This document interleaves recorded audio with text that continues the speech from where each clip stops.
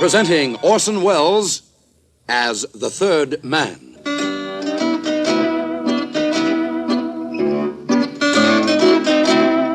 The Lives of Harry Lime. The fabulous stories of the immortal character, originally created in the motion picture The Third Man, with zither music by Anton Karas.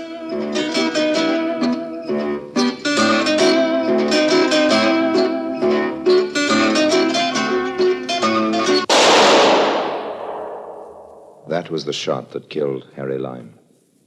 He died in a sewer beneath Vienna, as those of you know who saw the movie The Third Man. Yes, that was the end of Harry Lime. But it was not the beginning. Harry Lime had many lives, and I can recount all of them. How do I know? It's very simple. Because my name is Harry Lime.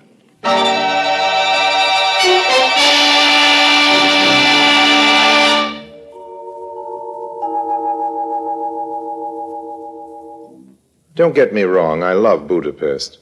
From Budapest come goulashes and shardashes. Shardashes being something you dance and goulash being something you eat if you go for all that paprika. Me, I love it. So, when I got that telegram, I took the first train to Hungary. Maybe I'd better tell you about the telegram first. Dear Mr. Lime, it said, my bank is going to be robbed and I need your help. It was signed Fekete, evidently a man's name, nobody I knew. I knew all about bank robberies, however, and I was dying to help. Besides, as I say, I love paprika. So I started packing right away.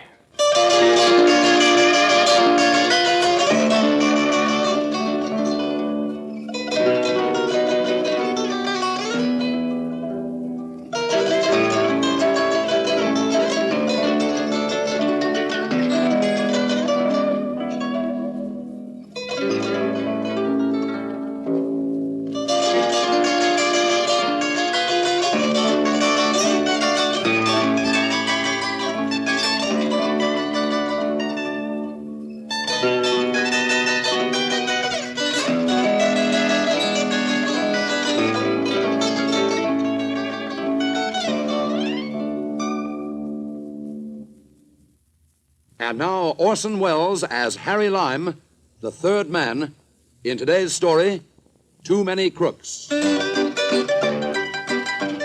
Before calling in at the bank, I stopped at a cute little flower shop I happened to notice across the way. Good morning. Would you give me something for my buttonhole? Why, Lily. Lily, what are you doing here? We have some very pretty pink gardenias. Oh, come on, Lily, don't tell me you don't remember me. And how are all the Corellis? The who? Now, don't give me that, Lily. My name is Lulu. Well, it used to be Lily, and you used to be a blonde. And the Corellis, as you know perfectly well because you used to work for them, are the best bank robbers in Central Europe. Well, what about it, honey? Here are your gardenias, Harry. Now get out of here. Okay, honey, okay. No need to get in a hassle. I'm telling you, Harry, get out. I never was one to argue, so I took my gardenia across the street and wore it into the bank. Mr. Fekete will see Mr. Harry Lime. You can go in now, Mr. Lime. Oh, thank you. Mr. Fekete will see you. Yes, that's what I gathered. This way, please. And, Thank you. Oh, Mr. Lime, will you please extinguish your cigarette? Mr. Fekete does not approve of smoking. Thanks, I'll bear that in mind. Mr. Lime. Come in and shut the door. There's a drape. Do you mind if I sit down, Mr. Fekete, or is there a rule against that? Sit down. You're a very impertinent young man, but I don't mind that. I'm an impertinent older man. We ought to get along together very nicely. What's your proposition, Mr. Fekete? Yeah. What do you mean? Just what I said. What's your proposition? Listen to me, Lime. I don't make propositions. I consider them. Have it your own way, Fekete. I'm a big boy now, and I'm not so easily impressed. What do you mean, impressed? All this big desk, double secretary, Mr. Fekete will see you now. Mr. Fekete doesn't approve of smoking, busy executive hoopla. May go down very well with the bumpkins who give you their money to invest. But it doesn't mean a thing to me. You sent for me, didn't you? I crossed 3 national borders to get here and lost a lot of time, so don't ask me what's my proposition. What's yours, Mr. Fekete? Very good indeed. You're just the man I hoped you were. Have a cigar. Wouldn't that be breaking the rules? I make the rules, Mr. Lime, and I don't like cheap tobacco smoke. Nor do I enjoy being forced to distribute these very costly custom-made Havanas to every, what is it you call them, bumpkin, who comes into my office. I think you'll enjoy these. Thanks. Light? Thanks. Good. Now that we're a little more at ease, suppose you tell me something about yourself. Why? What do you mean, why? I wish you'd stop asking me what I mean by everything I say, Fekete. I said why, and I meant why. You put private detectives on my trail. You found me. You made me a very substantial down payment on services to be rendered. And now, when I get here, you want me to tell you about myself. That's just plain silly, old man. It's obvious that if you went to all that trouble and expense to get me here, you knew about me already. I'm the one to ask the questions, not you. Better and better. Mr. Lime, if you were just a little less notorious as a crook, I'd offer you a vice presidency in my bank. I forgive the insult, Mr. Fogarty. What do you mean, insult? You go asking me what I mean again. I meant insult. Now, don't you get pompous on me, Lime. You are a crook, a well-famous one. You don't want to deny that. What I don't want is very simple, Mr. Fogarty. I don't want to be a vice president of your bank. Huh? Oh, I follow you now.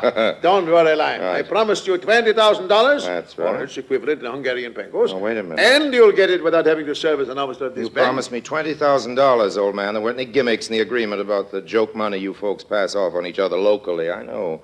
I carry my own microscope for reading the fine type. Very well, very well. $20,000 it is. Don't you want to know what I expect you to do for it? Mr. Fogarty, you keep making me repeat myself. I told you before that I'm a big boy now. If you're giving me $20,000, I can relax, not worry about asking you silly questions. You're going to get around eventually to telling me what you expect me to do for it.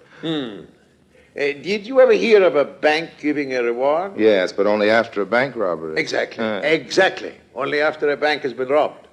I'm reversing the procedure, Line. I'm giving the reward first. Oh, so that's the little caper, is it? You want me to rob your bank for you? Well, not at all, not at all. A reward is usually given for apprehending the thieves who have robbed the bank. What I want you to do, Harry, I may call you Harry? Certainly, old man. Call me Harry if it gives you any fun. Well, Harry, what I want you to do is to apprehend the robbers before the robbery is committed. Very clever, don't you think so? Have another cigar. In my business, I may get in the way of an awful lot of screwy deals, but I can tell you that never in a long career have I been offered in complete seriousness a loopier proposition than Mr. Fogarty's. It seems the key to the whole affair was Mr. Fogarty's junior officer in the bank, a certain Mr. Fodor. Ladislaus Fodor is the full name, Harry. He's one of our vice presidents. I see. And I tell you this right now, the man is an unprincipled criminal. Oh? And come here, and I'll show him to you. Come this way. You can see him through the glass panel. Yes. There he is. Oh, that one. Second desk to the right. With all those silly hairs pasted over his bald head. That's the man. He doesn't look very dangerous to me. Fodor? Dangerous? He has the brain of a backward bird and the charm of a worm. Now that I look back on it, I can't imagine how I ever persuaded myself to be jealous of him. Jealous? I don't follow you, old man. If I have a fault, Harry, it is this. I do tend to be jealous. Lulu often chides me about it, and I have promised to curb the instinct, but there... There's a part of my character. Lulu, you mean the girl in the flower shop across the way, that Lulu? She is the only Lulu I know, Mr. Lime. How does it happen that you are acquainted with her? You see this carnation? I see it, yes. Lulu sold it to me, overcharged me, scandalously, as a matter of fact. Oh, Lulu is a working girl. She must live. How does it happen you know her? What makes you think I do? You know her name? Oh, one of the other customers called her that while I was still in the shop. As it happens, it was this little fellow you just pointed out to me over there, the vice president, Fodor. Third vice president. I hate to keep harping on these commercial matters, Fogarty, old man, but just how does my $20,000 reward come into the picture? Let us retire to my inner office, Harry. I never tell you. Okay, Come. old man. Sit down, please, Harry. Have another cigar. My pockets are bulging with cigars now, old man. Let's concentrate on the $20,000. Certainly, certainly. Oh, Miss Carver. Miss Carver. Yes, Mr. Fogarty? No matter who calls, don't disturb me. Not on any account. I'm having an important conference. Yes, Mr. Fogarty. Oh, jealousy, Harry. Jealousy is a terrible Yes, thing. yes, certainly is. Now, about this reward. Jealousy is the green-eyed monster who doth mock the meat it feeds on. That's how the poet Shakespeare expresses the it, poet Harry. Shakespeare said a mouthful, and now... But still, if it had not been for jealousy, I would never have followed this Fodor into Lulu's shop. And if I hadn't done that, I would never have discovered the digging. Digging? What digging? What would you say, Harry, if I were to tell you that running under the street from Lulu's flower shop to this bank, there is a tunnel? A tunnel? What would you say if I told you that? Well, I'd say, well, what do you know? That's what I'd say. That's what I said when I found out about it. And that's why I say now that I mustn't ever forget to be grateful to jealousy, particularly since I've discovered that there's nothing between Lolo and Fodor. Nothing serious, that is. And do you know what I'd say to that? No? A couple of rude words. Yeah, but why? Why? You find them scrabbling away together like a couple of chubby moles, digging away in the general direction of your bank vault, and you say there's nothing serious between them? There isn't, I'm sure of that. I have Lulu's word. And besides, what could she possibly see in a fat little nonentity like Fodor? No, the only one who thinks it's serious is Fodor. And that's the whole point. Fodor is a dupe, a mere cat's paw in the conspiracy. Oh, yes? And who's the mastermind? I am. Uh-huh. And what does Fodor think about that? He languishes in ignorance. He knows nothing. And to think that he aspires, he dares to aspire to my position in the bank. And how does Lulu fit in? I must tell you that Lulu has given me some reason to hope that she will someday make me the happiest man in the world. And how will she do that? By giving up Fodor or sending you a big bouquet of roses? Let's get down to cases, old man. Wedding bells can ring out from Buda to Pest and back again, but I won't be there to throw any rice unless I get paid. What is it exactly you want from me? Lessons on how to help Fodor and Lulu rob your bank? Fodor's going to do the robbing, and besides, it isn't my bank. I'm only a salaried And officer. then Fodor gives you the money to give to Lulu, is that it? Certainly not. That would be silly. That's just what I was thinking. No, every day Fodor is supposed to take the paper money from the various cages and place it in the vault. Yeah? This is his responsibility. Yeah. Tonight, however, he will not do this. He will leave the money outside the vault, hidden in a large filing cabinet. Oh, yeah. Oh, the entire plan has been carefully worked out, I can assure you. All I can say is this Fodor of yours is a very cooperative type of cat's paw. Don't call him this Fodor of yours. He isn't. He's no Fodor of mine. Have it your own way, old man. What comes next? You, I suppose, huh? You come a half hour later with a dark lantern and a gunny sack. You wrap up the money, join Lulu, who's been waiting for you across the street in the flower shop, and the two of you, hand in hand, move off down the road into the sunrise and also into the very choicest Hungarian hooskow. What is a hooskow? A jail or prison, a place of forcible incarceration, a lockup for bad little bank robbers. Not at all. It is Fodor who goes to prison. Oh, yes? And how do you work that? That is one of the things I want you to arrange. Oh, I see. I'm going to have to earn that $20,000. I think we'll start by having it deposited in my name and in somebody else's bank, old man. Why now? And why another bank? Well, every bank in Budapest isn't going to be robbed tonight, so I think I'd prefer one of the others. And I'll take it now because I know you wouldn't want me to go to the police with what is, after all, a fairly sordid little story. Go to the police, but that's blackmail. Oh, watch your language, old man. Blackmail's a nasty word. You know, all I want is protection for my poor little $20,000. I'll give you service for it, too, but I want to be absolutely positive that you're ready to meet your payroll. Very well. You'll have your money, but you will help me. I'm going to need a few more solid facts, old man. Well, it all began with this insane jealousy of mine for Fodor. Oh, yeah? I took to following him. He used to go into Lulu's flower shop at night long after it was closed. And one time he left the shutter unfastened and I went in. There were no lights in the shop itself, but I could hear voices from the basement below. I opened the trapdoor very carefully so as not to be heard. And what do you think I saw? You saw Lulu, Fodor, and 3 men all hard at work digging a tunnel. Yeah. How did you know? I didn't, I guess. After all, you told me there was a tunnel. But the 3 men, how did you know about them? Still guessing. It's pretty obvious that Mr. Fodor and Lulu couldn't dig much of a hole without getting some help. Tell me this, it was Lulu who persuaded you to call me in on this deal, wasn't it? How did you know that? Still just guessing, old man, just guessing. Now, let me guess on for a minute and stop me when I'm wrong. When you saw what Lulu and Fodor were doing, you went home and brooded for a while, and then a few days afterwards, you confronted her. It was the next day. Oh, okay, it was the next day. And Lulu admitted she was planning to rob the bank, but said she was just using Fodor, and you were the only one she really cared about. And if you joined the party, it's you she'd run off with, leaving Mr. Fodor holding the bag. An empty bag. How am I doing? Oh, you're a clever man. Sure I am. That's why Lulu had you send for me. You see, the idea is that Fodor will hide the money outside the vault and leave. Then, according to the arrangement, as he understands it, Lulu will come through the tunnel at night with her helpers and take the money back under the street through the tunnel. Who did she tell Fodor these helpers were? She said one of them is her brother and the other 2 are cousins. And what did she tell you? That's what she told me. Why? Nothing, old man. Nothing at all. Just give me one more guess, Oh, go ahead. After Fodor leaves the money, what you do is crawl back through the tunnel with a sack of currency clenched in your teeth. But no, that wouldn't make any sense, would it? You'd run into a couple of brothers crawling in the opposite direction. I'm not to have anything to do with the tunnel. Oh. You see, Fodor leaves the money out just before closing time. That way, he's implicated, and we have a scapegoat. So there's nothing to stop me from letting myself in with my key at night and walking away with the money. Who could suspect me? It's a perfect crime, Harry. Wouldn't you say so? Yes, it's quite a crime if you look at it in one way. But tell me about the brothers. What are they supposed to think about all this? Oh, they don't know about it. Lulu hasn't told them. But the news will reach them eventually, and what then? They must be implicated somehow, along with Fodor. But I must be protected, and Lulu. That's what you're here for, Harry. Have another cigar.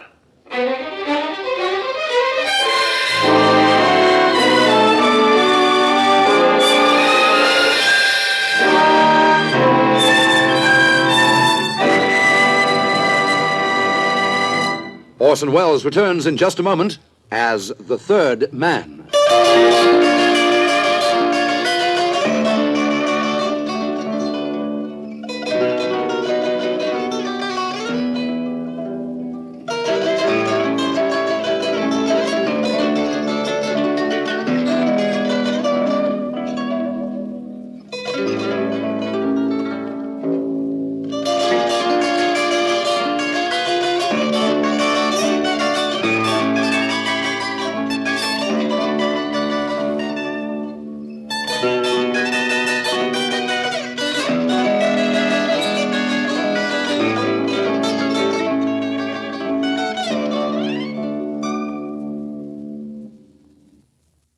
And now, Orson Welles, as the third man, continues with today's story, Too Many Crooks. Naturally, the first thing I did after making my farewells to Mr. Feckety was to go across the street and pay a call on Lulu. Harry, Yeah? listen to me carefully. I'm listening, honey. There's a little cafe on the hill above the old city. You know the place? There's a gold rooster on the roof. Well, what about it? Go there and wait for me. You never can tell when Fodor or Feckety will be bursting in here. They keep jumping across the street to check up on each other and buying geraniums. Go to the cafe and I'll be with you as soon as I can close up What here. about the boys below? Oh, what do you mean? The construction crew, the Corellis. Oh, Feckety told you about the Corellis? I would have found out anyway, Lily. Lulu. Okay, what happens to them if you shut up the store? Isn't there a way out? No, but they won't be finished work before I'm back. And besides, what they don't know won't hurt them. Lily, or rather Lulu, it looks to me as though just about everybody around here is due to be hurt by what they don't know.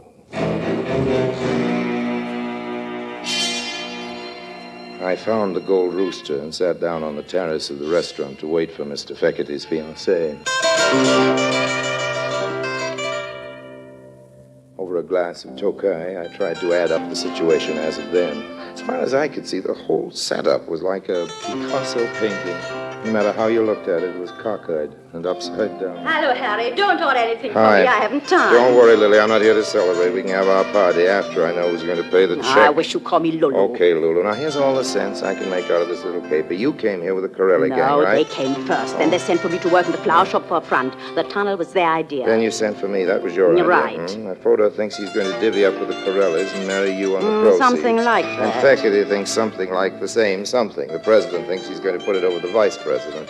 What about the construction crew? You mean Walter and the Yes, others? the Corellis, the original burglars. What are they going to get out of this? According to Feckety, it's going to be the old double-cross. But if I know you, Feckety's in for the same gentle treatment. Harry, why should anybody get anything out of this except... Okay, Lily, okay.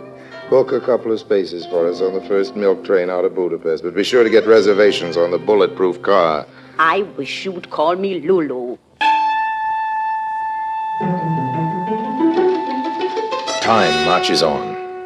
A lot of trusting Hungarian depositors line up at the bank, leave their hard-earned pengos at the impressive-looking gilt cages for what they fondly believe is safekeeping, and hurry home to have their evening plate of goulash. Closing time comes and goes. Feckety doesn't leave. He just pretends to, and stays skulking in his office. Meanwhile, Fodor takes the big packages of pengos, which, as you know, is Hungarian for money, dutifully to the door of the vault. He slams the vault loudly, this being for the benefit of the janitor, who is deaf anyway and doesn't hear, and quickly stows the loot in the empty filing cabinet, which he has thoughtfully left nearby for just this purpose. He then goes home and passes a very restless night.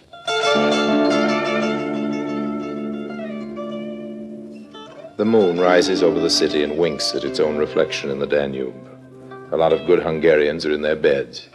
The others are all in a nightclub called the Arizona, dancing the Shardash. They do not come into this story, so we'll leave them dancing. Down onto the street, the Corellis, those adept bank robbers, continue to dig.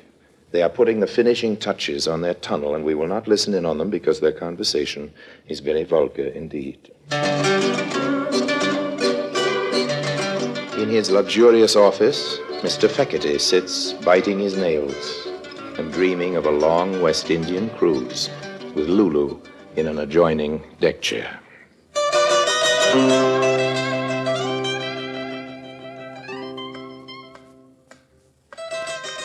As the gang in the tunnel understand it, when the clock strikes 12, they are to open the secret trap door which they have previously prepared inside the bank, a section of tiling near the vault, go to the filing cabinet and take out the money which Fodor has left there, thus eliminating the noise and inconvenience of breaking into the vault, and, first closing the loose tile after themselves, scuttle back with the loot under the street into the flower shop, out into the night, and as far away from Hungary as possible. As I say, that's the way the gang in the tunnel understand it. This is also the arrangement as Mr. Fodor understands it, with a trifling difference, that he expects Lulu to stop by for him with his share of the profits. Like Mr. Feckety, he is biting his nails and dreaming of tropical cruises. And what of Lulu? What of Lulu, indeed? It is Lulu's little plan to foozle everybody, Corelli, Fodor, and Fekete. She's led them all on to just this point. It is the point of departure. Lulu's departure. Lulu and all those neatly wrapped packages of pengos. The trouble is, it's all just a little bit too much for one little girl to handle alone, so Harry Lime's been sent for. Harry is supposed to assist at the general foozling of one and all, and then, in due time, of course, he's to be foozled as well. Lulu will send Harry off to mail a postcard, and when he gets back, Lulu will have continued her travels alone, with nothing to keep her company but the loot. That, as I say, is the way Lulu understands it. The clock, high in the steeple of San Stefano, strikes 12. This is the signal.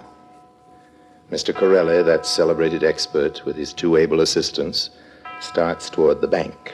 The tunnel was not built for comfort, and the going on hands and feet is a trifle rough. There's a bit of genteel cursing, but hearts are high. At the sound of the clock, Mr. Fekete removes the bound bundles of money from their place of safety and checks once again the bolts and fastenings which keep the loose tile in its place. In the darkness, Mr. Fekete smiles.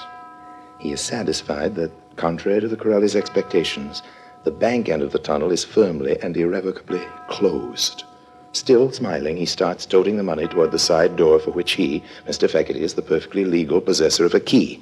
On the outside, Lulu, with a high-speed car, is supposed to be waiting for him.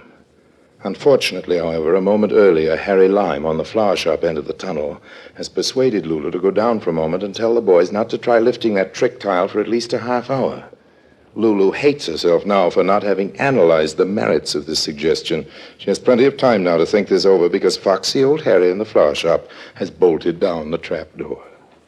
The clock has stopped striking, of course, and Mr. Fekete pops out of his bank looking for all the world like a jolly Christmas shopper with his arms loaded with bundles. There is a high-speed car waiting for Mr. Fekete, all right, but it is full of strange gentlemen, and they are all dressed in uniforms. Put up your hands, Fekete. Put up your hands. You're under arrest. But there's some mistake. No, not at all, old man. No mistake at all. You see, gentlemen, just as you were told, there he is, and there's the money. Come along now, Fekete. We are taking you in. You, Harry, a police informer. Not a bit of it, old man. I wouldn't dream of telling on you. No, the cop got the tip-off from an anonymous letter, and you know how you spell anonymous? L-U-L-U. Lulu. She did it. Lulu. Lulu. That wouldn't be Lulu Hartz, would it? Alias Lily the Twister. Yes, officer, I believe so. There's a reward offered for her capture, isn't there? I should say there is. And what about the Corelli gang? They've got the biggest price on their heads in Central Europe. Oh, that's lovely. It's all beginning to add up. When you throw in the generous reward Mr. Fekete posted in the name of his bank this afternoon. But you're not going to collect that, are you? Why not, old man? After all, you put up the money for me to collect before the bank was robbed, didn't you? You also wanted me to thwart the Corellis, and if you yourself are foolish enough to go breaking the law, you'll just have to tell it to the judge. I'll tell him plenty. I'll tell him about you. Go ahead. I haven't broken any laws, remember, and you'll only help me collect my various rewards. As a matter of fact, Lime, just what is your connection with this affair? What have you done? Officer, all I did was turn a bolt on a trap door. Nothing at all, really, just a twist to the wrist.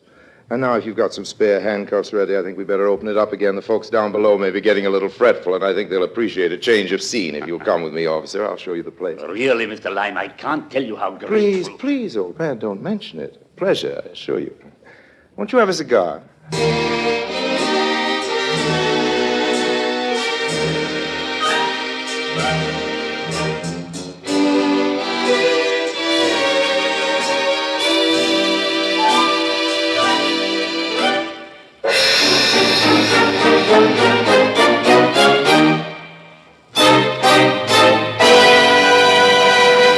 Harry Lime returns in just a moment.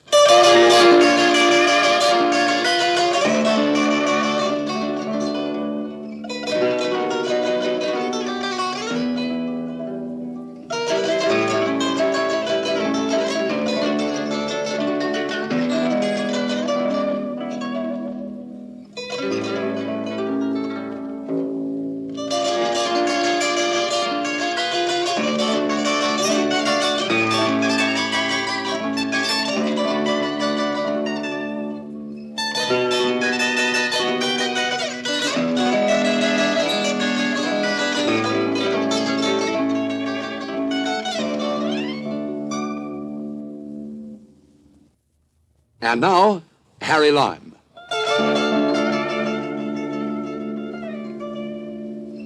You know, friends, I had thought of substituting those fat, packages of pengos for the same weight of old newspapers.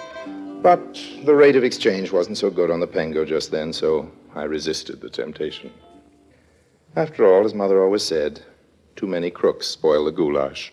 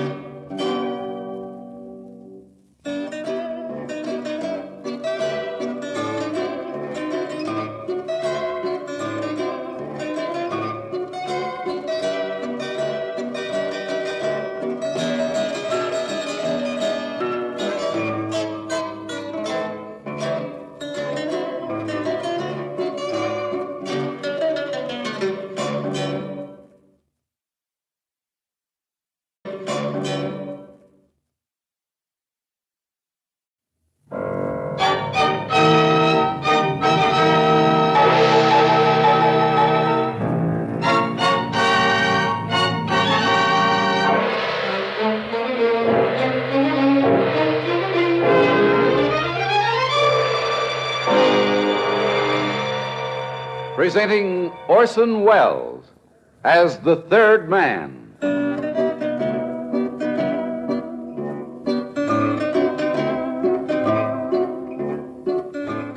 The Lives of Harry Lime, the fabulous stories of the immortal character originally created in the motion picture The Third Man, with zither music by Anton Karas.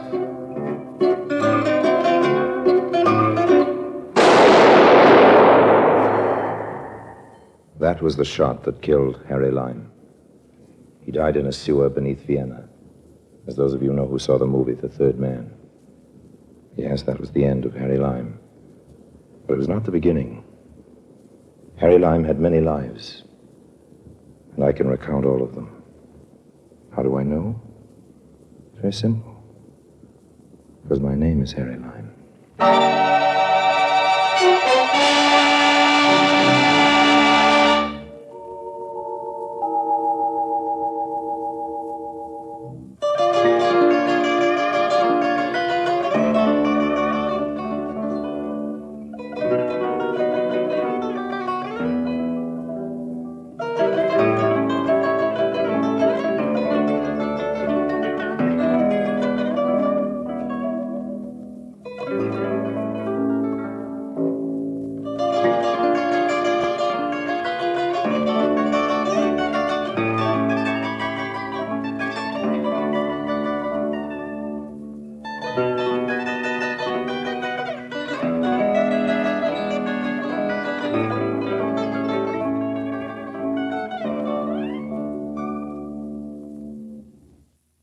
And now, Orson Welles as Harry Lime, the third man in See Naples and Live. Once upon a time, there was an exquisite and huge emerald locket which spent most of its life looking out of the world from the rather fleshy neck of a Mrs. Donaldson as she waddled like a golden duck across the international social horizon. I had a rather strong desire to change the habitat of this particular locket from the neck of this particular lady to my own particular itching palm. It was Naples before the war. Enter. You kept me impatient for an hour, Mr. Lyme. I'm sorry, Signor Rubio. I just flew in from London, forgot to move my watch ahead. It is my knowledge that you have been in Naples for 3 days now, but it does not matter. I am a man with a skill for waiting. I'm going to be very brief. I won't waste any more of your time, old man. Bueno. At first, I must tell you that I have made all the arrangements to dispose of the Donaldson Emerald. Oh, yes? As soon as we possess it, of course. There's a small item I forgot to tell you about, Signor Rubio. I have decided to include you out. I do not think I understand. To be brief and simple, I have decided to dissolve our partnership, old man. Oh, you're disposing of me? Perhaps that's a nicer way of saying it. I do not prefer to be disposed. Naturally you don't, but sometimes we get disposed whether we like it or not. Mr. Lyme, we began this enterprise together, and I think we shall finish it together. You have never been more in error, old man. Now you must forgive me for running off. A moment, Mr. Lyme. Yes? You recall Carlos? I do. And that young man from Innsbruck, I forget his name. You mean Mannheimer? Yes, if it were possible, they would be very sorry they were rude to me. I'm now the most well-threatened man in Europe, and you have joined an innumerable caravan. Arrivederci. Don't farewell me yet, Mr. Lyme. Sorry, but I really must. Do not force me to shoot you. If you take one more step toward the door, I will fire. Now, don't be a complete fool, old man. If they found a dead man in your room, they'd hang you. I will be easy with you. Just tell me where Mrs. Donaldson is, and I will forgive you your ungratefulness. Rubio, I'm on my way out. If you fire that gun, the police will be here before you can get out of the hotel. Buongiorno. There's a saying in this city, see Naples and die. It only proves that life is very short and uncertain for us all. Goodbye, old man. Believe me, I am not a professional hero. But I was not at all concerned about Signor Rubio putting a bullet in me, not in his hotel room. I hurried to the pier where the Arcturus was about to dock. She was carrying precious freight, Mrs. Donaldson. I'd already made arrangements with one of the customs officials to hold Mrs. Donaldson up on a pretext of going through her luggage. A few thousand liras did the trick. Oh, you stubborn man. I tell you there's nothing contraband in my luggage. You've already gone through my clothes twice with your dirty hands. Amy, talk to this man. He doesn't understand a word of English. My Italian is worse than his English. Mi rincresce tanto, signora, ma è necessario. Ho istruzione di esaminare il vostro bagaglio. Deve aver pazienza. What seems to be the trouble here? Thank heavens, an American. I have no idea why this idiotic official is rummaging through my clothes. That's just a matter of form, you know. You'd think I was a smuggler or something. I've been to Naples many times, and there's never been this ridiculous fuss. I'll talk to the American consul. See to it that this man loses his job. I wonder if you could talk to him. That is, if you can speak Italian. Of course, I'd be only too happy to. Let me see what I can do. Che cosa succede qui? È di regola di esaminare ogni 25 passeggeri. No, questo non è necessario, conosco il signore. Questa è la mia carta. Ah, signore, mi rincresce tanto di aver dato alla signora tutto questo disturbo. No, veramente. Niente. It's all right now, you're cleared. Here, let me help your bags, Thank you ever so much. I don't know what I would have done without you. Amy, get one of those porters to help us with the luggage. Yes, Mrs. Donald. I have my car here. I'll be glad to give you a lift to your hotel. Oh, I wouldn't want you to bother. Oh, no bother at all. One fellow American to another, you know. Thank you. These taxi drivers rob you mercilessly. Oh, it's a pleasure. It's a pleasure. My name is Lyme. Harold Lyme. I'm Mrs. Frederica Donaldson. I'm so glad we ran into you. A wonderful piece of luck. Well, let's say we're well met.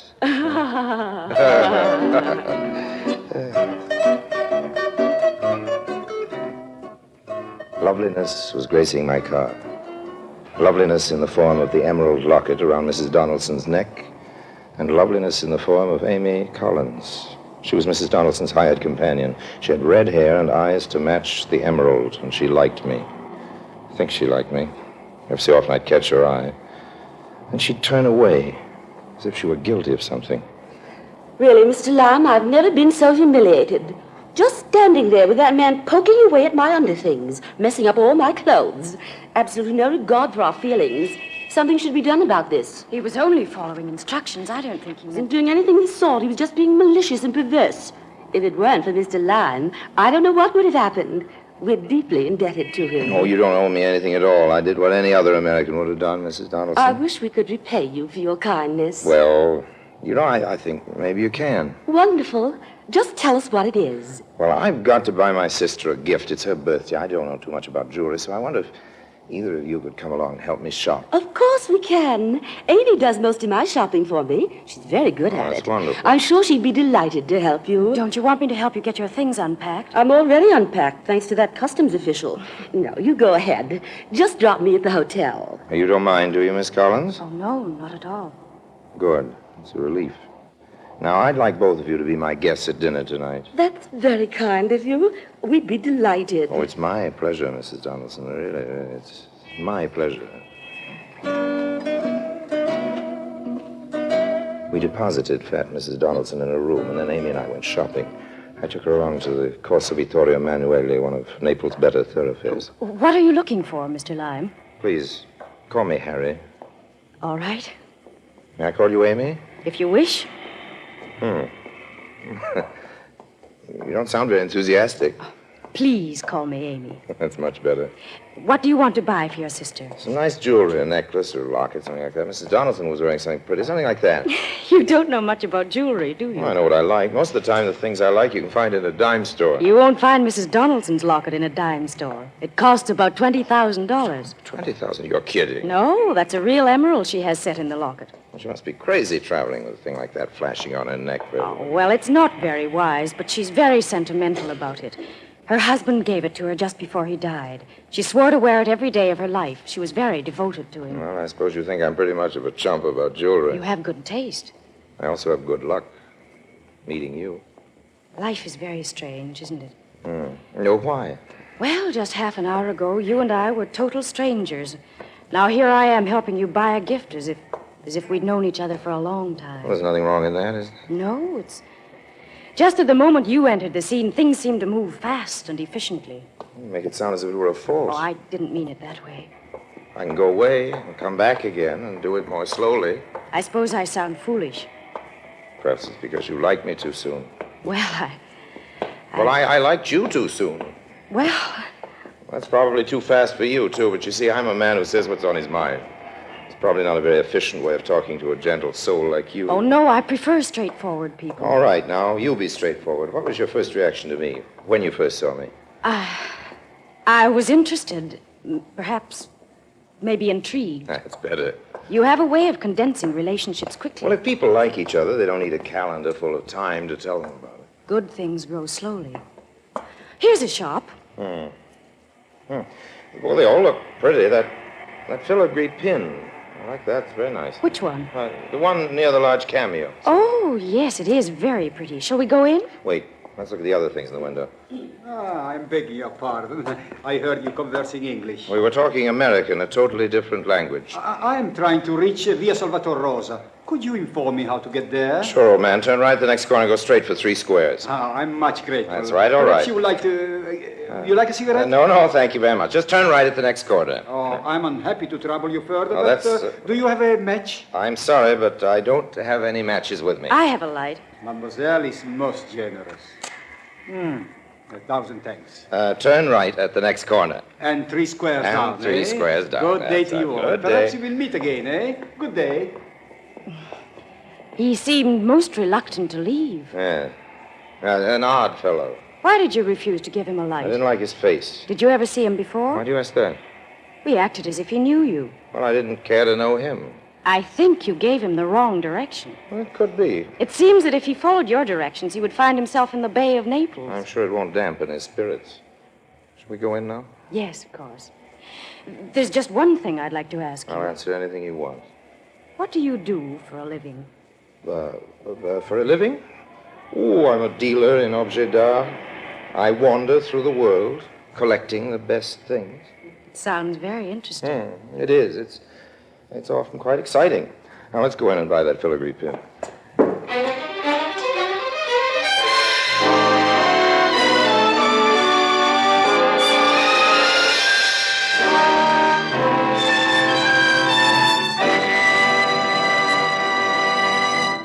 Orson Welles returns in just a moment as the third man.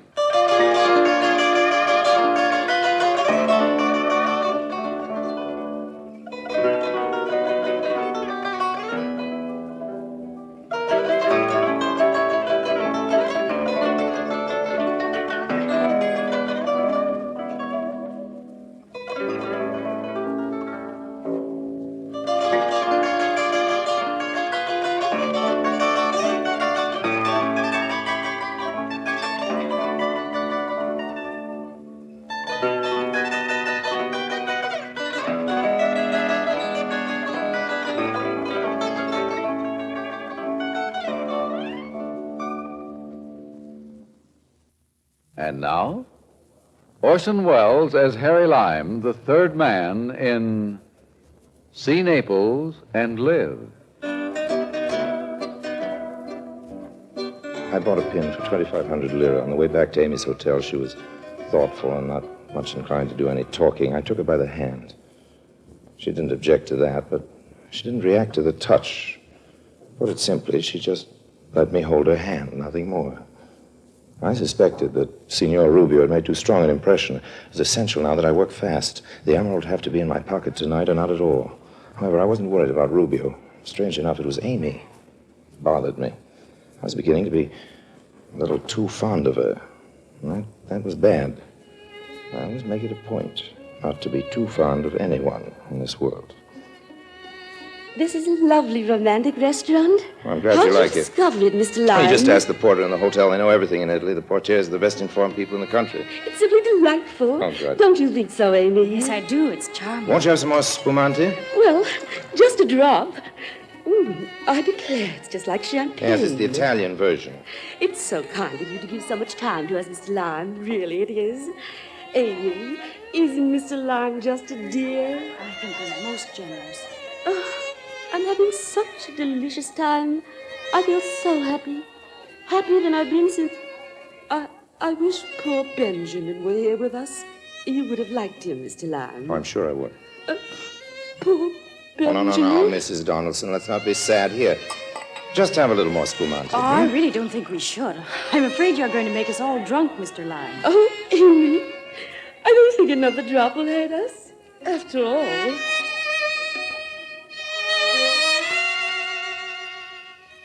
By this time, Mrs. Donaldson was becoming thoroughly relaxed. Spumante is a fine relaxer. I stirred the champagne with a wooden swizzle sticks, the bottom of which was well laced with phenobarbital. My keynote for the evening, as you can see, was relaxation. Before the evening was over, my emeralded guest was going to be the most relaxed woman in all Italy. The spumante bubbled and frothed over as I stirred it.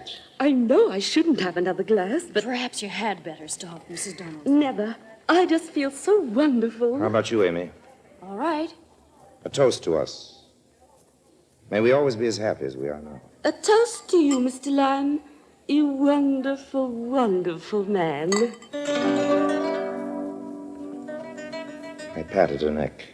I wanted her to get used to the touch of my hand against her neck. She withdrew a little, for her neck had become super sensitive about the locket.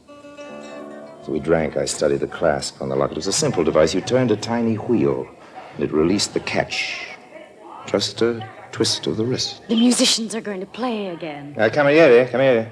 Please, Mr. Lime, no more spumante. No, I have a special surprise. Yes, signore? Have the musicians come over here. Yes, signore. Oh, isn't that sweet? That's a lovely gesture, Harry. I thought you'd forgotten my first name. Here they are, signore. What would you like them to play? Well, what would you like, Mrs. Donaldson? Oh, I can't think of a thing. How about some Neapolitan songs? Per favore, a Monastero Santa Chiara. Canta però.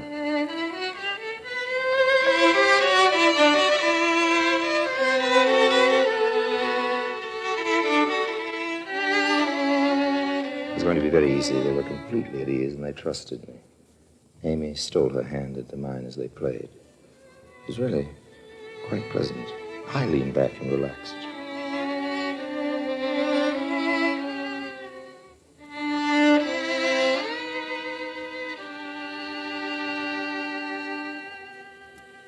That was just beautiful. Very good. Thank you. Molto grazie. Here's something for the lads. Oh, grazie, signore. Did you enjoy it, Mrs. Donaldson? They played divinely. I have a wonderful idea. How would you all like to go for a drive to Pompeii? At this hour? Yeah, it's only 10 o'clock. It's a full moon. It'd be quite a thrill. I'd adore to go. Fascinating place. I've been there many times. Well, you have to see it at night. That's Isn't the it time. closed? Of course it is. We can go in through the back way near the arena. I'm willing if Mrs. Donaldson is. Try and stop me. What a marvelous It's idea. just one thing. What is it? Amy told me about your emerald locket. I think it'd be safer if you left it at your hotel. In the safe at the hotel. Don't you worry about it. I never take it off No, but my really. neck. Except when I retire. Don't worry about it. It's perfectly safe. Besides, we won't find any criminals in Pompeii. No, I'm sure not. But all the same, I'd feel better if you left the Oh, locket. no, I can't do that. Please don't fret about it. All right, if you're sure. Let's go right now. Just let me pay the bill. Cameriere? Yes, signore. Conto, per favore. Check. Si, signore. It was less than an hour's ride to the ancient extinct city of Pompeii, lying like a corpse at the foot of its killer, Vesuvius. We entered through the gardens of an ancient home. The moon shone down hard and white, lighting up the empty city. Isn't it thrilling? Beautiful and frightening. A chap by the name of Trebio Valenti used to live here. He hasn't been home for nearly 2,000 years. Here we are in Abbondanza Street. It's in perfect condition. Isn't it exciting? It's unbelievable. Look at the gutter. You can see where the chariot wheels made deep ruts in the stone. What a narrow street. We can walk in the gutter. I don't think we'll be run over by any chariots tonight. Where does this street lead to? To the Forum. What about those lovely buildings? Oh, they're old mansions. Belong to a couple of rich fellows. See the sign on the wall? What does it say? Post no bills, in Latin. And the sign alongside of it? Down with such and such a tyrant. Time has worn away the name. It's just amazing. It's all beginning to make me feel faint. Oh, don't you feel well, Mrs. Donaldson? I feel fine. Just sleepy. I don't know why I should feel sleepy when I'm so excited. Don't you want to sit down? Maybe I'd better. We'll just rest for a moment. I think we'd better go back. We will, but first we'll let Mrs. Donaldson catch a few minutes' rest. There's a marble bench in the atrium of the Casa de Ceriali. He used to be an arrogant rich man who didn't like the strangers visiting his palatial home, but I don't think he'll mind now. Oh, it's lovely in Here we are. You sit down, Mrs. Donaldson, and rest your shoulder against mine. There you are. You're a darling, Mr. Lime. Amy, if you walk into the other room to your right, you'll see some excellent frescoes. They're beautifully preserved. May I have the flashlight? Yes, here. Mrs. Donaldson was sleeping softly. I pressed my fingers against her neck to test her responses. There was no reaction.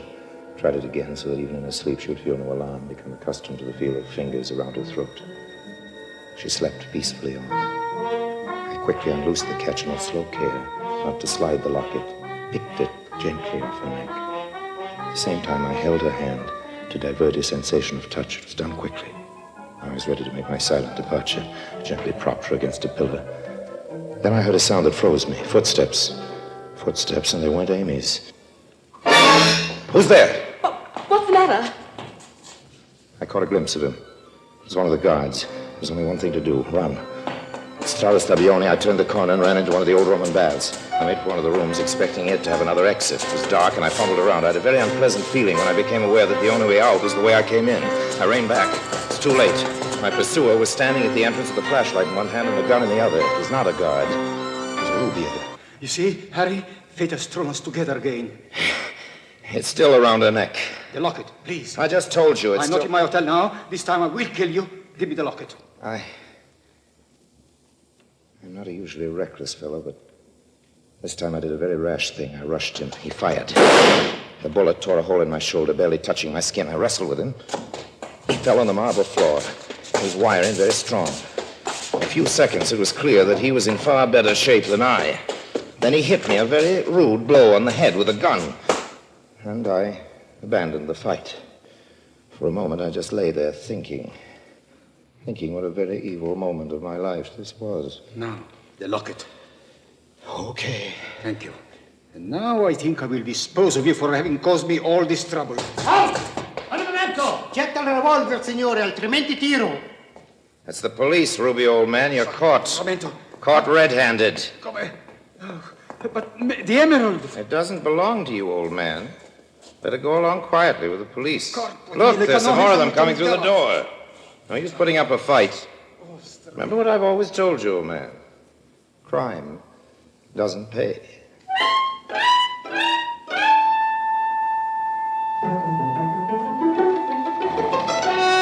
I don't know how to thank you, Mr. Lime. Risking your life to save my locket. Oh, that's all right. You're the most brave man to chase after him in the dark, unarmed. I just gone to see where Amy was, and I heard the sound. There he was, deftly removing the locket from your neck. I felt someone puttering around my neck, but I thought it was you. Oh, really? I was asleep, you know. Yeah. Now, I had my suspicions about this Rubio from the first. Does the wound hurt much? Oh, it's nothing. It's a hole in my suit. And a bad bump on your head. You poor boy. Mm-hmm. It'll heal.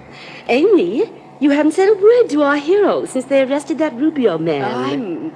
I'm just stunned. Oh, I'm sorry we got you into this. I never should have taken you to Pompeii. It's all my fault. Of course not. That terrible man would have tried to snatch the locket wherever I was. It's just a lucky thing I met up with you. I'm going to give you a gift. You just must take it. £100 note. Oh, I wouldn't think of it. You'd make me very happy if you took it. Oh, no, I absolutely... Please, Mr. Lime, please. Well, if it means so much to you, I'll give it to my favorite charity, yes. Well, here we are at the hotel, safe and sound. Thanks to you. I must run upstairs. The whole thing has given me a severe headache. You will call me in the morning, won't you, Mr. Lime? Indeed I will, Mrs. Donaldson. Good night. Good night. Oh, Amy, can I have a word with you? I'll be up in a moment, Mrs. Donaldson. Of course, dear. Good night again. And bless you, Mr. Lime. I'm sorry about this evening, Amy. So am I. Let's meet for lunch tomorrow. No, Harry. Why not? I never saw the frescoes on the wall. You didn't? No, I didn't find them, and I walked all the way around. I saw you from the front entrance. Oh. Besides, a man who deals in fine arts would know an emerald locket from a dime store trinket. Yes. Should have thought of that. I was beginning to like you very much, Harry. Well, I'm sorry I'm not the kind of man you'd like to begin to like a little more. It's a pity. You want to see me again, ever? It'll never be any good. Well, you might as well have the filigree pin. What about your sister? I haven't spoken to my sister in 10 years. She doesn't approve of me. Supposing I give it to you. No, thanks. You mean you wouldn't take it? No, I couldn't. Well, supposing if you didn't take it, I just threw it away. Oh, but you shouldn't do that. Oh, I won't. We were just supposing. Now, goodbye, Amy. There's no supposing about that, I suppose.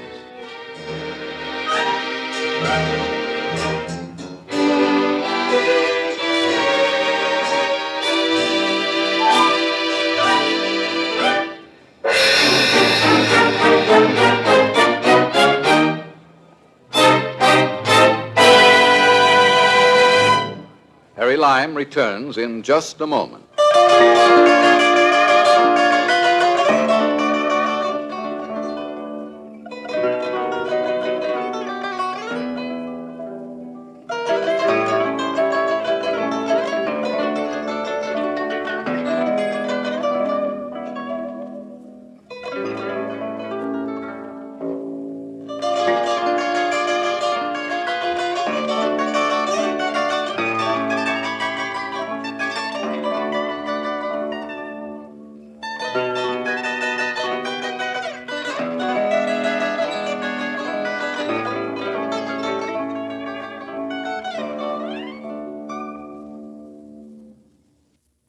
And now, Harry Lime. As I walked to my hotel, I thought about l'affaire Emerald. It cost me about $100 to bribe the custom official, the champagne, and the gold filigree pin. The reward left me with a profit of $270 plus a bump on the head and a hole in my suit. I'd lost the lovely green emerald and the lovely green eyes of Amy. The emerald didn't bother me too much, but Amy. Oh. Amy. She nearly interfered with the great romance of my life, my love for Harry Lime.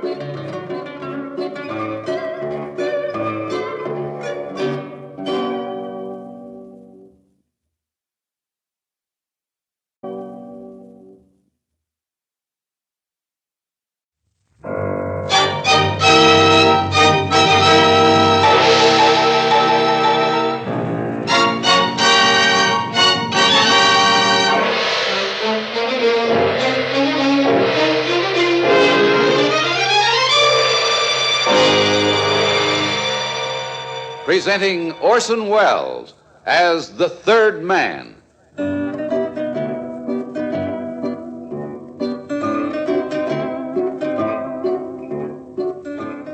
The Lives of Harry Lime, the fabulous stories of the immortal character originally created in the motion picture The Third Man, with zither music by Anton Karas.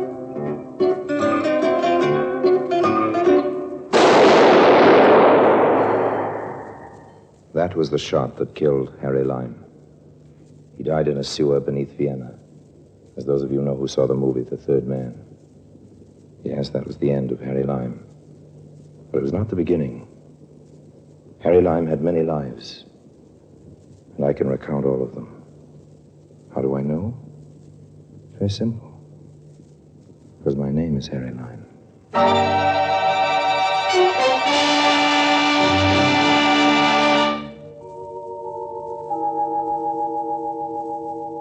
Say what you will about Harry Lime, he at least was honest in his desire for money and the good things of life. Harry believed in seeing the world at other people's expense. Sometimes the cost ran high as a man's life. Let me tell you about it. I know what I'm talking about.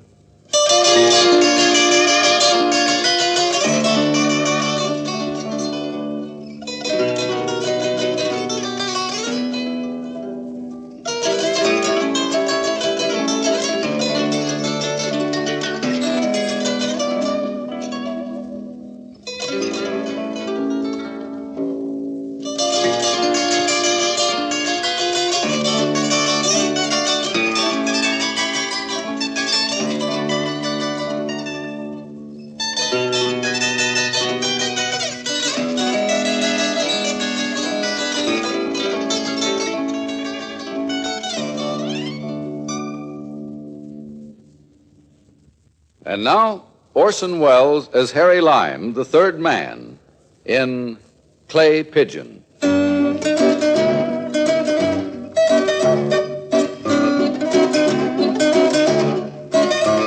1942, my fortunes being for the moment at ebb tide, it pleased me to return to America, to New York specifically, because I'd heard that an old and important enemy of mine was in difficulties and wished to see me.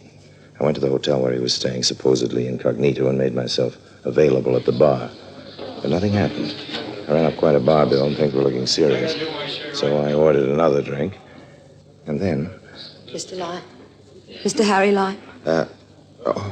Yes, indeed. I'm sorry to bother you. Bother? If all bothersome things were as attractively packaged, I'd gladly be the most burdened of men.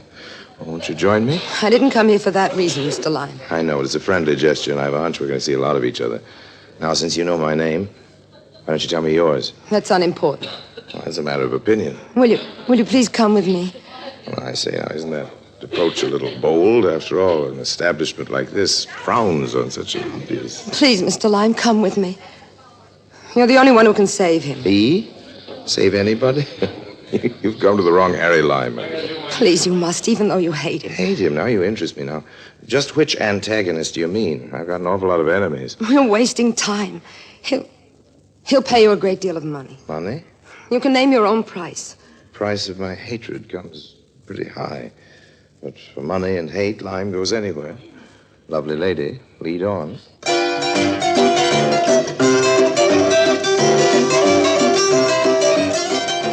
Profitable business should be made as painless as possible, and this girl was a pleasure. The dark Irish type with eyes, the mood and color of the restless channel waters, and hair as blue-black as the proverbial raven's wing. I began to enjoy myself. My waiting game was going to pay off through an old enemy. It was a fine evening for cold mischief. We took the elevator in silence, walking down the corridor to the suite of my enemy. I studied my young guide. She caught my glance. Her color mounted. I smiled. We're almost there. I say, are you bringing me on a wild goose chase? If it is, then it's the goose that lays the golden egg, Mr. Lime. This is it. You don't approve of me, do you? Follow me, please. Well, I'd love to. You're just like the rest of the public, dear. You're always clamoring for high ideals, fair play, and always the first to indict without a hearing. Yes? I found him, sir. To the contrary, I found you. Please. Oh, come in, by all means. The Honorable James Hadley, I believe. Aren't you surprised to see me, Lime? Well, not particularly. This morning when the wind from the East River brought with it the usual aroma of stale grease, ancient garbage, and sewer gas, I had an idea I might run into Governor Hadley before the day was out. Aren't you in the wrong state? Still the same old Harry. Insulting, conniving. And you're the man I'm supposed to help? It's not by choice, believe me. That I do believe, Governor. The dislike is mutual. Well, Governor, it's nice leaving you. Wait, Lime. I'm offering you $15,000 If... Had I better leave, Governor? No, you're responsible for bringing Lime here, Nora. Perhaps my only hope of keeping him here. You're quite wrong, sir. There are 15,000 reasons holding me here for the time being. How long I remain depends on you. Talk. I know how you hate me. I also know your capabilities, Lime. You're the only man to accomplish the job I have in mind. I've already told you what I'd pay. Lime, I'm begging you to help me. That's good. You begging me for help. All right. Sing your sad song, Hadley, old man, about the beast you must feed.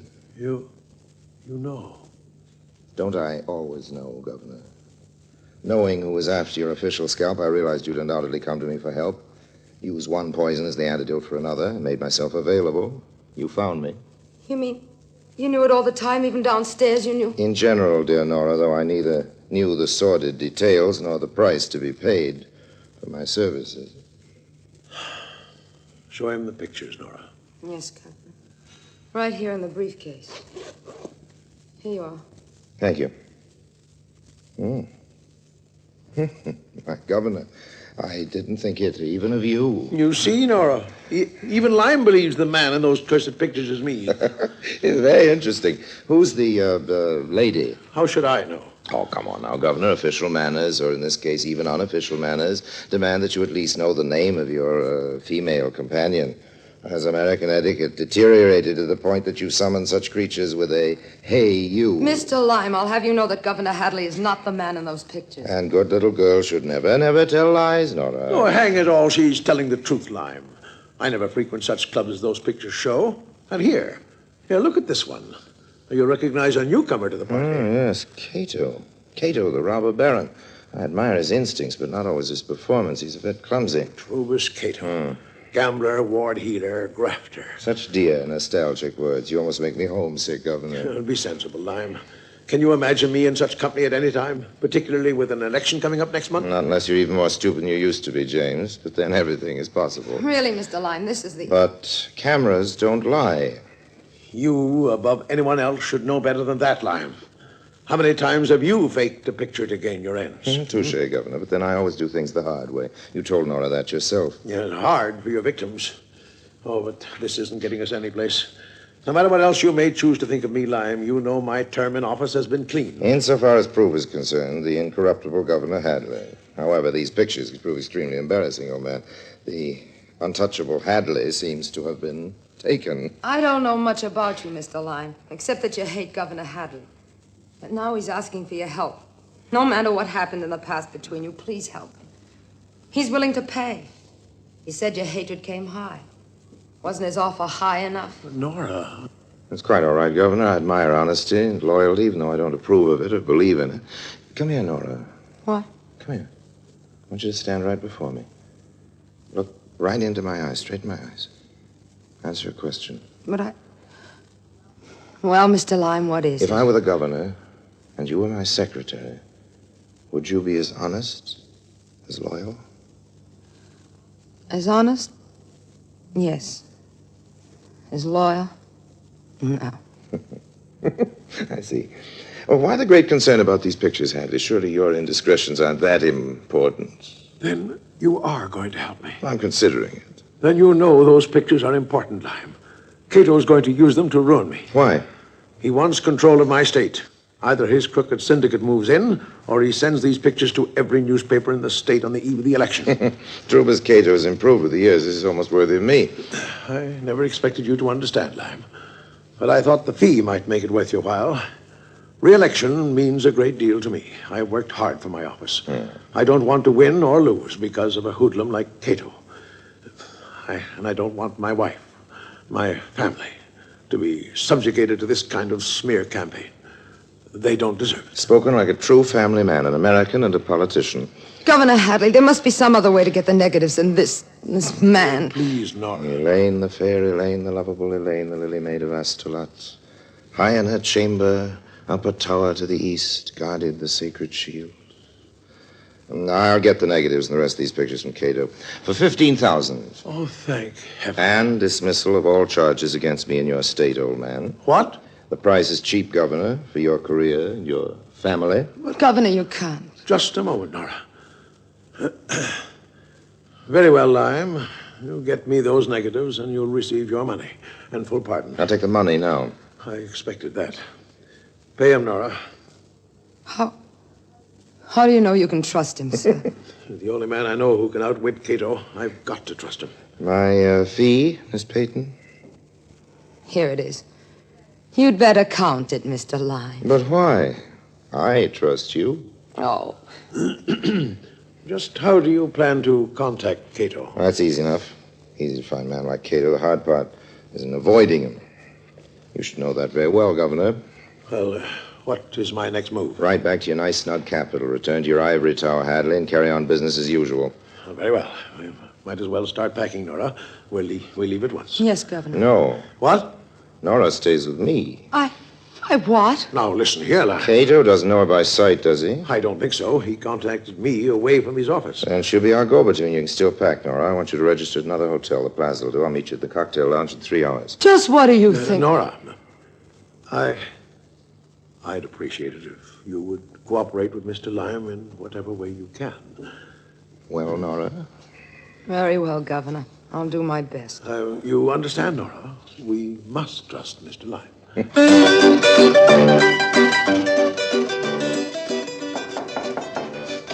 Well, who wants to talk in the hall, Cato? Let me in. Come in, then. Well, what have you found out, Izzy? I am tailing Governor Hadley like you want, ever since he sneaked into town. Yeah. Come to the point. Who is staying away from the point? The governor is making contacts with every main hood in New York, but nobody wants to go against Cato. Only Hadley must be finding someone who will go against you, because he leaves the hotel 3 hours ago. Leaves? Checks out, is taking a powder. But before that, he sends his girl down to the bar. Girl? What girl? Who knows her name? But who this girl talks to down at the bar, you'll never guess. Come on, Gib. I'm not playing guessing games. All right, Cato. So don't get sore at me. I'm trying to tell you all the time. She meets a Harry Lyme. I hear her say the name. Harry Lyme. This is not good news. Harry Lyme's the only guy, but the only guy who can louse me up. He would have to come to New York. Come on. Come on where? To the Plaza, you jerk. If Lyme's to come into this game, he's going to be on my side, alive or dead.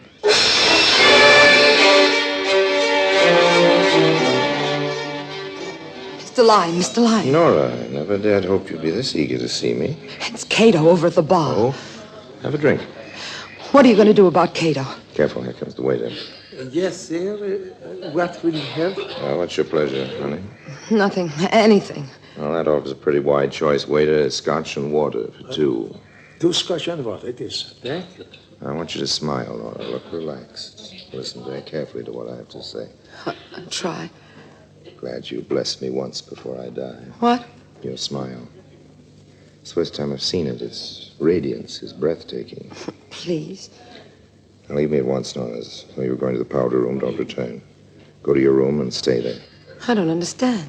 Mr. Cato is preparing to beard me in his den, and I want you around when he does. But He's coming this way. Now, hurry.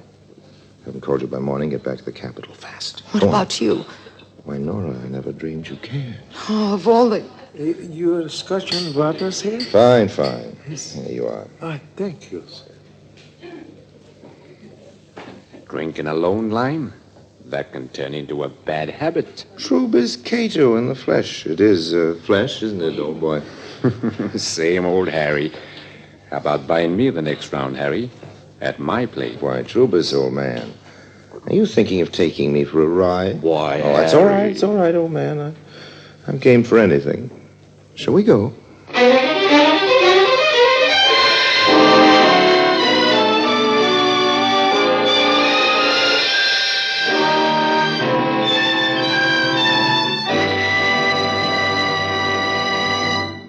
Orson Welles returns in just a moment as the third man.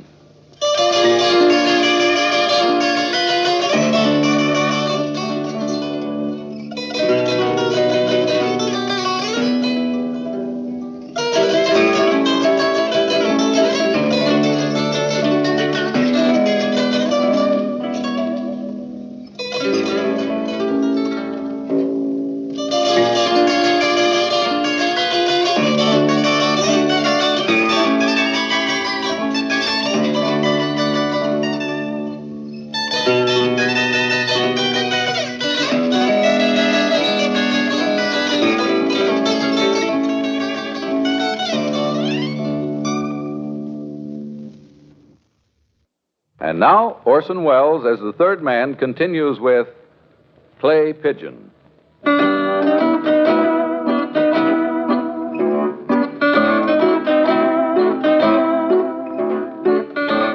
know it sounds funny, but it's true. I was being taken for a ride. And a long one. A silent one. Once we got in the car, Troopers stopped talking, and I was not in the mood to make any conversation. I had my tiger by the tail, and I waited for his move.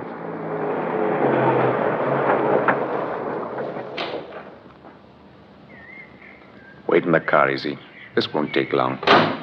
Okay, boss. I am waiting. After our nocturnal tour, you bring me to a ruin like this? Really, Cato, I thought you were doing pretty well. I'm doing fine, Harry. Place on the state line, not too far from the capital. Makes it handy. For you or the governor? Wait and see. Troubus. Well, this is a surprise. Hadley. Who's this fella, Troubus? The face is Jim Hadley's, and the voice is almost identical. Inside, Luke. Come on, Harry, and I'll buy you that drink I promised. Sure. Drinks on the house. Yes, I could use one. Yeah, sit down, Harry. I didn't think I'd see you so soon again, Troubus. What happened? Did you? Shut up. Pour the drinks. Oh, sure, Troubus. Now, Harry, I'm open for business. Well, to risk the obvious, this isn't Governor Hadley. Hey, you bet I'm not. The Hadley boys were identical twins. Luke here was the black sheep of the family. Also was supposed to have died in a train wreck 15 years ago. Identical twins, the oldest pitch in the world. Luke was the man in those pictures. So simple it always works. Even fooled you, Harry. Oh, I can be fooled. Old man. Luke's lived on jealousy and whiskey ever since he's seen the accident. He crossed my path several years ago, just as I was figuring how to move into Jim Hadley's state. He was an answer from heaven. Yeah, or the devil. I thought I had luck. I can give you a fat fee, Harry, and a fine chance to pay off your old grudge against the governor. Since when has benevolence become one of your characteristics, Cato? What about this fat fee? You only paid me. Shut up. As you know, I've already made the first contact with the governor. How do you know I know? Takes one to catch one, Harry. As I said, I've got Jim over a barrel. I know he's bought you to get the pictures from me, but if you come into my deal, you not only make yourself some money, but you can put the final squeeze on the good governor. Planning to set me up as a clay pigeon, are you, old man? Sending me to make the actual transaction so you can move your syndicate into the state while I'm caught with my blackmail down. No, Harry, you know I wouldn't do that. To coin a cliche about thieves, Cato. I know. How much is the governor paying you to get these negatives? $15,000 and a full pardon. $15,000? Why, Troubus, you only gave me $500 to pose in those pictures. I'll give you $25,000 to come in with me, Harry. 25 in advance? Half of it. The rest when the deal is clinched. Listen here, Troubus. If you're so quick to throw money around, toss some my way. I've been cheated. And a percentage of my gross to take when I'm in the state. It'll be like an annuity, Harry. You listen to me, Troubus. You cut me in on this big deal you're talking about. If you don't, I'll go to jail. You what, Luke? Nothing, kid. I didn't mean. I was only trying to. Oh, what are you going to do, Troubus? Is he? Take this rat and let Muggsy work him over. No. He talks too much. No, I promise not to talk. You need me. I'll never. Come on, Luke. No. Roll it. No, please. Come on, I won't. No. Well, What's your answer, Harry? Do all of your business partners get that treatment, old man? No, of course not. He's always asking for it. But now ask, for instance. Why, we'll clean up in Hadley State. Slot machines, numbers, racket, dope protection, and that's just the beginning. Harry, give us 5 years and we'll be making money from every man, woman, and child in the United States. Compared to you, Joe Stalin is an amateur. I don't think I'll settle for a mere percentage, Cato, no. Our deal's got to be 50-50, or I won't come over and slide down your cellar door. 50-50? Why, do you think you'll get away with this? I'm certain of it, no, because the young lady was with me at the plaza. What about her? She's Hadley's secretary. I spent a great deal of time and effort on getting a complete file of your misdemeanors, Cato. If I fail to contact her, copies of said file will immediately be sent to all state and federal law enforcement officers. Your pitiful tintypes will be forgotten in the headlines about Trubis Cato. You wouldn't want to be named public enemy number 1. 50-50 it is.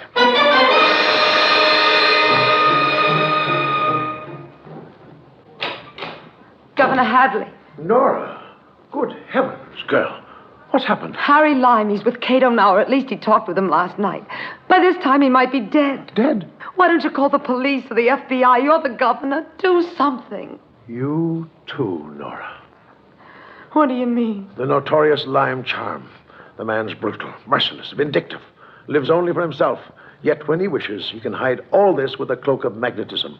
Great fascination. He's blinded you, Nora. No, I hate him. He's a horrible man. I don't know what he is.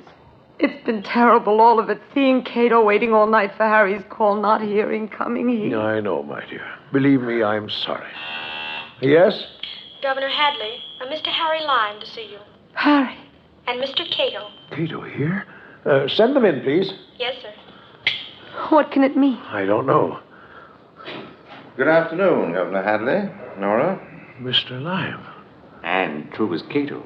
Surely you haven't forgotten me, Governor. Cato, I told you once and for all. Don't be too hasty, Mr. Governor. My proposition is so good that Mr. Lime is coming on the deal with me. What? But you agreed to... Lime? Is this thug telling the truth? I've bought certain contracts for your signature, Governor. They'll allow Mr. Cato full-scale operations in your state. Oh, no, you wouldn't. I can't believe it, Lime.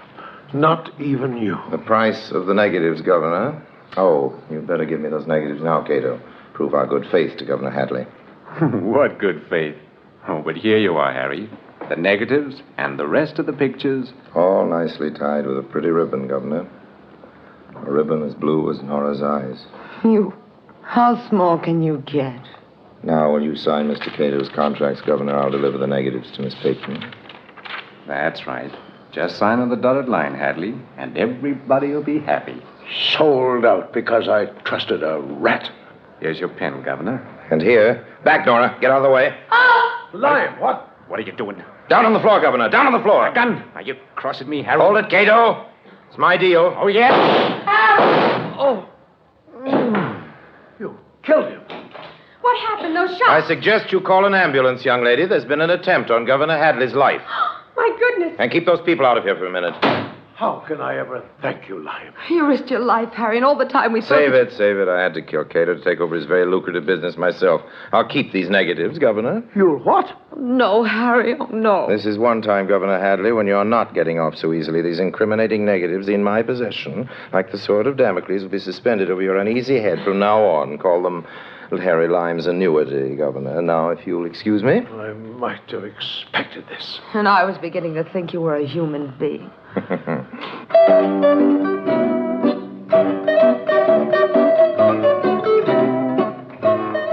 the time I left the Capitol building, the stars were out. The stars. It was reached by hard ways. I searched for a likely alley. Alley that was dark enough, lonely enough. This one will do well enough. Better remove the ribbon. The blue ribbon. Better to burn them.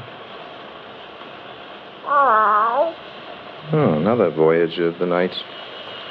Greetings, cat. Mutually. Come closer. Seem to be ablaze. First the negatives. My candle burns at both ends. It will not last the night, but are my friends and oh, my foes. It gives a lovely light. Oh. Thank you, friend. Your applause is deeply appreciated. Now we'll add the pictures. Does that warm you, Cat? Gilbert, what do you think you're doing in this alley? Isn't it fairly obvious, officer? I'm making a fire. Are you now? Burning some love letters. Girl named Nora. Nora, huh? Well, that's a good Irish name. She had the bluest eyes this side of heaven. I'll leave the ashes to you, officer. Hey, by the saints, you're Harry Lime. Come back here. So long.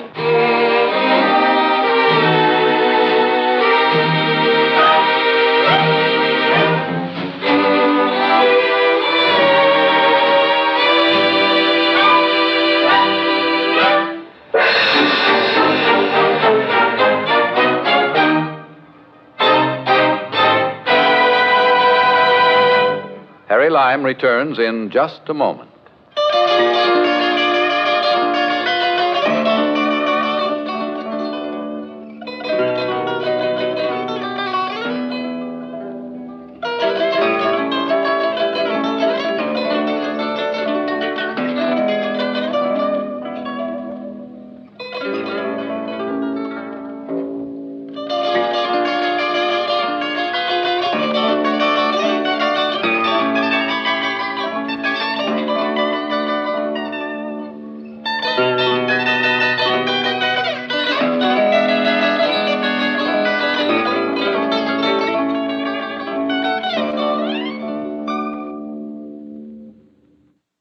And now, Harry Lime.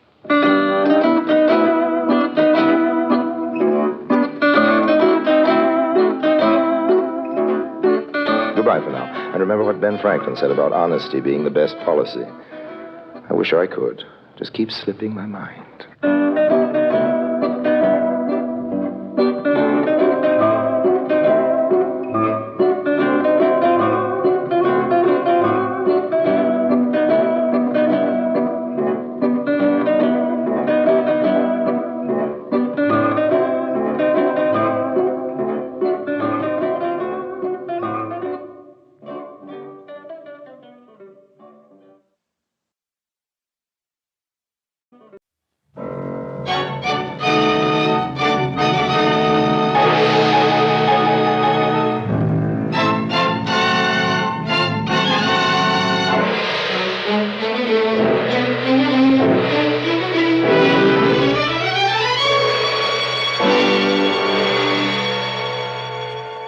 Presenting Orson Welles as the Third Man.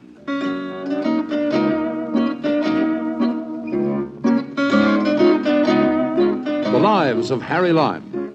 The fabulous stories of the immortal character, originally created in the motion picture The Third Man, with zither music by Anton Karas.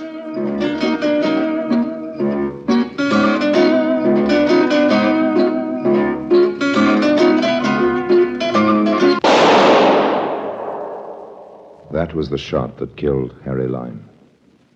He died in a sewer beneath Vienna, as those of you know who saw the movie The Third Man. Yes, that was the end of Harry Lime. But it was not the beginning. Harry Lime had many lives, and I can recount all of them. How do I know? It's very simple. Because my name is Harry Lime.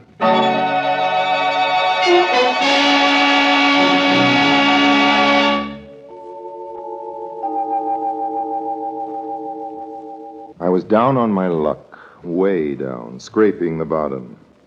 A couple of deals had fallen through, and I found myself in Paris with a lot of time on my hands and only the price of a beer in my pocket. I was spending my time in the beer money at Fouquet's, not because the beer is any cheaper at Fouquet's, but because, well, you meet a nicer class of people there, and besides, they let you read the newspapers free. So I was drinking the beer and reading a newspaper when I came on the advertisement. One of those classified ads in the personal column. It was addressed to Harry Lime. Harry Lime being me, I read on with some interest. There was no signature, no address. Mr. Harry Lime, it said, will find a business opportunity of an extremely profitable nature in the city of Tangier. Now, I might have thought this was one of the boys trying to hustle me out of Paris or just trying to be funny, except that the advertisement mentioned the city of Tangier. Now, why Tangier? There are very few places in the world I haven't been to, and Tangier just happened at the time to be one of them. Also, Tangier, as everybody knows, is full of money, and I couldn't imagine anybody wanting to send me there right in the heart of the free gold area where every second address is a bank and every second person's an international operator just for a gag. Probably more chances in Tangier to grab a fast buck than you'll find in the world today. So I was inclined to take the ad a little seriously. Of course, it might have been a police trap. There are cops in countries all over the globe busy looking for me. Some of them are just sharp enough to try to pull me in on a queer come-on like that. But the truth is that one of the only cities left where they don't happen to want me for what's known as questioning is the port of Tangier. That's what sold me. There's just one complication. My beer was finished, and with it, my financial resources. How to raise the price of the ticket.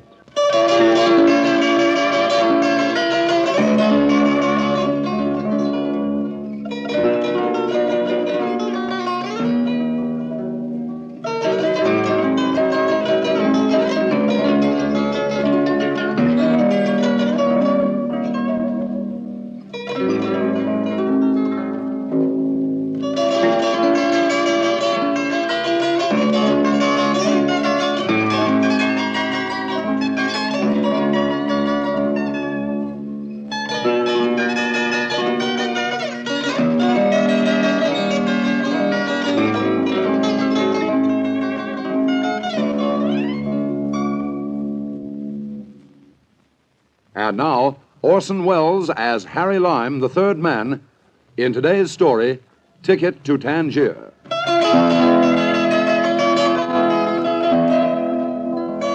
While I was brooding about how to raise the price of the ticket to Tangier, my eye happened to wander down the personal column of the newspaper, and a little below the advertisement addressed to me was this: Gentleman traveling to Tangier.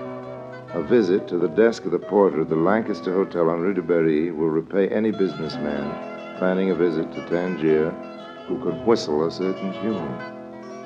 Well, of course, that didn't have to be Harry Lime, but there's a song I'm fond of, one I've been whistling for years, and anybody who knew about me might know about that song. Anyway, what could I lose?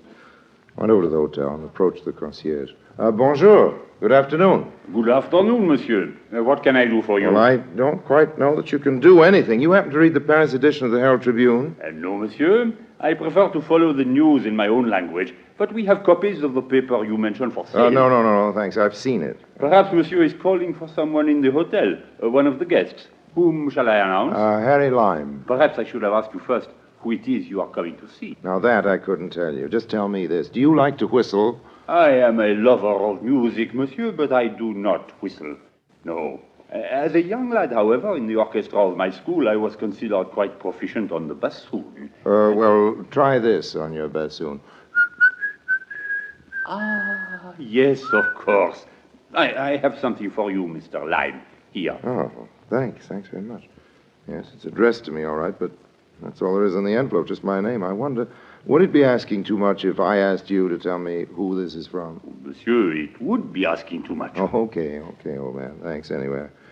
I wish I could give you something for your trouble, but I forgot my wallet this morning. That was anticipated, monsieur. What do you mean? Everything, monsieur, has been taken care of. Everything? Yes, monsieur. That is the word, I believe. Everything. In the envelope was an airline ticket for Tangier, 50,000 francs in nice fresh notes, and the following letter. My dear Mr. Lime, when you arrive in Tangier, go immediately to the El Mirador Hotel, where a suite is reserved for you. After you've dined, go to a cabaret called the Kabbalah. Wait there for instructions. Excuse me, monsieur Lime. Oh, yes, porter. Is anything wrong? Nothing is wrong, monsieur, but it is 2:45, and your plane leaves early at 3:15. Oh, okay, old man, okay. I'm on my way. Just call me a cab, would you please? No need for that, monsieur. A limousine has been ordered for you. It is waiting at the door.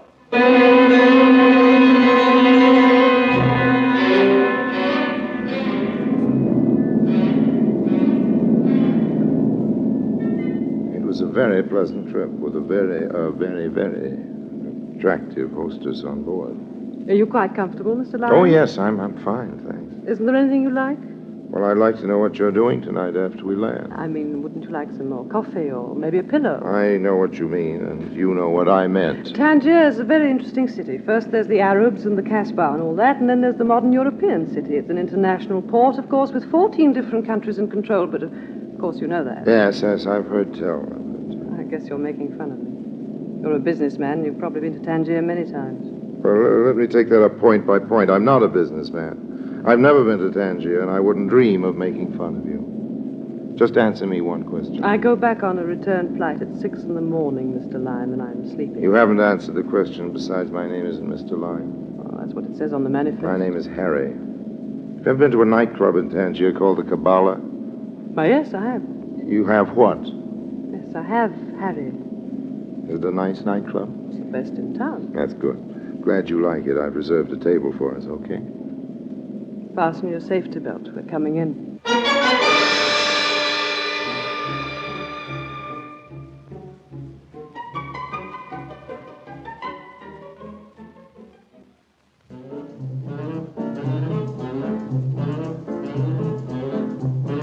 You know something? What? You're one of the few girls outside of Havana I ever danced with who knows anything at all about the rumba. I learned it in Havana. That almost explains it. What do you mean, almost? Okay, you learned to dance in Havana, and so do lots of other people. Okay, you're a hostess on an airline. You're very good-looking, and there are lots of good-looking hostesses that dance the rumba, but they don't dance that well. And none of them are this beautiful.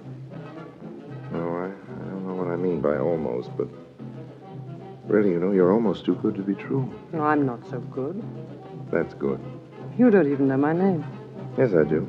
I have a sign on the door of the cockpit, the plane. It says Captain T.R. Stevenson, co-pilot J. O'Brady, air hostess P. Smith. So that's your name, isn't it? P. Smith. May I call you P? P is for Patsy. Okay, we'll settle for that. Shall we sit down? That champagne ought to be cold enough by now. It's awfully close in here. Why don't we forget the champagne and take a walk outside? Oh, wonderful. I'll just pay the check. Don't bother. It's been taken care of. What do you mean? The check has been paid. No, look here, old girl. We can't have that. You're my guest, remember. Besides, I'm the male in the party, and I have my pride. I'm sorry, Harry. It's all taken care of. Come on. Good night, mademoiselle. Good night. Good night, monsieur. Good night. Good night. Patsy, I'm going to take something back. What's that, Harry? One little word. What's the word? Almost. I don't understand you. Well, I used it describing you, but it doesn't fit. The word almost could never be applied to you. Whatever you are, that's what you are completely. You couldn't be almost anything. You're wrong, Harry. Almost is just the word for me. Among other things, I'm almost very rich. You must be if you treat all your boyfriends to champagne. You're a special case. We won't argue about that, Patsy. I'm a special case, but what's an airline hostess get paid? Enough to treat her boyfriends to champagne, even the special cases like me? No, Patsy, it doesn't make sense. You say you're rich. I said I'm almost rich. Well, then you must be almost stupid. What do you mean? Well, if I was almost rich, I wouldn't be working for my living at all. I wouldn't be found on an airplane unless I wanted to get someplace. I said I was almost rich, Harry, and that's what I meant. That doesn't mean I've little money or enough money. It means I have to work for my living. I took this job to pay the rent and also because it brings me twice a week to Tangier. And what do you like about Tangier? A lot of international lawyers and private banks with streets full of American cars and grimy characters in nightshirts. Not very beautiful. As far as I can see, it's a kind of Switzerland with Arabs. No, but it is beautiful, Harry, if you know the right places. Let me show you. All right. Taxi! You know the Villa Muggetti? The Villa Muggetti? Ah, yes, mademoiselle. Mademoiselle means the great palace on the hill. I know it well. Good. Get in, Harry. I'm going to show you how beautiful Tangier can be.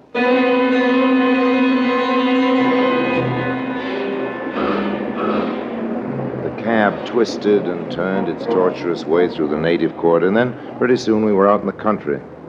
We were climbing steadily, I noticed, and passing beautiful villas, homes of rich expatriates who come to live in this strange little international settlement of Tangier, where you don't even have to register with your consulate, and nobody pays any income taxes at all.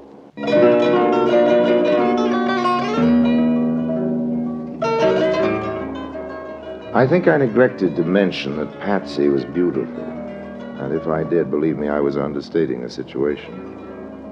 She had gray eyes and that clear, powdery gold hair that makes you think of the ashes of angels' wings. I've known an awful lot of girls, but none of them I've ever laid eyes on would have given Patsy a worried moment. There may be better-looking airplane hostesses, but if there are, they're working for airlines on another planet.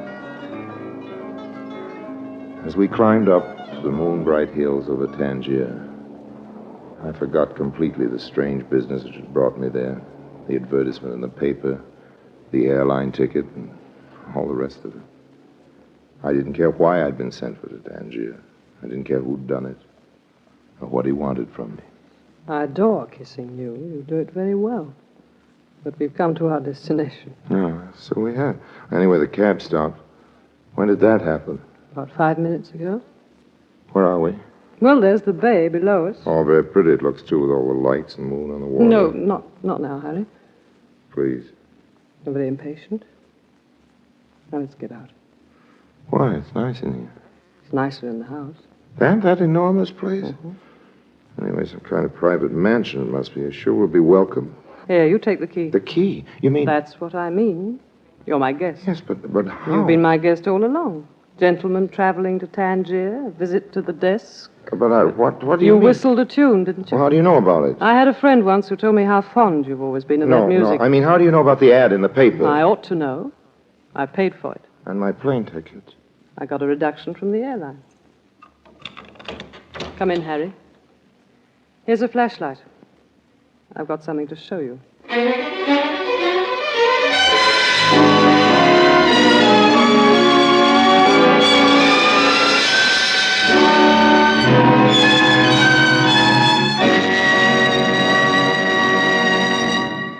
Orson Welles returns in just a moment as the third man.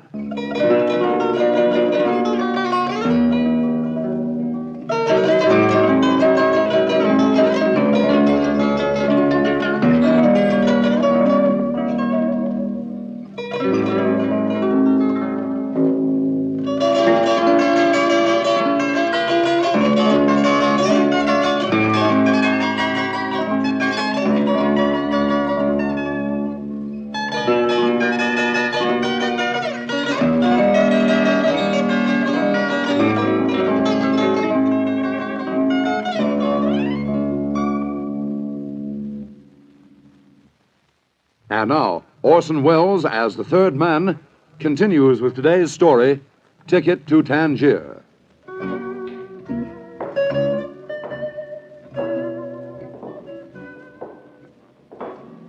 I followed Patsy into the house. It was a huge place, full of heavy chandeliers and pompous furniture, most of which are pretty spooky looking because they were covered with dust cloths. Obviously, the place hadn't been lived in for many months, but who was it who had lived here? Who was it that built this unlikely palace on a hill overlooking the harbor of Tangier? Above all, why had I been brought here? Just who was P. Smith, air hostess, and what did she expect me to do about it? We made a tour of several chambers before I even started to get any answers. This way, Harry. Oh. Where are we now? This used to be a ballroom. Close the curtains, then we'll turn on the lights. Okay. You're sure they're tight shut all round? We don't want the police to come and start asking questions. You can say that again, honey. What have the cops got to do with you? Nothing, yet. I'll turn on the switch. See that? Huh? I see a piano, about 30 gilt chairs, a big rolled-up carpet, all very splendid and grand, but which particular item am I supposed to admire? The carpet. I'm not a connoisseur, Patsy, so if you brought me here to get an appraisal, I'm afraid we're both wasting our time. Nothing about carpets. Do you know about heroin? Yes. Heroin is a drug. It is nasty and habit-forming, and its sale is controlled by international law. Go on, tell me more. I don't know any more about heroin. Not anything to speak of. I don't use drugs, Miss Smith. But you sell them? I've just told you that the sale of heroin is controlled by law. Are you suggesting... I'm suggesting that there isn't much you don't know about breaking the law.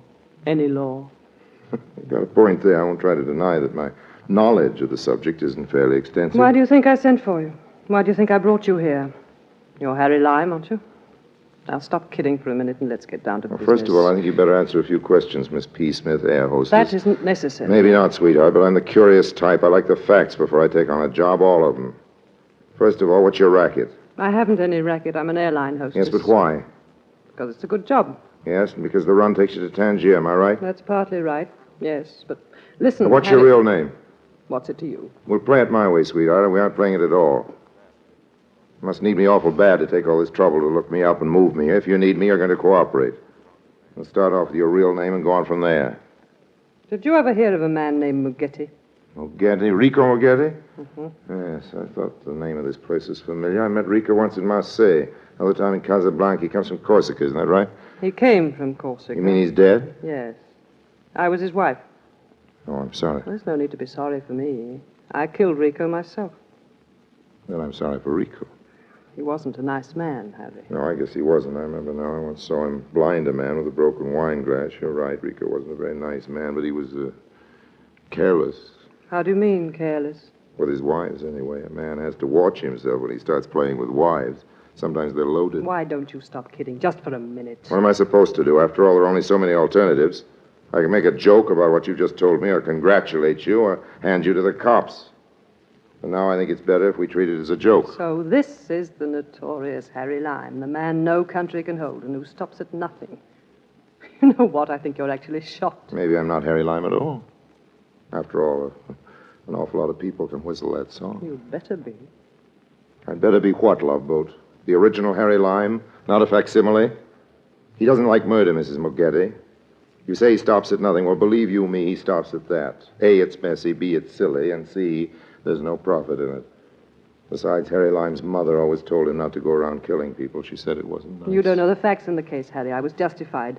You'll have to take my word for it. I guess I will at that. And now, Mrs. Mugetti, if you don't mind, why have you brought me all the way to Africa to this empty house? You say there's a lot of heroin in that rug. Do I take your word for that? You don't have to. You can look for yourself. I told you before, honey, I don't know anything about dope. You know people who do, don't you? People in Paris, in London, in New York. Not intimately. But you know how the drug traffic works. I don't. It was something new for Rico, some kind of big haul.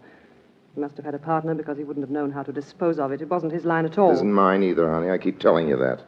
How do you know it's so valuable? He told me. I've been keeping it here in the house for months now. This airline job I have is perfect for smuggling the stuff, but I don't know who to take it to. I don't know what towns pay the best price. I don't know the names of the agents. Rico kept me away from that kind of thing. All I can remember was hearing him talk about you. You've got to help me, Harry. What about the police? They don't know it's here. I don't think they even know about the house, at least. There isn't anything against him in Tangier. I mean about you, Love Boat. You killed him, didn't you? How do the cops feel about that? They don't suspect me. There's no reason why they should. I had a good alibi. I wasn't even in town. Just tell me how you did that sometime. So you can blackmail me? No, thanks, Harry. Let's keep our relationship on a nice, clean business level. Now, that's the way I like to hear you talk. Who are you? We'll talk about that later, Madame Mugetti. Now, I think it would be easier all around if you and Mr. Lime put your hands in the air. Not too high. Just shoulder level, huh? That's right. This is a very efficient gun I'm holding. And I have a good mouth. How did you get in? I hate to tell you, Madame Mugetti, the explanation is so banal. Through the door. You left it open. Now then, where's the heroin? Just a minute. Yes, Mr. Lime? You seem to know my name, monsieur, but I'm afraid you have the advantage. It doesn't matter. I was, shall we say, a business associate of this widow's lady's husband. Okay, don't tell me. Let me guess. You began in Indochina. You served 3 years in a penal colony in Brazil. They used to call you the doctor, am I right? I have a doctor's degree. Dr. Bessie, that's your name? What a detective you would make, Mr. I have a good memory, Dr. Bessie, and I'm a professional collector of information. You'll find the heroin in the piano. In the piano? Yeah. This is probably a trick, Mr. Lime. Suppose you go to the piano and extract the heroin yourself. Don't be silly, old man. It would be very simple for me to extract a revolver from the piano, and I think it would be unpleasant for both of us if there was any shooting. There must be police in the neighborhood. I'd much prefer you to find your dope and leave quietly. I'm a peace-loving man. Very well. I'll look for myself. I'm keeping my eye on you, Lime. Now then. Wait a minute. There is nothing here. What have you... Put up your hands, Bessie. I'm warning you. I'll shoot if you don't. What you did? Well, very quick, I must say. Congratulations. Strange. He said he was a good shot. Must have been boasting. He should have kept his eyes on both of us, and nobody could do that. Is he dead? I wouldn't know, Mrs. Muggetti. I haven't asked him. He looks that way. Have you any plans? Yes, we better get out of here. Now, isn't that funny? That's just what I was going to suggest. Take the heroin. You can carry it just as it is in the rug. No, thanks. I have a bad back, and I hate to stoop over. Why don't we just leave it where it is? Let the cops find it and give up $100,000 worth of dough. You crazy? Not crazy enough to argue with you as long as you're holding that gun, Patsy, but... What's that? Well, what do you think? Maybe it's the police. Either that or it's New Year's Eve. Douse the lights, honey. Right. Okay, and now? That's much better. Why, you... We've got darkness, and I've got the gun. Give it back to me. You're too impulsive for firearms, Mrs. Muggetti. I'm keeping the gun. The cops. Sure, They're it's the here. cops. Your husband built a nice big house, but it's getting a bit overcrowded. If you don't mind the suggestion, I think we better scram just 2 feet ahead of me, Mrs. Muggetti, and don't try anything funny. You dirty... Keep your seatbelt fastened. We're coming in.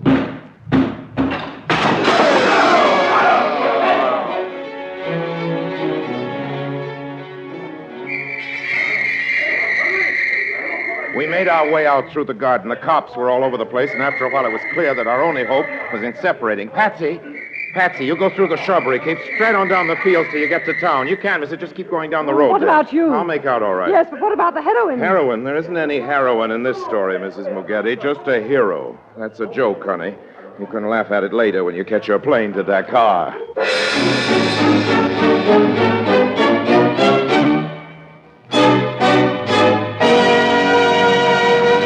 Harry Lime returns in just a moment.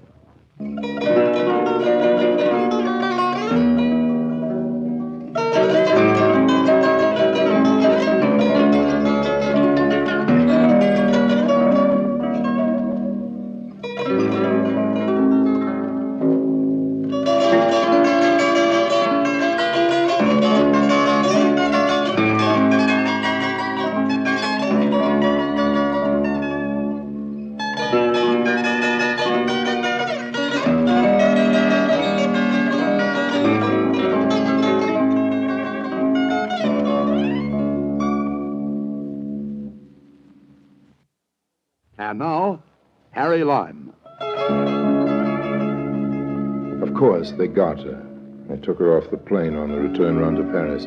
Somebody tipped off the police about that murder. It's what you might call the wages of lying. That's another joke, but you don't have to laugh at it. I'll do the laughing. You see, what Patsy didn't know was that I had picked up the rug in the darkness and hid it under a bush just outside the window. I came back later and collected it. Of course, the word was out about Rico's big consignment, and didn't have any trouble getting a good price in Marseille the next week. But honestly, I don't approve of drugs. That's why I threw the original stuff into the Bay of Tangier and delivered to the gangsters 7 nicely wrapped packages of confectioner's sugar. They tell me you can get the habit for sugar, too, but my conscience is clear, all except for one thing, that little prayer rug it was wrapped in. I know it didn't belong to me, but it looks very nice here in front of the tea table, don't you think so?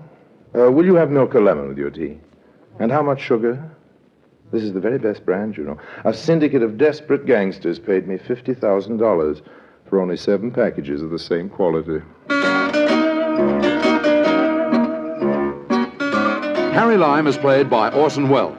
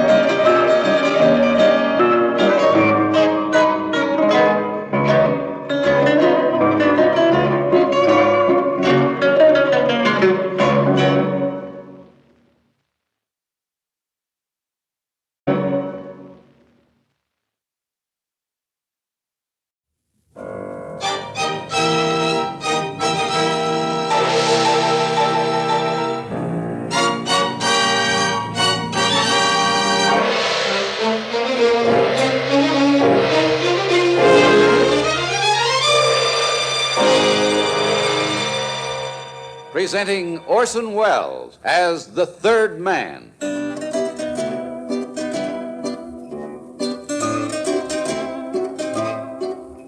The Lives of Harry Lime, the fabulous stories of the immortal character originally created in the motion picture The Third Man, with zither music by Anton Kara. That was the shot that killed Harry Lime. He died in a sewer beneath Vienna, as those of you know who saw the movie The Third Man. Yes, that was the end of Harry Lime. But it was not the beginning. Harry Lime had many lives, and I can recount all of them. How do I know? It's very simple. Because my name is Harry Lime.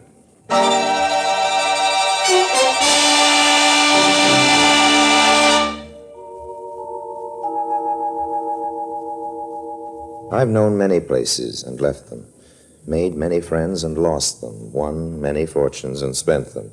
My fate seems to be linked to a cosmic yo-yo. This is a story of a low point on one of the yo-yo trips down. This particular low point is known on the map as the island of Haiti. I arrived there as a sort of political refugee, a small revolution I'd been promoting in a nearby banana republic. It fizzled out on me, and the general I'd been backing backed out. I found myself holding the bag. The bag, luckily, just happened to contain a few rolls of the U.S. Treasury's best lettuce. So when I descended on Haiti, I did it with style. Then, after a while, I spent the style. Don't let anybody tell you about the easy life on these tropical islands. You need dough in paradise, too. Of course, I still had my friends among the natives, but even they had become devoted students of the Rubaiyat. That is, they took the cash and let the credit go.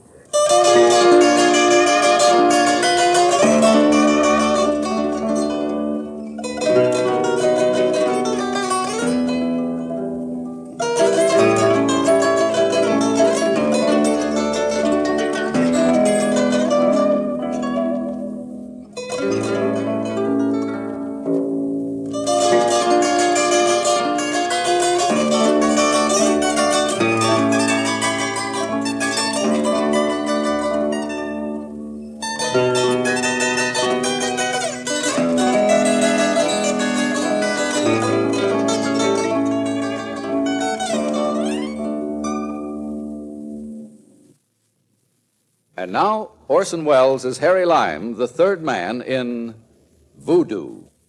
I am sorry, Monsieur Harry, no more. Oh, come on now, George. You've got a clean white cuff there, even for a bartender. Monsieur Harry, please understand. My boss, he supply my cuff. I cannot mark it up any further. George, are you trying to tell me that money makes that much difference to you? Do you prefer that sort of customer to me, that ambassador of ill will over there? The Babbitt who comes to Haiti to find somebody new in Toledo? Or do you prefer... Monsieur Harry, I prefer you. Oh, merci, old Every man. native on this island prefers Monsieur Harry. Well, then it's settled, huh? But the boss, he prefers his customer with the money. Oh, I should have known. Somehow, George, it never occurred to me that you'd sell out like the rest, go commercial, but...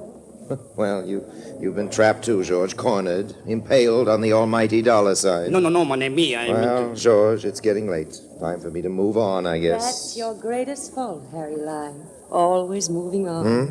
What? And it's always getting so late. Dorna. Hello, Harry, darling. Dorna, you beautiful, wonderful witch. Oh. What are you doing?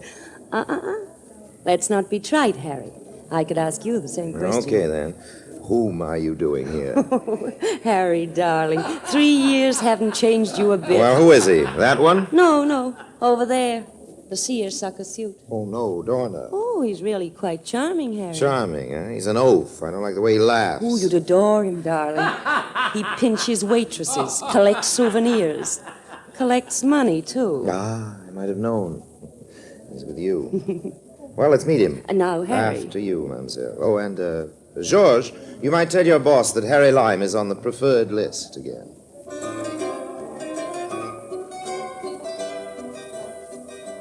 I spent several pleasant moments following Dorna to the booth. As she snaked her way adroitly between the tables, it was difficult for me to focus my attention on her. Mark. The Mark in this case was fat and perspiring. Of course, he was bald. His contributions to the aromas of the cafe were generous. His cigar, his perspiration, and his money. Sam? Huh? Oh, hiya, baby. I was just going to send out a searching party for you. Sam, I'd like you to meet an old friend of mine, Harry Lime. Sam talking. Oh, very happy to meet you, Mr. Torkins. Oh, sit down, sit down. Any friend of Dorner's is a friend of mine. Well, within reason, of course. Very good. You from the States too, Larry? Harry, Sam. Harry Lime. Huh? Oh, yeah, Harry. What part of the States you from? I'm from Toledo. Toledo? Yes. One of my plants is in Toledo. A drink. Here, have a drink. Waiter, bring my friend a drink. Toledo, eh? Great little town. Yes, Toledo. sir. Of course, to me, any town's a great town as long as business is good. That's right. Hey, you know, Lime, this is my first vacation in 18 years. 18 years. Can you imagine that?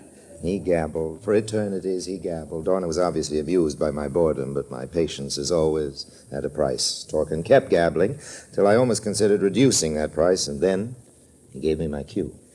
Sure is hot in these parts. Well, baby, come on, let's go out of this dump and find some souvenirs. Oh, Sam, not again. Now, what sort of souvenirs are you looking for, Mr. Torkin? Oh, I don't know. The souvenirs souvenirs, ain't they? Now, come on, beautiful, let's... Souvenirs can be more than souvenirs, Mr. Torkin. No, Lime, what kind of talk is that? No, look, Mr. Torkin, you're a man of taste and means. Hey, a sales pitch.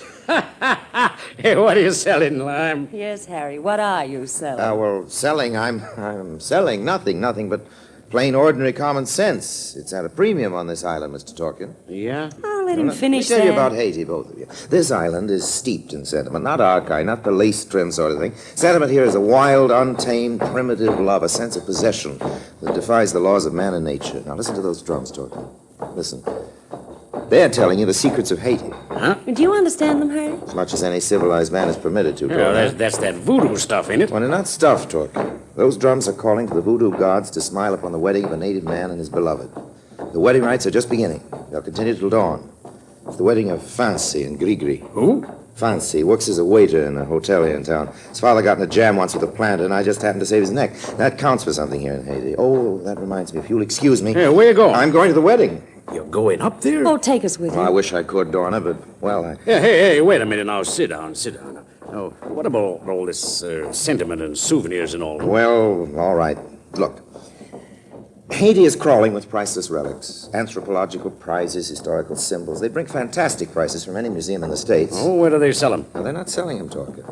You've got to know the island. You've got to know the people to find them. Well, how come they're worth so much? Sentiment, old man, sentiment. The voodoo brand. The natives protect their sacred symbols with their lives. Now, of course, they're the raw materials. Huh? Little sentimental trinkets, diamonds, rubies, sapphires, miscellaneous baubles. The kind of sentiment we understand. Oh, I love souvenirs like that. Oh, uh-huh. Well, okay, Lime. I guess you can get me one of them baubles. Yes, that's possible. Now, what's your deal? Well, first, let me find a suitable trinket. Time enough then to bargain. For now, Mr. Torkin, a small retainer will do. Huh? Oh, yeah, well, how much? Oh, as you wish. But, as those drums would tell you, sentiment comes high in Haiti.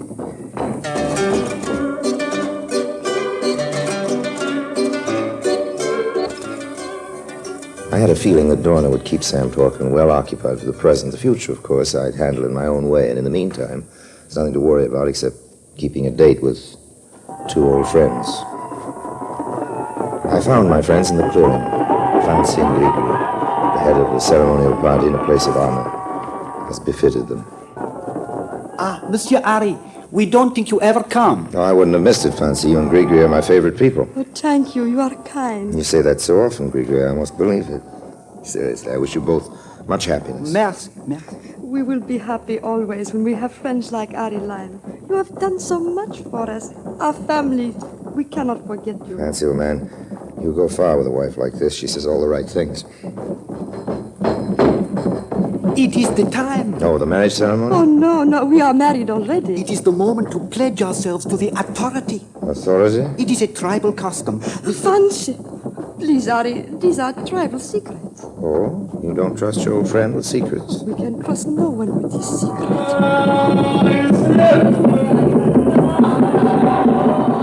Fancy, what's happening? What's that?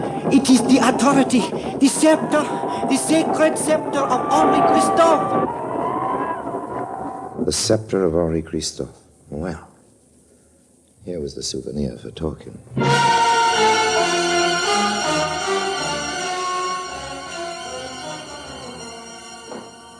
All right, Lime, all right. Who is this Henri Christophe? Talking. You mean to say you never heard of him? Nah.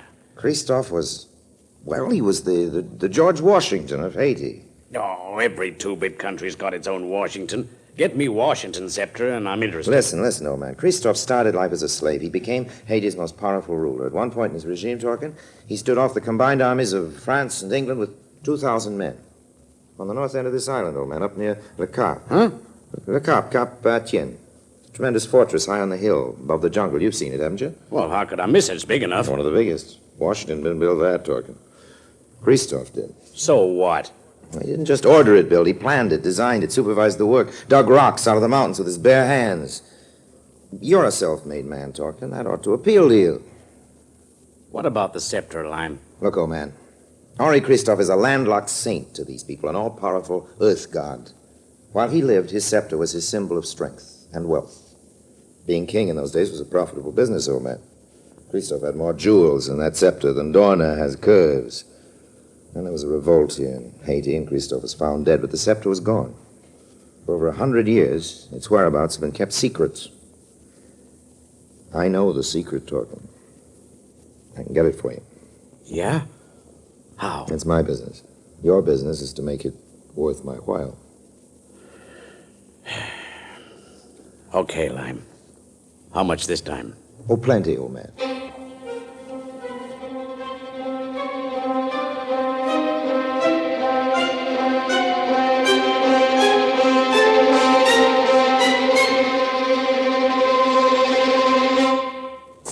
Fancy, where are you?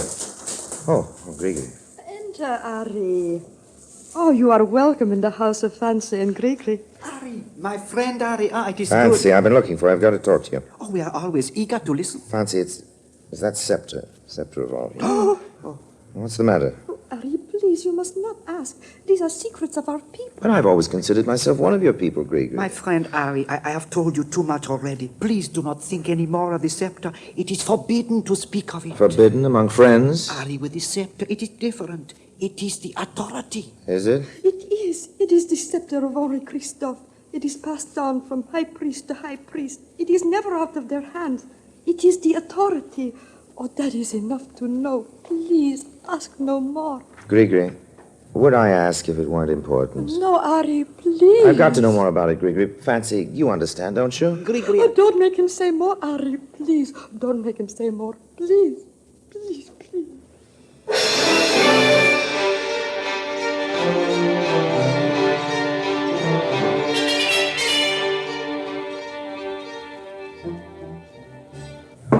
Yeah, come in. Fancy, come in, old man, come in. Ari, you do not mind that I come here? Oh, of course not, anytime. What's the trouble? I do not know. It is not my trouble. Eh? When you are at my house today, I see you have great trouble. I try to tell Gregory, but she do not understand. Trouble? Me? No, wait a minute. I am tell her you must have great trouble, or you would not ask for tribal secrets. Well... It is all right, Ari. You are my friend. When you are in trouble, I help you. Oh, well... Oh, good. That's the spirit, old man. You have done much for me and Gregory. This is for you. Oh? It is the scepter of Henri Christophe. It's... Fancy. It is yours. I could do no less. Fancy, it's... Now... It's... You will have no more trouble, Ari. Well, now, wait a minute. Well, what about you? How did you get this thing, anyway? It is no matter. You stole it from the high priest. What if they find out you took it? They won't go to the police. No. They won't put you in jail? No. Well, what will they do? They will not put me in jail. They will not go to the police. The priest will be my judge. Fancy. What will they do? They will punish me. I will die.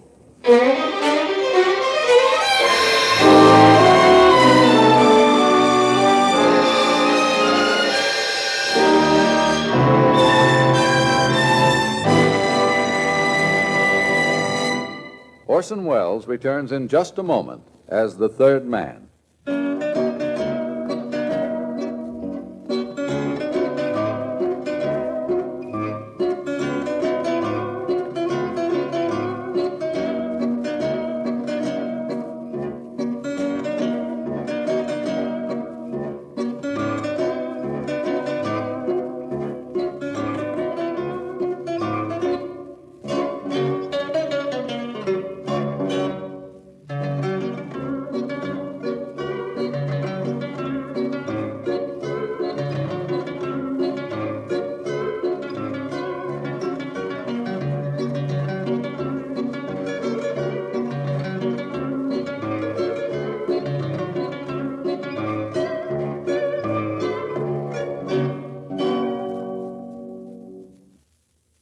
And now Orson Welles, as the third man, continues with Voodoo.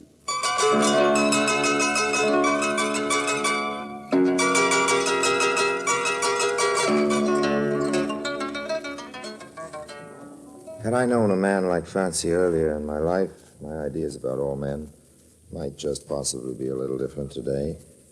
Here was the truest kind of friend. True in the real sense of the word true. He was staking his life, literally, staking his life on his faith in Harry Lime. If I rejected his offer of the sacred scepter, I'd have shattered his faith in me. Fancy lived by his faith in his friends. And I did need the scepter.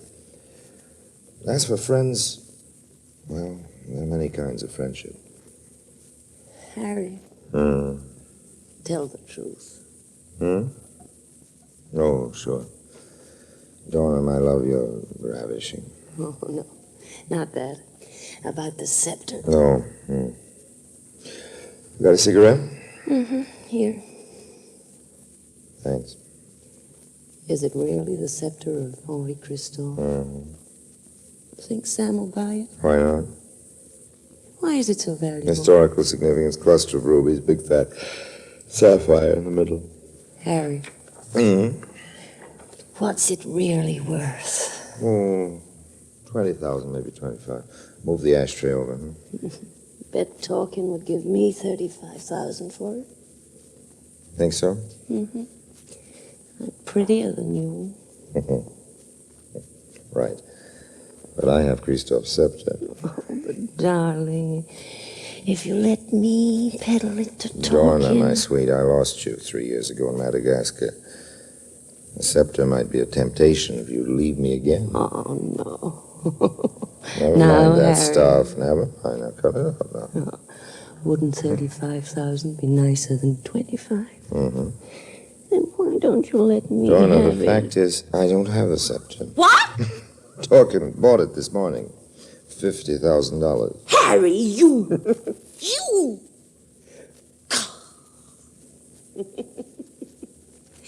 That's why you lost me in Madagascar. Guess I've got to work on talking again. Good old Sam. Yeah, good old Sam.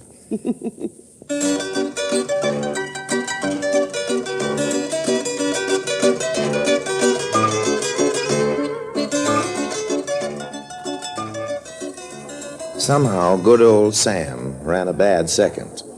Donna was no fool. She wasn't greedy. I was available, and I had money. Not as much as talking, of course, but enough to keep her satisfied temporarily. We decided on a small celebration, the sort that requires noisy public demonstrations with champagne bottles. We went to a little cafe, and I rather enjoyed the impression I was making, particularly on Georges. Would you like me to put this on your bill, Monsieur? Oh, certainly not, George. Certainly not. I wouldn't want to cause any undue strain or suffering for your employer. But, Monsieur... Never mind, George, old man. Here, this should cover the situation, I think. Oh, here's a little something for you. Thank you, Monsieur. You are... Oh, that... What's the matter? You will excuse me, Mr. Harry. I must go. Eh? I'm sorry, I must close the bar. Close the bar at this time of night? Just a minute. The drums, Monsieur Harry. You understand, the drums. The drums? What? Why, George. It's the death drums. I do not have to tell you, Monsieur Harry. Why? What for? I don't know. You will excuse me. Harry, what is it? I don't know. Those are the death drums. They mean someone's dead or dying. Or going to die. Going to die? Who? I don't know. Don't know. I have a hunch. I hope I'm wrong. Harry! Wait! Where are you going? Harry! Harry!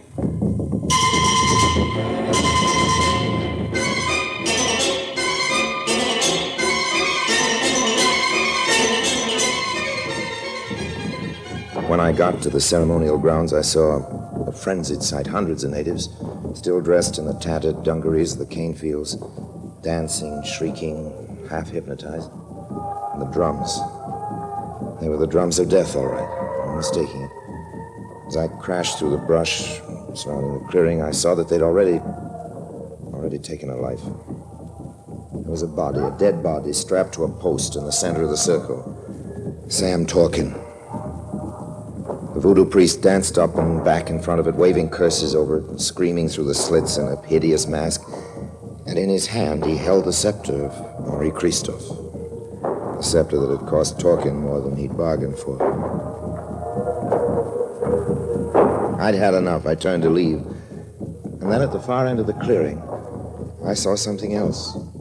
2 more bodies tied together, back to back, hanging by their wrists from a long cross-pole strung between 2 trees. The 2 of them together, Fancy and Grigri, ready to be sacrificed. No! No, wait, stop! Stop it, I tell you! Listen, all of you, listen! Listen to me! You're making a mistake. You're torturing 2 innocent people. You can't do it. They have wronged us. It was forbidden. They must be punished. No! They will die. Well, they can't die. You're punishing them for something they didn't do. You think they sold the scepter to this man, but they didn't. I did. I made Fancy tell me about it. I'm the one you want. Listen to me. You've got to believe me. Harry Lime would not cause their death. Harry Lime is their friend. But I tell you, it isn't my deal. And I'm the guy you want. So untie these ropes. Come on, move, or there'll be a new voodoo priest holding forth at your funeral. It's no use, Harry Lime. If you kill me, others will take the revenge. It's no use to kill these 2 either. Okay, Grigri, you're loose. Help untie Fancy. Get your way. You have brought shame to us. Okay, I'll do it myself. Hold still, Fancy. There, you're loose. All right, come on. Come on, I'll get you 2 out of this, then we're even. Harry, it is too late. You must go. Nuts, come on, I'll help you. Now run for it. Stay back, you lunatics, or I'll start knocking off voodoos. I warned you now, stay back! That's better. Come on, Fancy. Grigri, get going.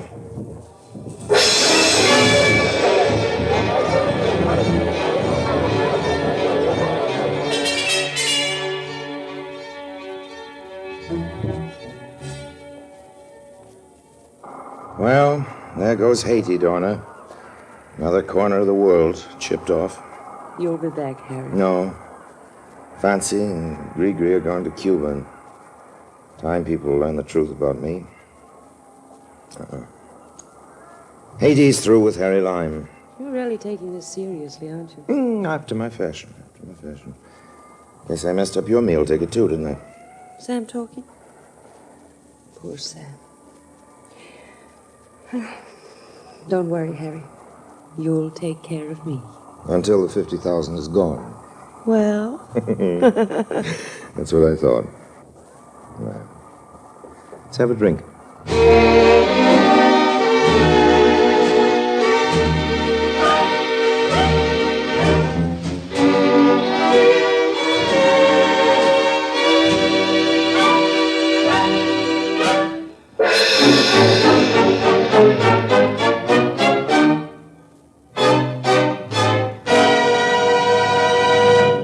Harry Lime returns in just a moment.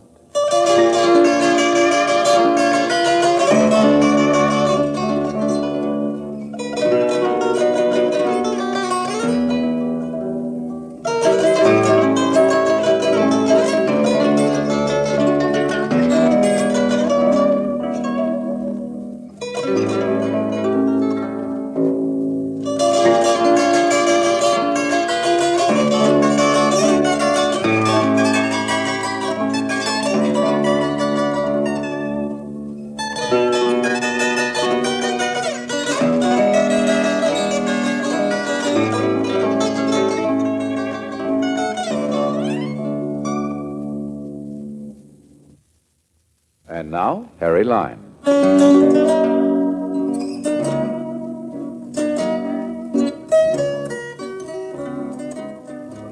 I know what you're saying. You're saying that wasn't Harry Lime at all. You're saying the noble hero that pulled off that fancy rescue party wasn't the 3rd man. He was a couple of other guys. Just goes to show how I misjudged. Well, ask Fancy and Grigri, now happily keeping house in a suburb of Havana. They'll tell you it really was Harry Lime that got them out of that whole voodoo mess. Of course, they'll also remind you that I got them into it. And they might possibly mention that as the 3 of us dashed off into the jungle, I paused just long enough to borrow that scepter back from the high priest. Got a nice price for it, too, from a collector in Brussels. But that's another story. So long now, and if anybody should run into Dorna anywhere, in Timbuktu, for example, or the Store Club, give her my love. Remind her she owes me about 15,000 hard-earned American bucks, which seem to have slipped out of a hole in my pocket or something. No hard feelings, of course, but if you get a choice between voodoo, hoodoo, and Little Dorna, I hope you'll know what to do about it. Take the voodoo every time.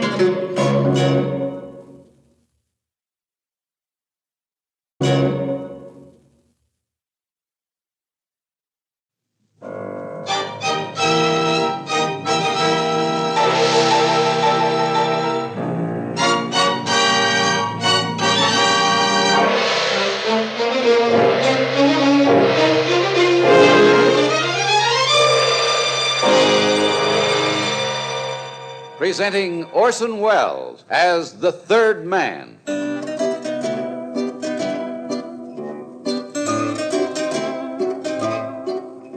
The Lives of Harry Lime, the fabulous stories of the immortal character originally created in the motion picture The Third Man, with zither music by Anton Kara.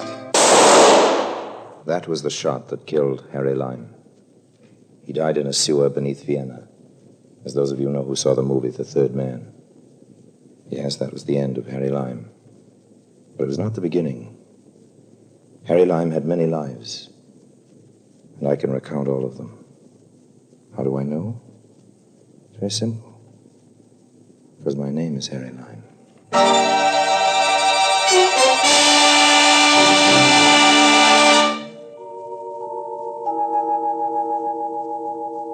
A diamond as big as a hen's egg.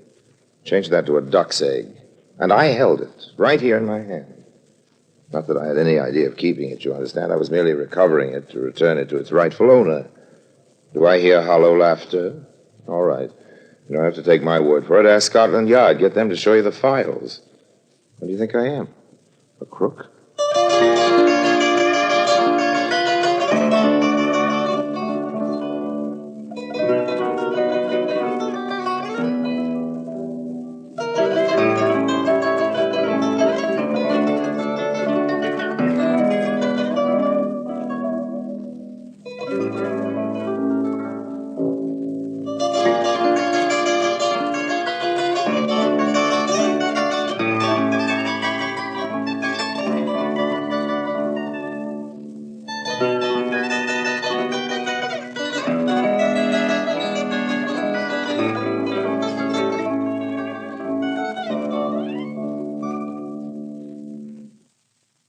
And now, Orson Welles as Harry Lime, the third man in The Bohemian Star.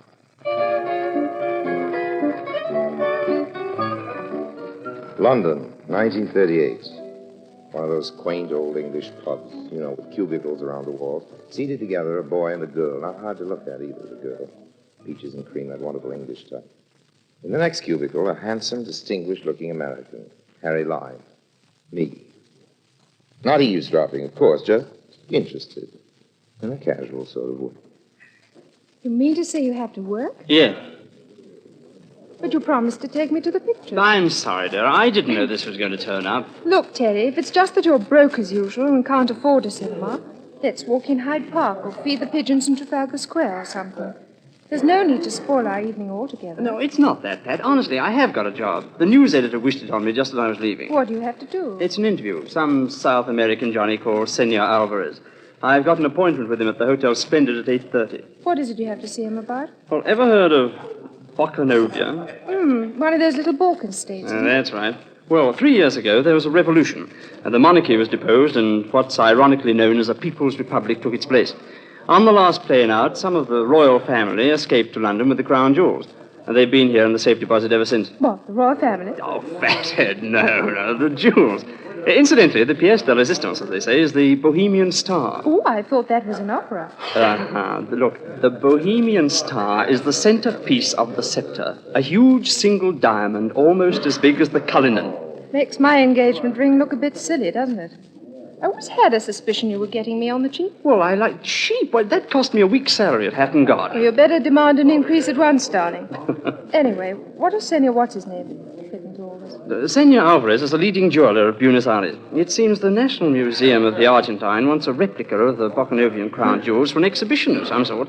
And so the Senor's been sent to take photographs, sketches, measurements and so on. When he gets home, he'll reproduce the whole collection in paste. Well, it sounds awfully dull to me. And for that, I have to miss Don Amici. Well, who cares about him? I have to miss Betty Grable. There's no justice in the world. Can't you get out of it somehow? No, I'm sorry, darling. Not a chance.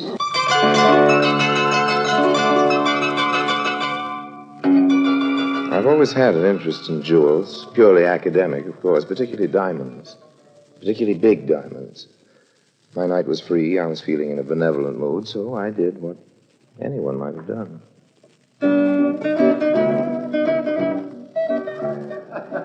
Hey, excuse me. I hope you'll forgive my rudeness, but I couldn't help overhearing your conversation. I thought maybe I could help you out if you'd let me. Oh? Perhaps I'd better introduce myself first. My name's Paul Atkinson.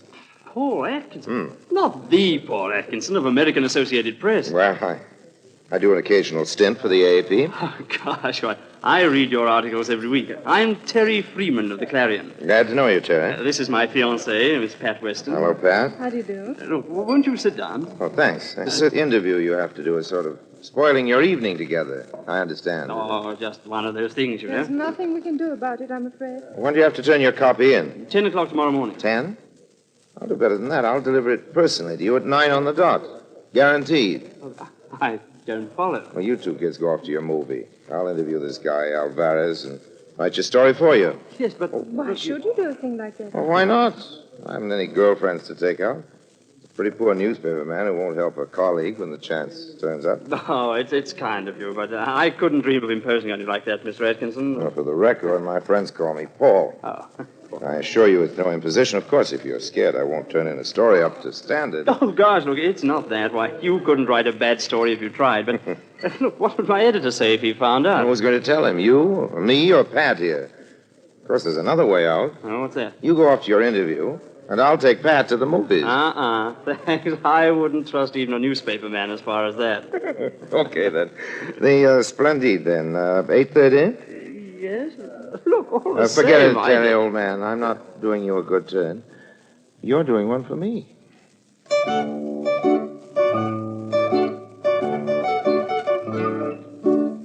On the dot of 8:30, I pressed the bell to Suite C, 3rd floor, Hotel Splendid.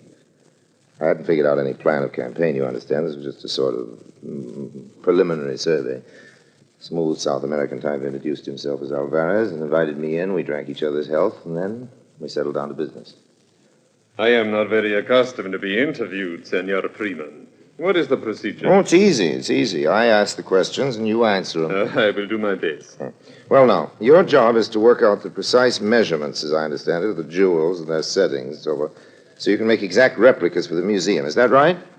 Partly. But you understand it is much more than a matter of mere measurement. Oh, yes, I guess it must be. There is the color of the various jewels, for yes. instance, and some of the settings are of extremely intricate filigree. Tell me, senor, how did you fix it to gain access to the jewels? It was necessary for me to make formal application to the Bukovinian Royal Court in exile. And you found them cooperative? Well, naturally, one does not expect these favors for nothing. Oh, yes. There will be a certain, how shall I put it, financial adjustment. Yes, I see.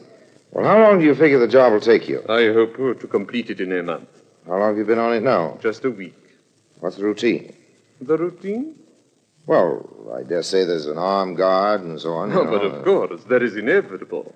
The Bohemian Star alone is worth 500,000 pounds. Yes, that's $2 million. Who provides this guard? The insurance company. There is a room at the safe deposit. And each morning, the item I require is taken in there, and I work on it. Under observation? Yes. There are 2 detectives who never take their eyes off me or my secretary. So you have a secretary, too? Yes, Manuel Orizza. He should be here soon, so perhaps you will meet him. That's fine. Now, tell me, senor, could it be arranged for me to come along one day and watch you actually at work? I cannot say as to that. Make a much better story, you know. Perhaps so. But it would be a matter for the Bukovinian authorities. Okay. I'll put in an application tomorrow. Will you support it? Naturally. Fine, that's settled then. And now I guess... that must be my secretary now. I am in here, Manuel. Good, everything is fixed, Pedro. That very obliging gentleman, Senor Meyerson, has finished the paste copy of the Bohemian Star, and I have it with me now. Regard it, my friend, is it not that? Manuel. Tomorrow, when the right moment comes, I will distract the attention of the detectives, and you will remove the real jewel and slip this one in its place. Manuel, we have company. You fool, to talk like that. But how was I to know? Who is this man? One of Meyerson's? This is a gentleman named Freeman, a reporter from the Evening Clarion. A reporter? Well, thanks very much for the interview, senor. Now, if you don't mind, I think What is your hurry?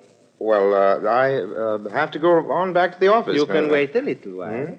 Let me pour you a drink. Oh, no, thanks very much, Roman. I think Sorry, I can't stay. I think you'd better, senor. This gun is loaded. Well, what's the big idea? You do not think we could let you go after what you've heard, eh? Well, now, wait a minute. I'm not the sort of guy who goes around shooting off his mouth. I can keep quiet. It is my intention to see you do keep quiet. Oh, it is? There are ways. Well, how? Such as we could kill you. Yes. I suppose you could, but you won't. What makes you so sure? Well, these walls aren't very soundproof. The shot would be heard. I have a knife. Okay, you could kill me with your little knife. Then what? How do you mean? Having an odd body lying about the place. That proved to be a little embarrassing, don't you think? You could never conceal one in here. You couldn't risk getting it out without being caught. There would be certain difficulties, I admit. So it looks as though you'll have to trust me after all. Doesn't it? Good night, gentlemen. One moment, senor. There are other ways. Oh? What, for instance? Well, this. What? Manuel, I have told you before, I detest violence. That should keep him quiet for a little while.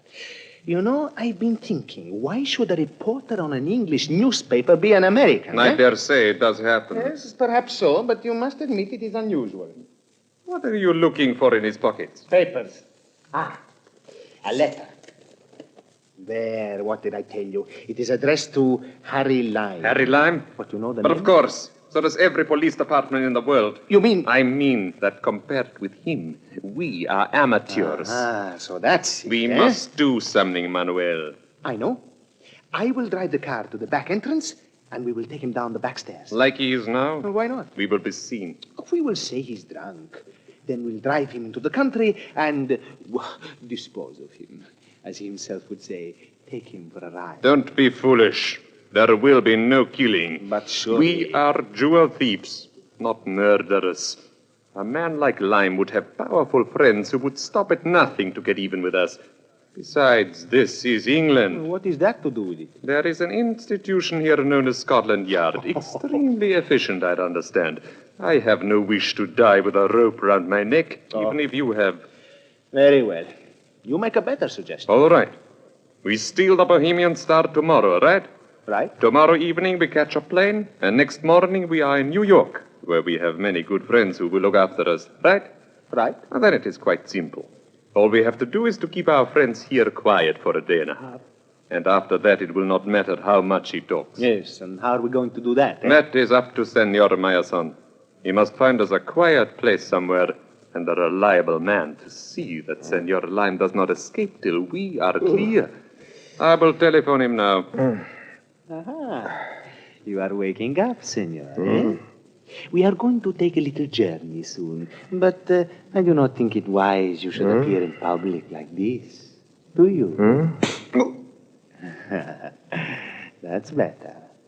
Pleasant dreams, senor.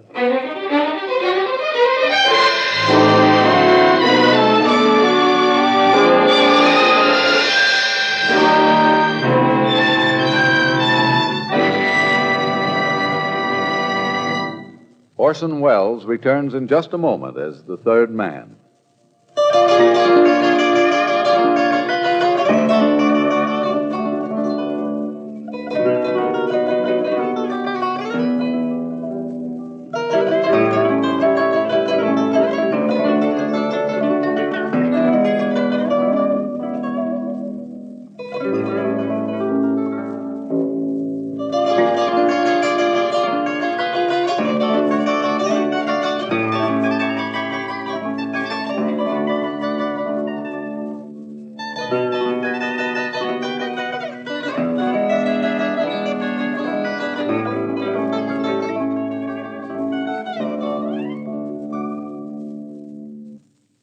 And now, Orson Welles, as the third man, continues with The Bohemian Star.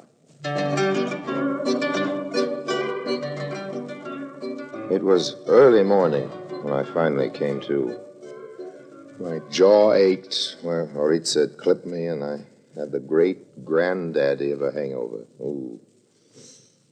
I lay still for a while, and then took a sort of tentative look around. The room I was in was small, had a sort of shut-in feeling. Then I saw something else. A man. One of the biggest, toughest, ugliest characters I'd ever clapped eyes on. Though, in a way, he looked sort of nice ugly, if you know what I mean. Not the mean type. He stood up when he realized I was awake, and as soon as he spoke, I knew I was right about it. What's it, chum? Have a good sleep? Well, you ought to know.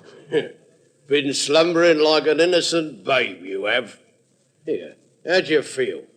Well, like something the cat dragged in. There wouldn't be any coffee on that stove, would there? No. No. But I can fix you up with a nice cup of tea. The kettle will be boiling in a minute. Oh, that's fine. Say, what's your name? Charlie. Mine's Harry. Pleased to meet you, Harry, I'm sure. Charlie, old man, where are we? That'd be telling. How'd I get here? Sorry, chum. I ain't allowed to give no information. Strict instructions. I understand. How's that tea coming along? Won't be half a tick now.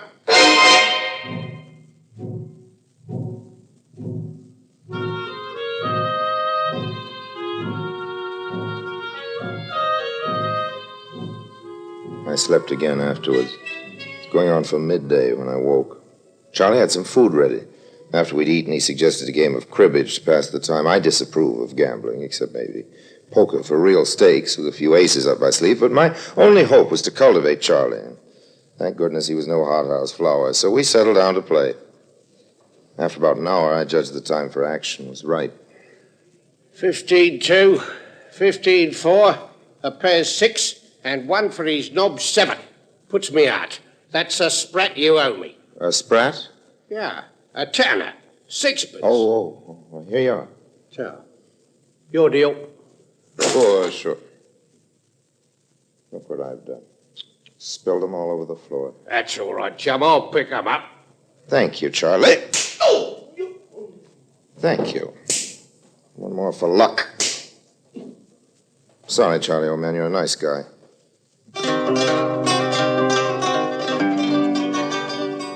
I tore up a sheet and bound and gagged Charlie. He had some keys in the pocket. I let myself out. My guess had been right. I was somewhere in the East End. I walked till I found a main road and then called a cab.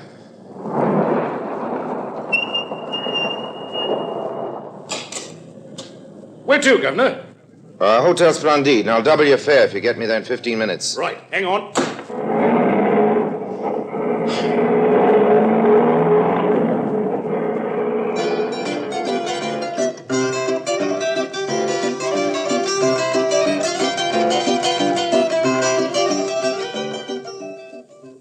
There was only one way to tackle this job, the bold approach.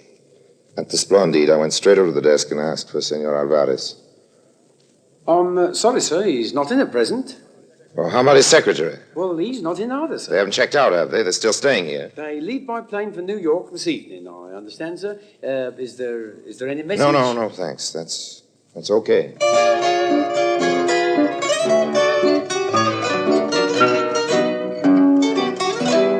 So they hadn't made the snatch yet. I had no idea where the safe deposit was, so all I could do was wait.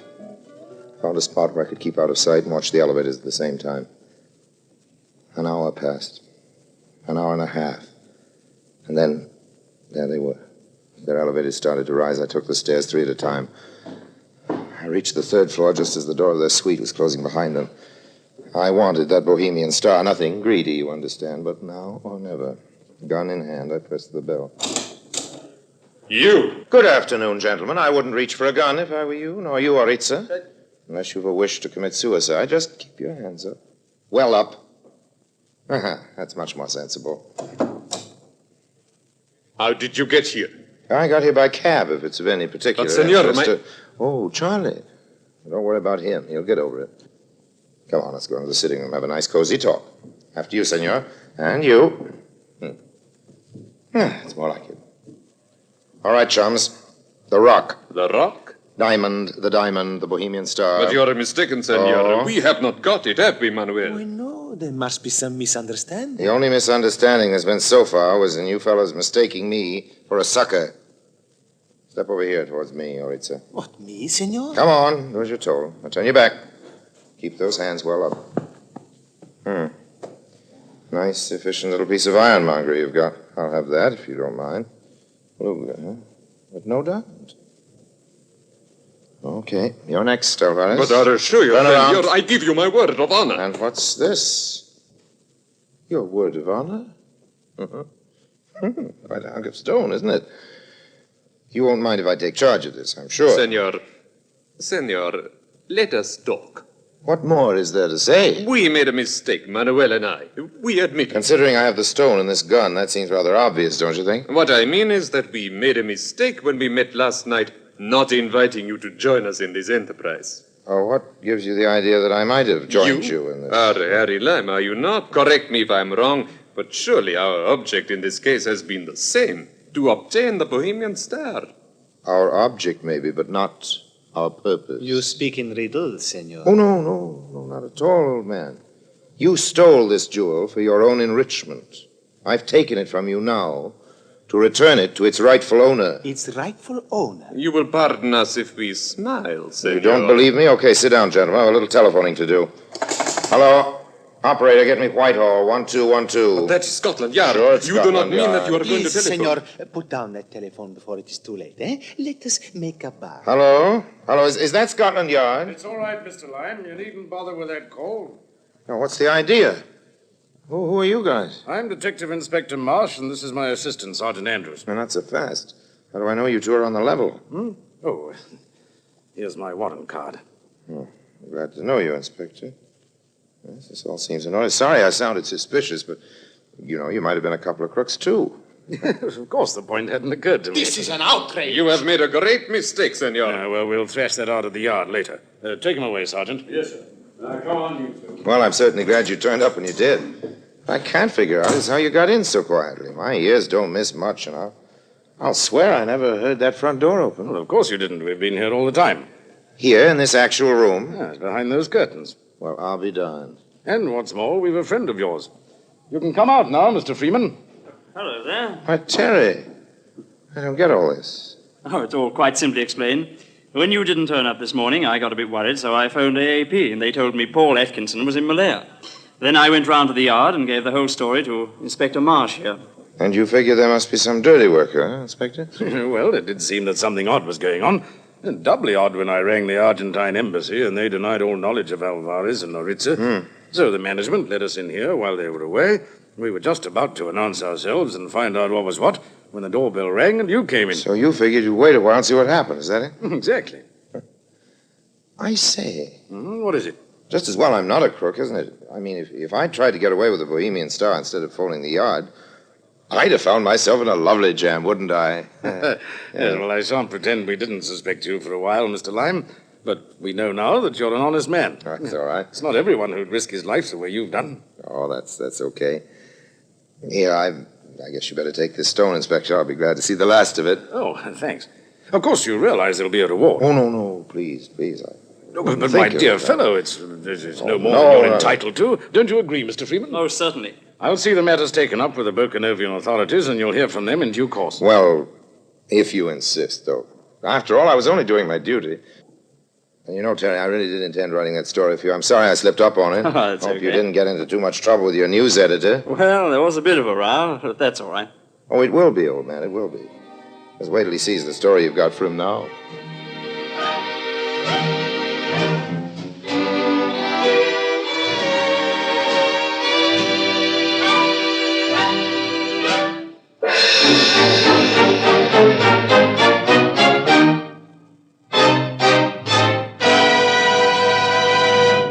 Harry Lime returns in just a moment.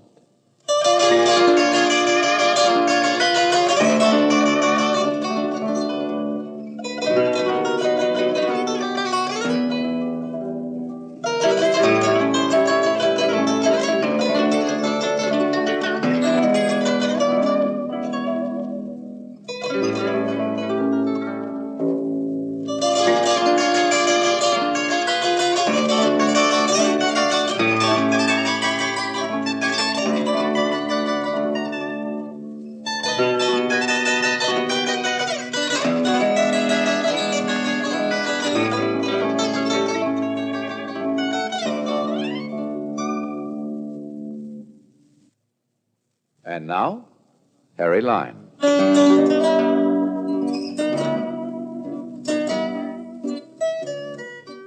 Right here, maybe I'd better hand in a little explanation. You're wondering what particular stroke of luck or lunacy led your old friend Harry to settle for just the reward, not to try for the diamond itself, at least while the going was good. Well, first of all, it was a very tidy little reward, and secondly, when I first came into that room, I just happened to notice the tip of what was unmistakably the shoe of a policeman sticking out of the curtains.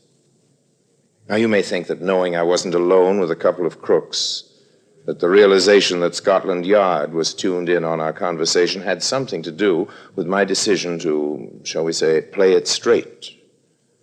That's what you may think. In fact, you'd be silly not to.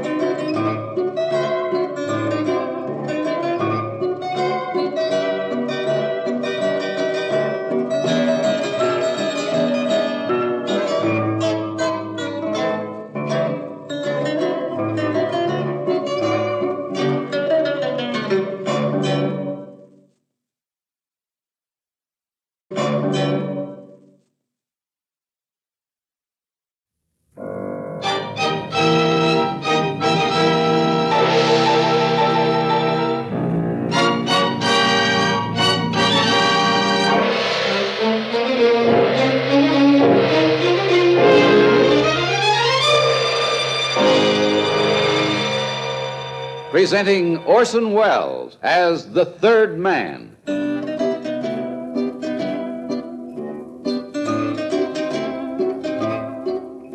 The Lives of Harry Lime, the fabulous stories of the immortal character originally created in the motion picture The Third Man, with zither music by Anton Karas.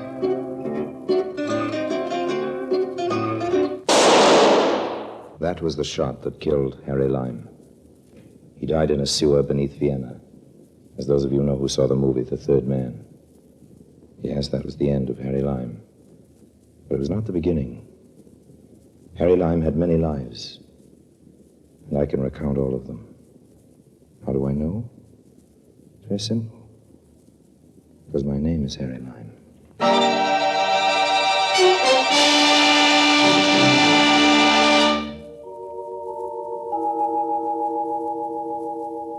Friends, the story of my marriage. My first marriage, and believe you me, my last. It all began in the funny little city of Beccarata. There isn't much to do there except get married. Principal local occupation, of course, is getting rich, and that's what brought me to Beccarata.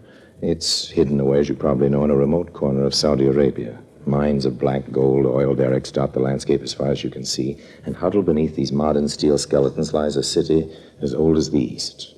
Curio dealers hawk their wares in the narrow winding streets, beggars doze in shadowed doorways, robed Arabs mingle with Europeans in soiled whites, and the city drowses with all the indolence of Asia. An ideal place for a murder and a double cross in oil. Oil to grease the skids of fortune for Harry Lime.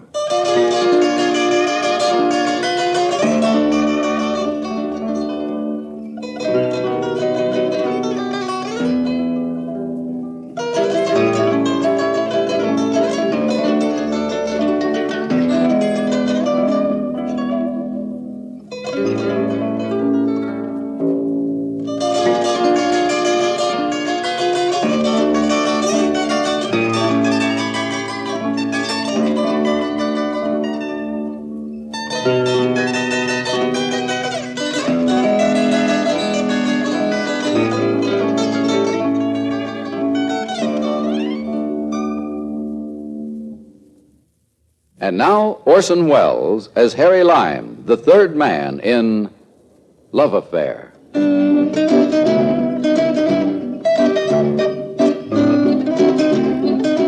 Beccarata, Saudi Arabia. Harry Lime, that's me.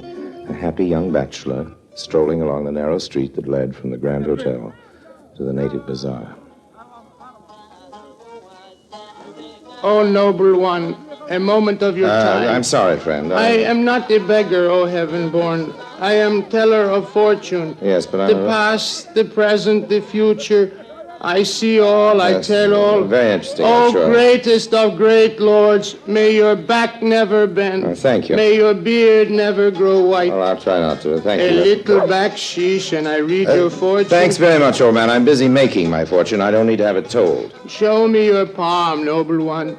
Let me but see the line of your destiny. Okay, friend, but make it snappy. Ah, the hand of the wanderer, the seeker.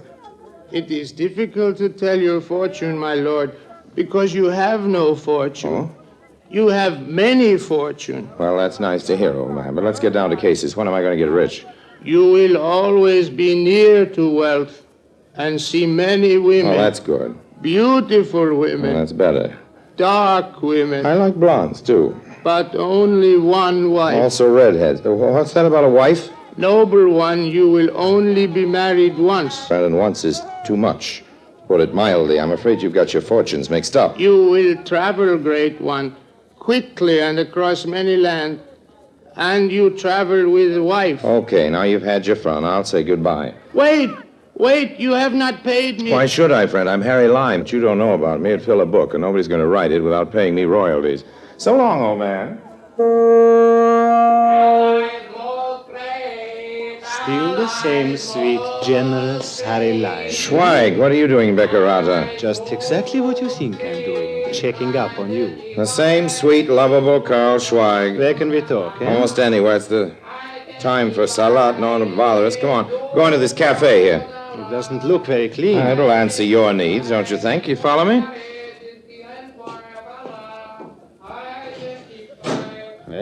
Doesn't seem to be anyone around.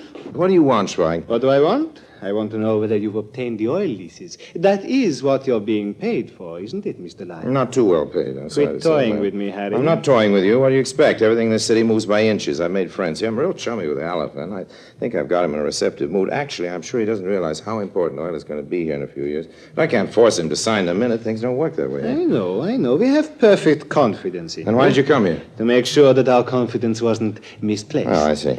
And you think you might be able to settle the matter of the oil leases? I have an appointment with the elephant late this afternoon. He's out at the Summer Palace now. It's about 40 miles from the city. When I get back, I'll get in touch with you.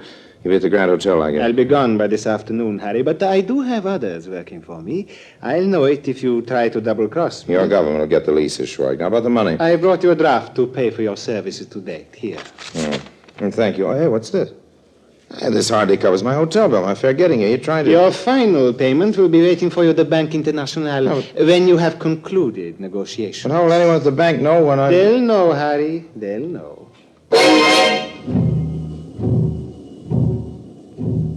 I was still burning about the size of the check as I left Schweig and headed for the Bank International. I hadn't been surprised to learn that Schweig's government had other agents in Beccarata, but I wondered how it was possible for someone employed by the bank to know when the elephant had acceded to my requests. As I entered the shabby monument to finance, I searched the bland, inscrutable faces behind the cages, but they told me nothing. Well, I'd come to cash the check, not play charades. I slid the infuriating little piece of engraved paper through the opening in the window of the chief teller, a lovely-looking lad, if you care for the pockmarked, beady-eyed, murderous type. He glanced down at the check and then up at me. You are Harry Lyon? Yes, I have my credentials here. That won't be necessary. You are already well known in this city. That's very flattering. How did you want this, Mr. Lyon? I don't care about the denominations, but I wanted American money. American money? Yeah, you see, I'm an American. I'm sentimental about American money. Very well, Mr. Lyon. Here you are, sir. 1, 2, 3, 4, $500. Thank you. However, with the current rate of exchange, I might advise you to... Pardon me, Mr. Lime. Huh? I apologize for approaching you on the street, but I must speak to you at once. Who are you? My name would not mean anything to you, but I can tell you this. I am no friend of Karl Schweig. Oh, that's good. Any enemy of Karl Schweig is a friend of mine. What can I do for you? It is a matter of what I can do for you. To begin with, may I drive you back to your hotel? I have my own car. You do not own a car, Mr. Lime, and the Citroën you have rented you did not use today. You left it in the hotel garage to be serviced. You want it in good running order for your trip to the Alafin Summer Palace later in the day. Mm-hmm. I'd be delighted to accept a lift back to the hotel. That's your car there? Yes. Gregory? The car is my own, incidentally. There are some governments that are not as cautious with their purse strings as the employers of your Mr. Schweig. Gregory, we will drive Mr. Lime to the Grand Hotel. Do not hurry. Well, old man, you know all about my car, my engagement this afternoon, apparently my business here in Beccarata. What more would you like to know? You do me an injustice, Mr. Lime. I do not seek anything. I wish to give you something. Here.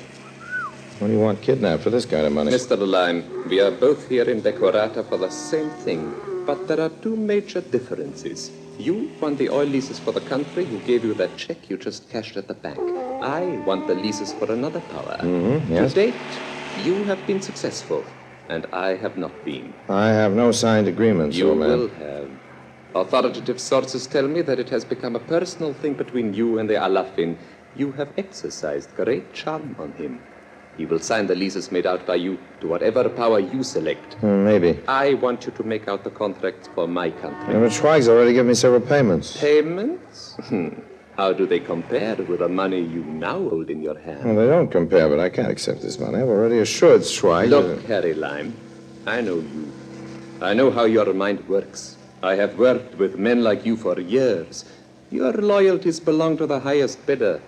In your hand, you hold the largest price yet offered for your services. When you present the contracts to the Alafin tomorrow, I am sure they will contain the name of the right country. A minute later, I was walking toward the bar of the hotel. I wasn't clutching the money the Baron had offered me in my tight little fist anymore. No, it was making a comforting bulge in my wallet. The long mahogany gate to forgetfulness was deserted except for George Harris. George is a sort of glorified tourist guide who sometimes brought parties of American travelers to see the quaint charm of ancient Beccarata. Quaint yet. I'm not crowding, am I, Lime? You were here first. So you couldn't be crowding me. All right, then you're crowding me, and it's a long bar. If there's anything silly looking, it's a long bar with one drinker at one end, one at the other. Come on, Harris, break down. Have a drink with me. Lime, it may interest you to know that when I bring tourists here, I give them a little indoctrination lecture. Oh, that's great. And part of it consists of a warning to keep away from a very unsavory American expatriate by the name of Harry Lime. You think I'm capable of contaminating you and your camera-toting babbitts? I don't quite know what you're capable of, but the tourists who can afford to include a side trip to the Orient in their itinerary obviously have money. There's no sense in waving a branch of honeysuckle in front of a bee. Well, I guess that's my cue to buzz off, Mr. Harris. Don't worry about my trying to get even with you for all the nasty things you said. I'd much rather have my revenge when you're not prepared for it. I wasn't hungry, but I walked into the dining saloon. George Harris followed me, headed for a table festooned with his party of tourists. Usually his party consisted of bicarbonate of soda addicts, fugitives from board of directors meetings, and generously proportioned dowagers enjoying the money their late husbands had worked themselves to death accumulating. But this time, there was a new note. A lovely, fresh-looking girl. She had the sort of innocence that only a Reynolds could have captured, or a Harry Lime. When she got up from the table, I followed her to the piazza. There wasn't a hovering mother, a chaperone, or a tourist guide in sight. I say, you didn't drop your handkerchief. What? If you had, I could have picked it up and returned it to you. We could have started talking. I would have offered to show you the city. I have a guide, thank you. Yes, I know, but I could show you places George Harris wouldn't dream of taking a 17-year-old girl to. I'm 19. Oh, I've been wondering. Now, I've been wondering about a few other things, too, as a matter of fact. You must be the Harry Lime Mr. Harris was telling us Oh, about. surely I'm not the only man in Beckerata capable of speculating a bit about a beautiful American girl. I'm terribly sorry, Mr. Lime, but the others will be coming out from lunch soon, and I mustn't be seen talking to you here in broad daylight. But it won't be broad daylight forever. Well, perhaps we'll meet this evening, Miss... Perhaps.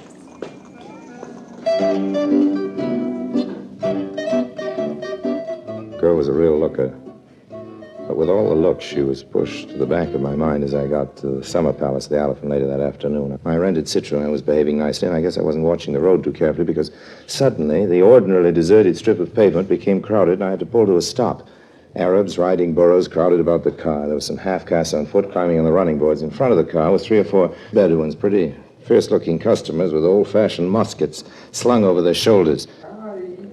Hey, what's all this about? I'm on my way to see your ruler. If I'm detained, he'll be very angry. I say, isn't there somebody here who speaks English? I speak English, Mr. Well, you're the chief teller from the Banque Internationale. That's one of my occupations. Move over, Mr. Lime. We have many things to talk about before you have your meeting with the Alafin.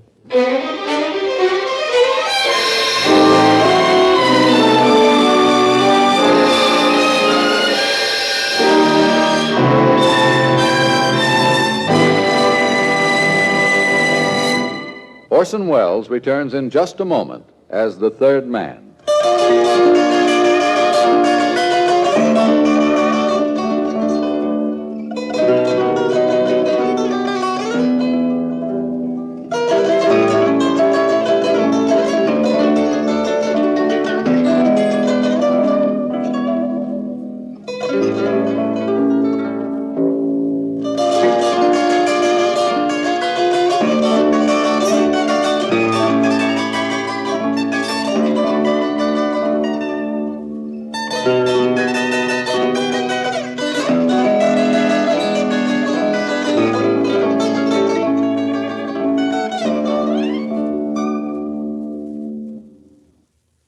And now, Orson Welles, as the third man, continues with Love Affair.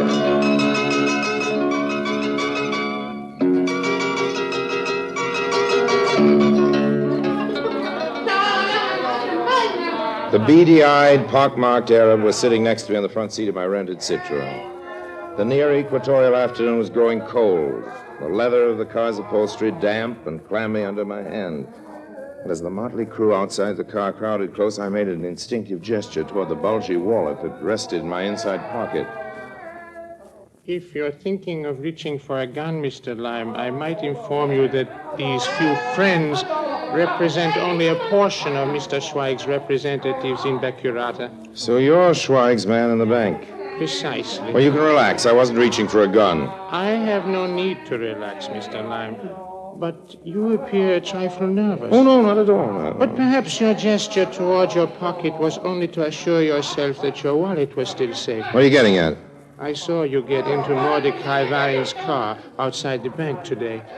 It would not be healthy to go against Mr. Schweig's wishes. No, I have no intention of doing that. No. I thought the idea might have occurred. Oh, no, not for a minute. If Monsieur Varin's offer was more interesting, don't try it, Mr. Lime. Keep your promise to Schweig, and then get out of town before Varin knows you completed our arrangements with the Alafin.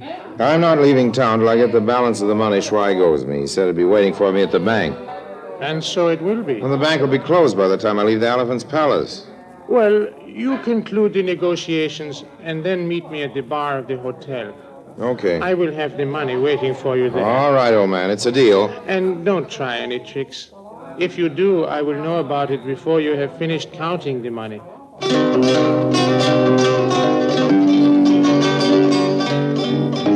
My meeting with the high potentate of Becurata was an infuriating ordeal of delay. Somehow or other, the granting of oil rights seemed to be inexorably tied up with native dances and ceremonies and rituals, but the best I could manage was to leave the contracts with him and get in exchange a half promise that he would sign them. I wondered if Schweig's fascinating messenger boy would be content with the arrangements. He was waiting for me there, all right. I came prepared, but I have been informed that the Alafin did not sign the contracts. Look, if you know they weren't signed, you also know I made them out the way you wanted them, in favor of the Pa Schweigen you represent. My job here is finished. Even if I wanted to stick in Becurata until the old Dodo gets around to signing them, I couldn't. Not with Varin in town. I want the money. I've got it coming to me.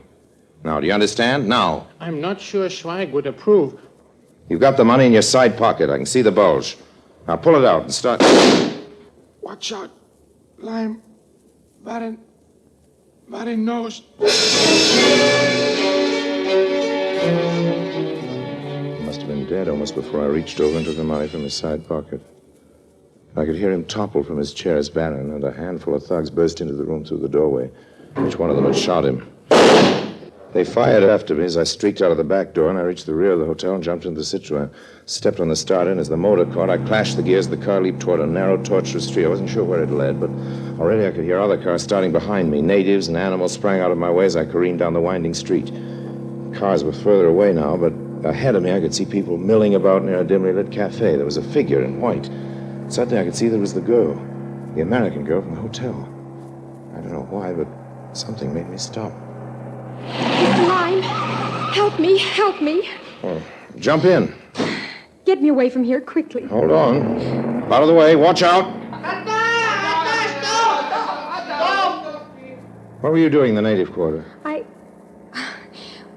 George Harris wouldn't take me where I wanted to go, and I wanted to see the places you spoke about this afternoon. So I slipped out of the hotel after dinner, and I went to that native cafe back there. A horrible place. 2 natives came up to my table, and I started to sneak out, and they followed me. Oh, I was never so happy to see anyone in my life. That's all right, honey. I'll take care of you. It'll be all right. But I can't call you 19 years old, American girl. Well, my name's Marion Lawrence. Hello, Marion. I'm an orphan, and a distant relative of mine died a few months ago and left me a little money. So I quit my job and decided to take a world cruise. And George Harris? No, I didn't take one of those planned cruises. I just happened to join the conducted tour to Becurata last weekend, and I wish I'd never come now. You better send a wire to Harris, though. He might notify your relatives or someone if you don't show up back at the hotel. Well, there's no one to notify. I have no relatives or friends over here. Mm-hmm. Have your passport with you? No, I haven't. Well, I know someone near the border who's very talented as an engraver. However, we might obviate a lot of trouble by having him make out your passports with some new names. Say, Mr. and Mrs. Joe Smith of Cleveland, Ohio. That might do for both of us. How's that sound to you? Sounds real exciting. Like we were spies or espionage agents or something. It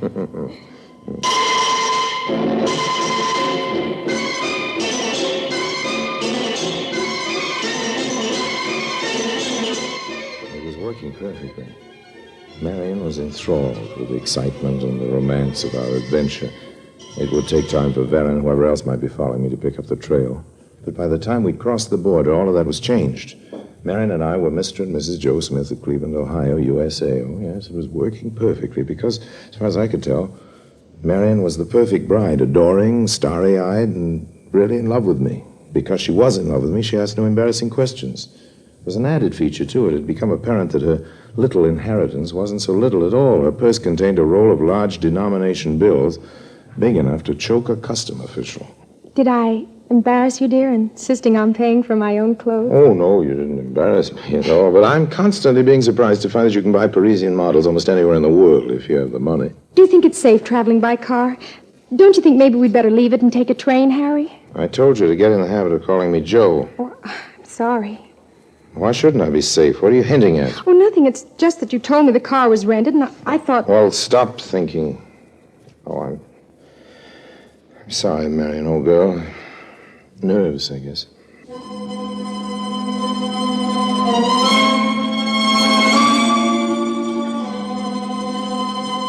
The nerves lasted all that week as we crossed border after border. Beckerata was a long way back now, but I still kept imagining that I saw Varan in crowds as we went through custom offices. I thought I caught a glimpse of Schweig as we ate dinner in a funny little restaurant in Istanbul.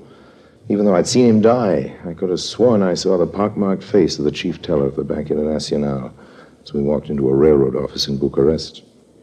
By the time we'd reached Vienna, I think I'd almost begun to enjoy my role as the somewhat bucolic tourist. Are you happy, Joe? Dangerously. The way I feel, I might never want to leave here. I'd hate to think of what all this rich food would do to my figure if we stayed. I suppose neither of us ought to order anything more to eat or drink. Well, it sounds as though there's plenty for all of us. Harris. George Harris. You don't mind if I join you? You talk like a cop, old man. I'm with the FBI of the United States. By the way, Harry Lime, I think you might be interested in knowing that the elephant got a little tired of all your intrigue the day after you left. He awarded the oil leases to the U.S. So then Schweig's after me, too. What charges have you got against me? Charges? We have no charges against you. It still isn't against the law to be a skunk. Well, if there are no charges against me, I've just been helping the Becurata authorities track down your sweet little bride. Why? Marry? I'm sorry, Harry. The night you picked her up in Becurata, she was fleeing from the hotel, where she just shot and killed her aging husband. You ready to leave, Marion? Yes. Just a minute. Marion, I want to get this straight. It's no use talking, Harry. What he says is true. You mean that's why you came away with me? You mean I was the sucker? You've been using No, me? Harry. Okay, I've been a lot of things in my life. I've even been married now. I've even been a sucker. But that's one that doesn't go in the book. But, George, I don't see how you traced us. Through the big bills your wife spent on the trip. You see, her doting husband, not you, the one she killed, cashed a large check at the Bank International a few hours before she did away with him. Luckily, the chief teller made a list of the serial numbers. Come on, Marion. Well, goodbye, Lime. By the way, where are you planning to be? We may need you for the trial. Well, you can always look for me, old man. There's no law against that. Tell you what, I'll give you a little hint. The elephant maybe hasn't signed that oil contract. He may need a little advice after all, so you'll probably find me in Becurata for a while. There's a fortune teller I want to look up. I owe him some money. So long, Marion. Goodbye, old man. May your beard never grow white. May your shadow never grow less.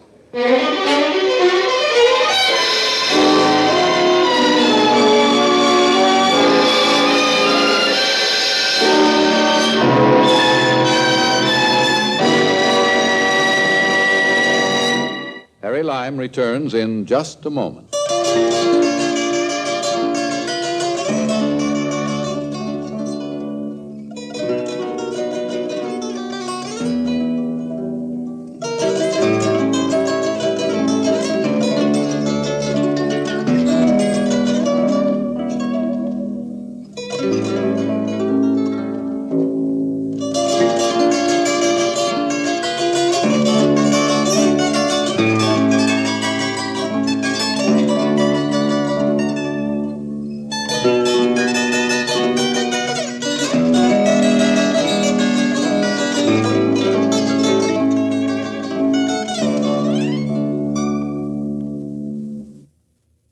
And now, Harry Lime.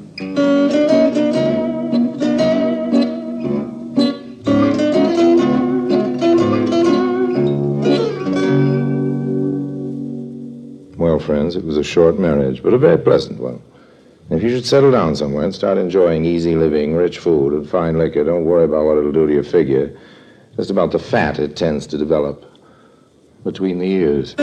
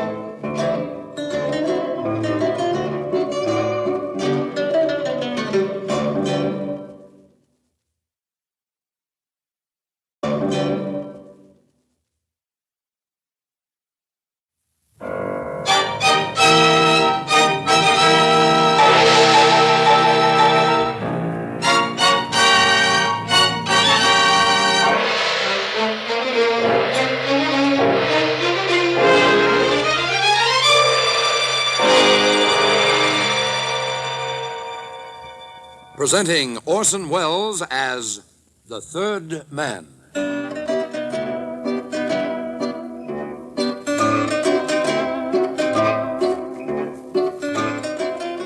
The Lives of Harry Lime.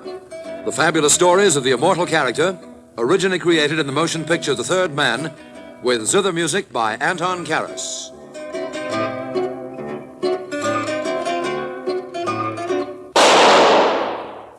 That was the shot that killed Harry Lime. He died in a sewer beneath Vienna. As those of you know who saw the movie The Third Man. Yes, that was the end of Harry Lime. But it was not the beginning. No. He had many lives. And I can tell you about all of them. How? Because my name is Harry Lime.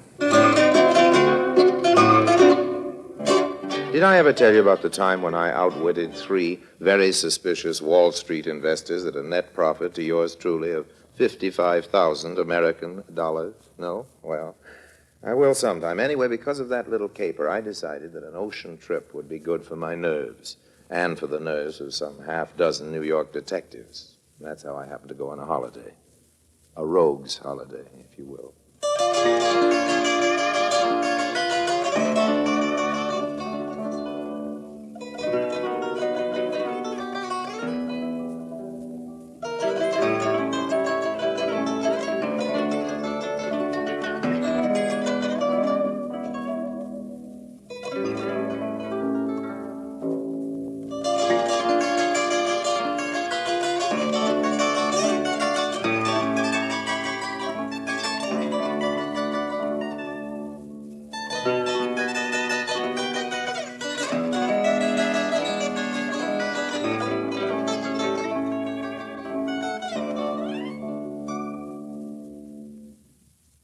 And now, Orson Welles as Harry Lime, the third man in Rogue's Holiday.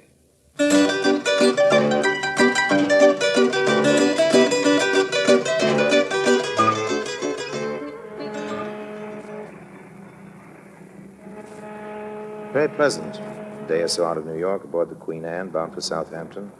I was on the passenger list as J. Harrington Lime.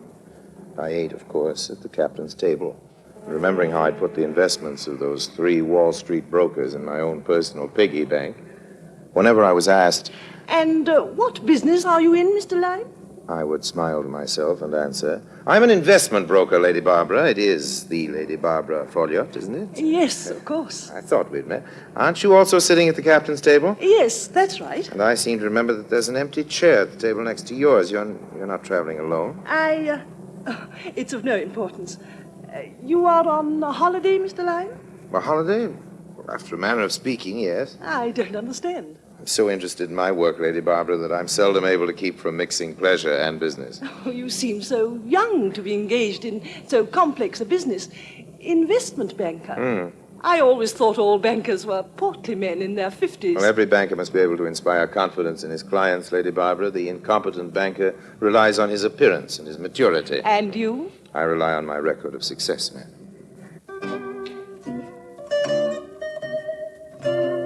No hurry. No hurry at all, not while I was on my holiday. Pleasant boat, the Queen Anne, scheduled to take 6 days to Southampton she was. I had plenty of time. But the question of Lady Barbara Folliot's bank account and the question of the empty chair next to it, the captain's table, preyed a bit on my mind, so I looked up the passenger list. There she was, all right. Lady Barbara Folliot, stateroom A deck, stateroom for 2 right now. But all it said was, and companion. And companion, what did that mean? Not a husband, surely. Looked up the steward for her stateroom. Yes, sir. Steward, you're in charge of the staterooms along this corridor, aren't you? Yes, sir. Yes, now number 6. I believe that's Lady Barbara Folliot's stateroom, isn't it? I believe yes, so. Now, I sir. was wondering, just idle curiosity, on the passenger list, she's down as traveling with a companion. But it doesn't say who the companion might be. It don't, sir? Steward. Yes, sir. Here, take this for your trouble. Thank you, now, sir. then, would you tell me who her companion is? No, sir. Not me, sir. Will that be all? Yeah, just a minute now. Yes, After sir. all, old man, I slip you a $10 bill just for a bit of information. The lady in question, sir, slipped me a double sawbuck not to give out that information, sir. A double sawbuck? $20, sir. Ah, yes. Well, then I'll just take this for your trouble. Thank you, Now sir. then, about Lady Barbara's companion. You were planning a little hanky-panky, no doubt, sir. Hanky-panky? Worried, were you, sir, lest the companion might be the husband of the lady in question? Yes, something like that, yes. Looking for a little shipboard romance, no doubt, sir. Yes, that's it. Now, who's the companion? You've got clear sailing, sir. The companion's not her husband. Matter of fact, sir. Yes? Take my advice and wait till the companion's got her sea legs, sir. A lot cuter, the companion, than Lady Barbara, sir. Well, thank you, Stuart. Not at all, sir. So, in the next day or so, I found opportunities for squiring Lady Barbara around the boat. Cocktails in the evening, a drink or two after dinner, even a game or two of deck tennis in the afternoon. Something she'd said made me prick up my ears and redouble my attentions to her as a prospective, shall I say, client. We were having brandy in the lounge after dinner. The other day, Mr. Lime. Yes? You were saying that what you relied on to inspire your clients with confidence Was my continuing success, yes, that's right.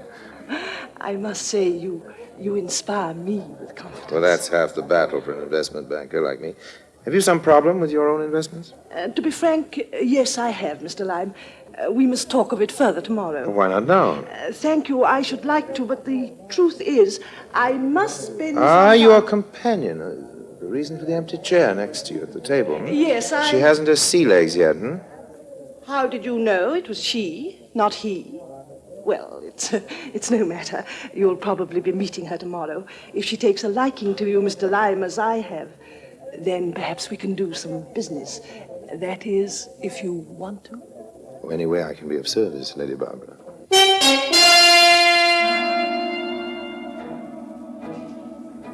Next morning, I ran into their steward, and he told me that both ladies were out promenading. With some caution, I went looking for them. True, I was on holiday, but still, if I could turn my hand to a piece of business. Besides, I was curious about this mysterious companion whose name was not even carried on the passenger list. Turning a corner on the promenade deck, I nearly bumped into them. Quickly, I ducked back behind a bulkhead as they passed. devrais-je faire? C'était drôle, hein? Tu es rigolo, ma princesse. Ma princesse. So, her companion was a princess. Uh-huh. For the rest, I'd seen that she wore a veil close over her hair and face, but no veil could conceal that beauty. And I'd seen something else that interested me, too. A string of pearls, matched pearls. I maneuvered into position for the next round on the promenade. Lady Barbara. Oh, good morning, Mr. Lyme. Anne, this is the nice man I've told you about who's been so kind to me. Mr. Lyme, this is Miss Jones. How do you do, Mr. Lyme? I am pleased to meet you. Miss Jones? Such an ordinary name for such an extraordinary young lady.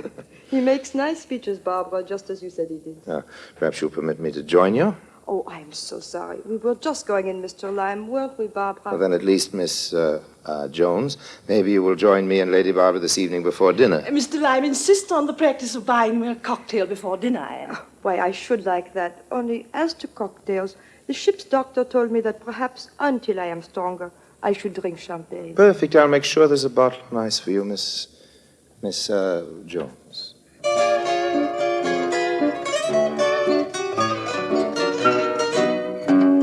Miss Jones, eh? I was sure that while that name Jones was a phony, the pearls weren't. This was promising to become one of the more profitable holidays I'd spent. That evening, I was in the lounge early, a bucket of iced champagne by my side. Mr. Lyme, as you promised, my wine. It's vintage, Miss Jones. I think it should be adequate. No, Lady Barbara? Oh, she was a little indisposed. She sends her regrets. Please sit down. Steward, I confess, Miss Jones, I'm not too sorry Lady Barbara's not joining us tonight. So? I was looking forward so to meeting you. You'd become a lady of mystery. And having met you this morning on the promenade deck, I spent the day looking forward to chatting with you this evening. Oh, more pretty speeches. All right, sir? Yes, fine. Now, fine, thank you. If the wine meets with Miss Jones' approval. Miss Jones knows little of wines, Mr. Lyme. She is content to leave such matters to you. You have won Lady Barbara's confidence, and that means that you have won mine, too. Then a toast to your improved health, Miss Jones. Now, why do you always pause, as if you do not remember my name? Oh, my apologies. Very rude of me. I'm awfully sorry. I accept your... Oh! What is it? Oh, my string of necklaces. It broke. Oh, my pearls. Oh, they're all... here, look out. Just hold still. You know how many of them there were? Now, don't move. Yes, there were 64. Just so we can make sure none of them have rolled under the... Here. Yeah, here's another. Oh, such a stupid thing. No, I really must apologize. Please. Here's another. Steward. No, it is all right. I think that's all of them. Let me see. Quickly, that's 5, 10, 15. Yes, sir. Just hang on a second, will you? The lady's string of pearls broke. It may be that one or two are still missing The first somewhere. time I have don't never know. done such a betise, such a foolish thing. 55 and 5 is 60, and 1, 2, 3, 4. Yes, that is the whole lot of them. Thank you, Stuart. Lucky thing, ma'am. Oh, Mr. Lyme, do me a great favor. Anything at all. I say you're sure they're all here. Oh, yes, sure. Take them, will you? You have an envelope, perhaps, or a safe pocket? Take them for me to the little jewelry shop. You know the one right on the stairs. Oh, sure, I know the shop, but... Maybe it's still open. You can have the man restring them properly on a Pleasure. strong new string. Or would you do that? Well, I'm not sure I like the idea, really, of wandering around the ship with a handful of loose pearls. These look like the real thing. Oh, no. They will be perfectly safe. Now, won't you? For me, such a little favor. If the shop should still be open, please? Leave you? Oh, I shall sit here quite quietly, just thinking how lucky I am that you were with me when the string broke, till you return. All right? All right. I'll be back as soon as I can.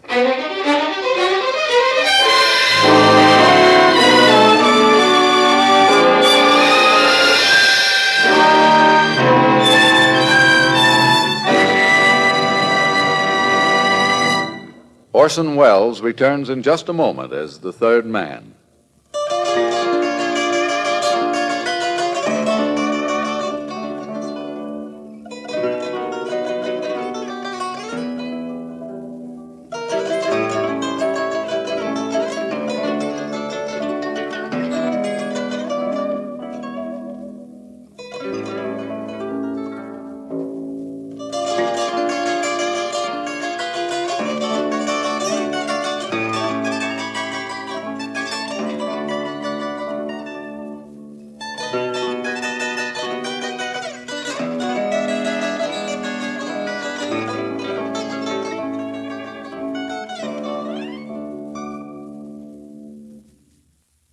And now, Orson Welles as the third man continues with Rogue's Holiday.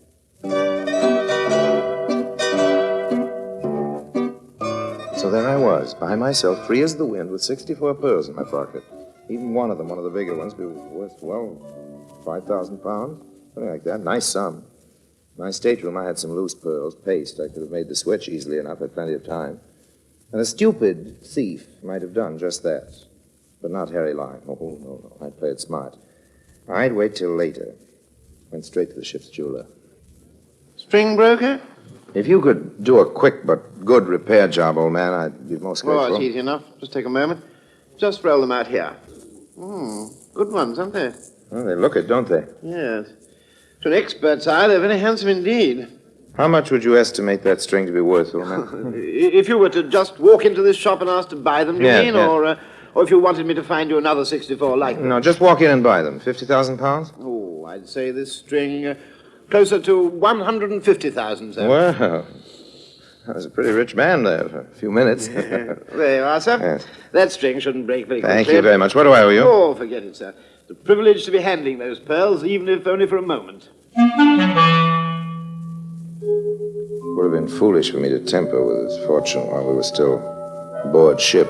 2 days we'd been in Southampton, at which there'd be still plenty of time. The important thing was to get this lovely girl's confidence, which I most certainly did. And the second thing was to pry under her incognito. Who was she? Which princess of the blood was anxious to conceal her identity under the plebeian name of Jones, and why?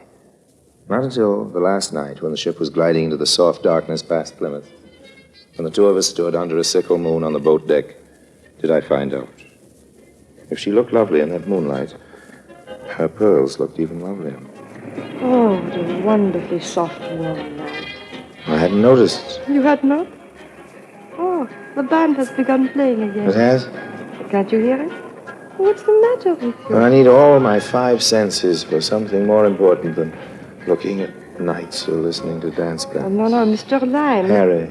Oh, now, Harry, you must know. If the night is warm, it's because it must be to afford you a warm mantle. If the band is playing, it's only to provide a setting for your voice. Miss Jones. My name is Yes? Anne. Don't move. Please. What price the warmth of the night or the music of the band?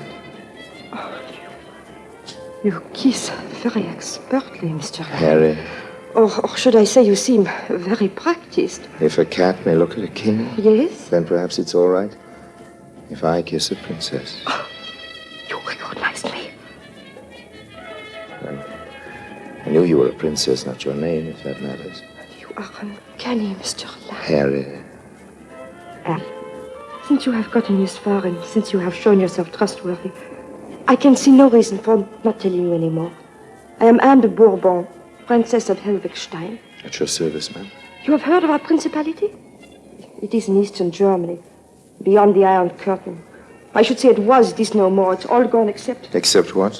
I'm not sure. I will not know until I meet my husband in London. If I meet my husband. If? Well, there's some doubt.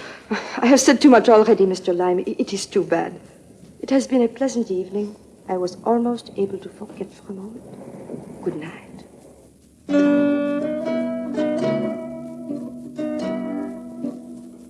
She was gone, just like that.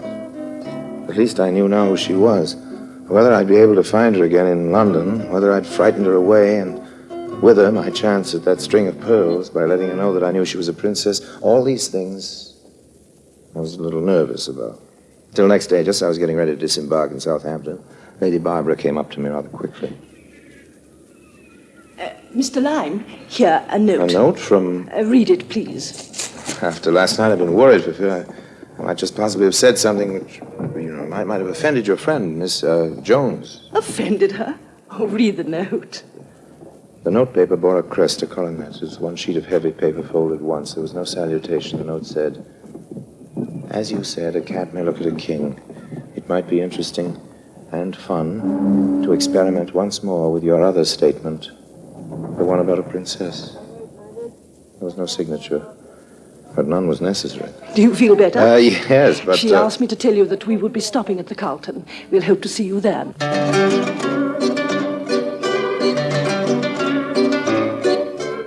So she had arranged that we should meet again after all. But when we met again, Away from the dangerous confines of an ocean liner, I proposed to relieve her lovely neck of those lovely pearls. Oh, sure, I was on a holiday and sentiment was involved, but these were factors that had to be disregarded. My scheme was foolproof. As it turned out, the scheme wasn't needed the first time I saw her in the sitting room of her Carlton suite. Mr. Lime. Oh. All right, Harry. Harry, you have already done me one favor. I hate to ask you, I've but... told you I'm at your service, Miss Jones. No, call me Anne, please. If you want me, Highness, I shall be at... Oh, no, don't leave, Barbara. Stay with us. You know the favor I have to ask of Harry anyway. I started to say anything short of murder, Anne. No, it's nothing like that. First, listen. On shipboard, you remember, I told you I was to meet my husband. If, you said. Yes, if. This is the if. Years ago, Harry, when the Red Army was driving through East Germany, we had to flee. My husband hid what was valuable that we had. Jewels, some gold plate, a pitiful collection, really, but all we had. He hid it himself. He alone knew where it was. He trusted in those days no one. Then, a few weeks ago, we planned to get it back. It would cost us a lot, we knew. Bribes, the purchase of a plane, fee for the pilot, more bribes and always more bribes. Klaus had to fly into Helvigstein, don't you see, himself. A mad and dangerous idea. I think so. But he refused to tell anyone else where his cache was. He could not trust anyone. I went to America to raise some funds that was needed. Lady Barbara has been good enough to lend us more. But just today, I have learned that even more is needed. More money? Mr. Lime, say no quickly if you cannot do me this favor. But I have exhausted all my other resources. If you knew how much it costs to bribe these officials over here. Oh, I'll bet. How much do you need? Oh, you will do it? It's just a loan, mind you. It's a pleasure. Lady Barbara's investment will bring her all we need at the first of the next quarter, and then I can repay you with... Please, how much do you need? 10,000 American dollars. It is too much? No, I don't think so. No, certainly not. And see, for security, Oh, security, on your loan, or here, you will take this, my pearls. You have already once guarded them well. Oh, please, I wouldn't dream of... Yes, I insist. Otherwise, I will not even ask you for the loan of the 10,000 American dollars. Oh, well, if you insist. Here, take them. Now, how can we arrange to get the money? Well, I have more than that here in the hotel safe in American dollars, too. Just let me ring the desk.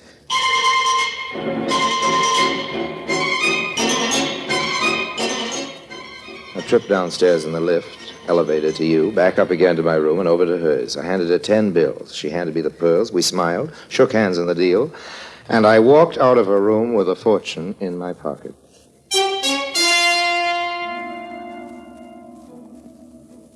Call for a celebration. Pal of mine runs a pub saloon to you in London. I use it as a sort of message center. I have letters sent me there. My pal knows all the gossip who's in town, who swindled whom, all the news I need in my business, so I went straight to him.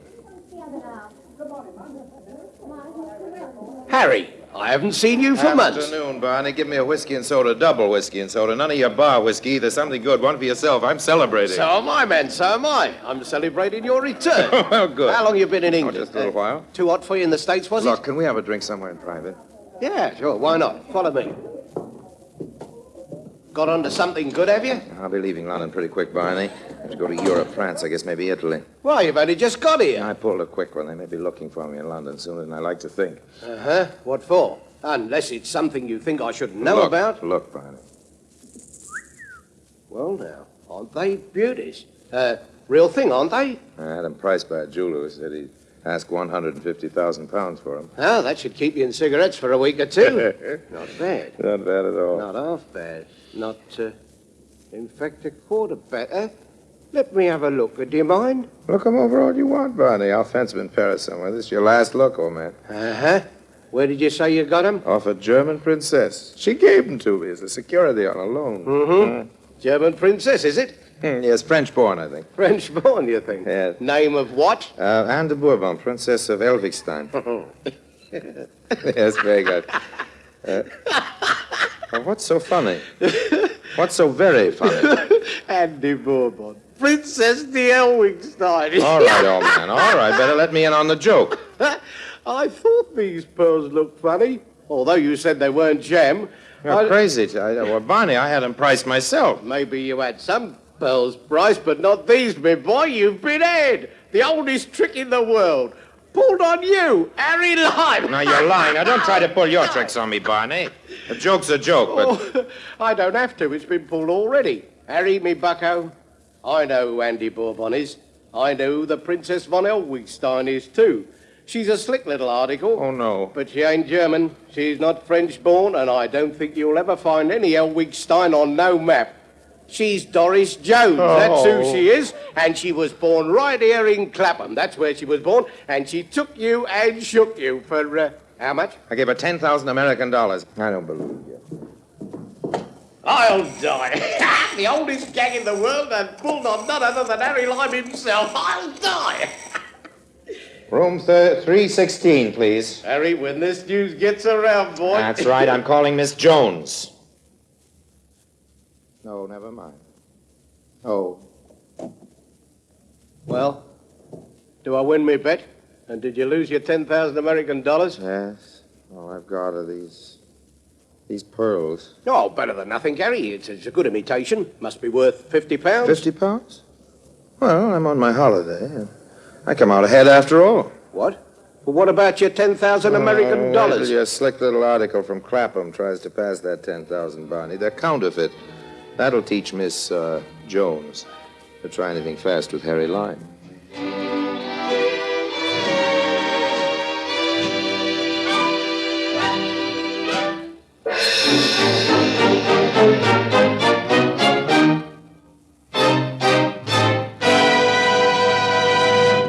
Harry Lime returns in just a moment.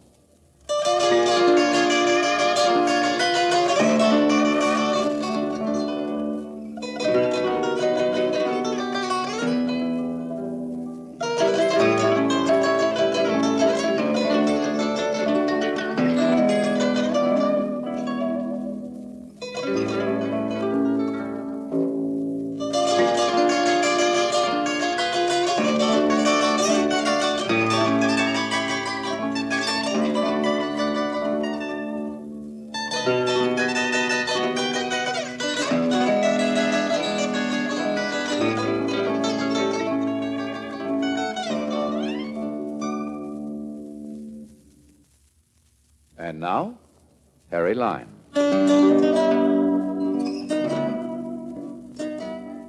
Well, it seems that Miss Jones found herself a legitimate prince, one of those exiles in Portugal, and settled down with him in Lisbon. I ran into her at Estoril a couple of seasons later. She was a real princess now. But it seems His Highness isn't as young as he was and probably never was, so the princess is very democratic. She asked me to their place for dinner, said she thought I'd be interested in some of the interior decorations. I was. She complimented me on my nice set of pearl studs, which she recognized, and showed me into the cloakroom, which was entirely wallpapered in American $10 bills, or a reasonable facsimile. I recognized them. No hard feelings, you understand. It's a pleasant little caper, and I always enjoy moving about amongst the upper classes. It's so educational. Well, goodbye for now. Don't take any lead nickels. And remember, if you can't manage to resist temptation, be sure you get it appraised.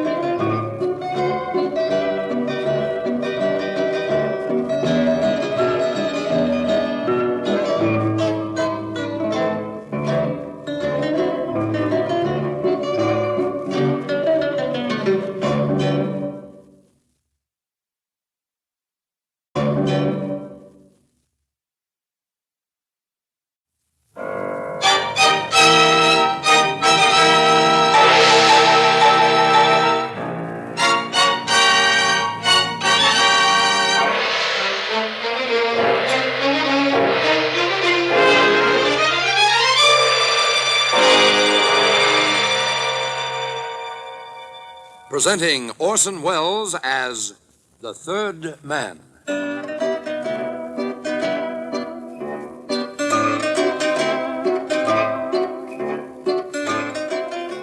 Lives of Harry Lime.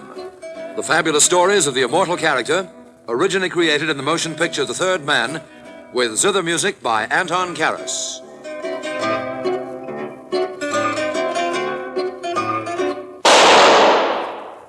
That was the shot that killed Harry Lime. He died in a sewer beneath Vienna. As those of you know who saw the movie The Third Man. Yes, that was the end of Harry Lime. But it was not the beginning. No. He had many lives.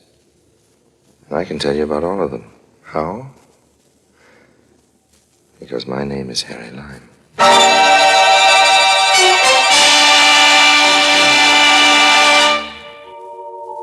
Buenos Aires, July 1944. The Argentine papers were full of the attempted assassination of Adolf Hitler. It had failed, but all of us knew that the Nazi Party was doomed. Buenos Aires was full of those once high in the Nazi councils, and they brought with them money, jewelry, art treasure.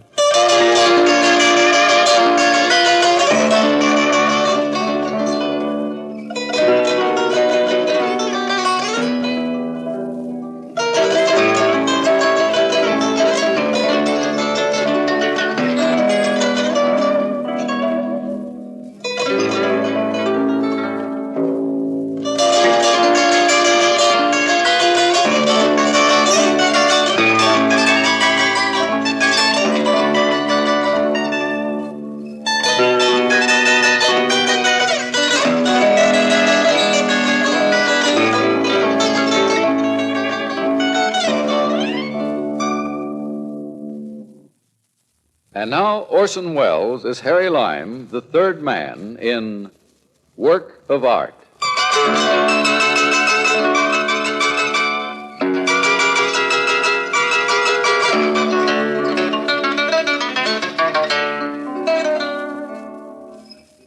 Yes, there I was in Buenos Aires, just a clean-cut young American boy looking for a chance to hustle an honest buck. A friend had given me a letter to Senor Juan Fernandez, a gentleman with a handsome face, impeccable manners, and no morals. My informant had indicated that the senor might be helpful in guiding me along my chosen path. But when I called at his art galleries, housed in a brownstone building just off the Plaza del Congreso, he refused to see me. Well, there were always other sources of income to be found without Senor Fernandez's help, and the bar at the Casa del Oro seemed an ideal place for a young man to start a career.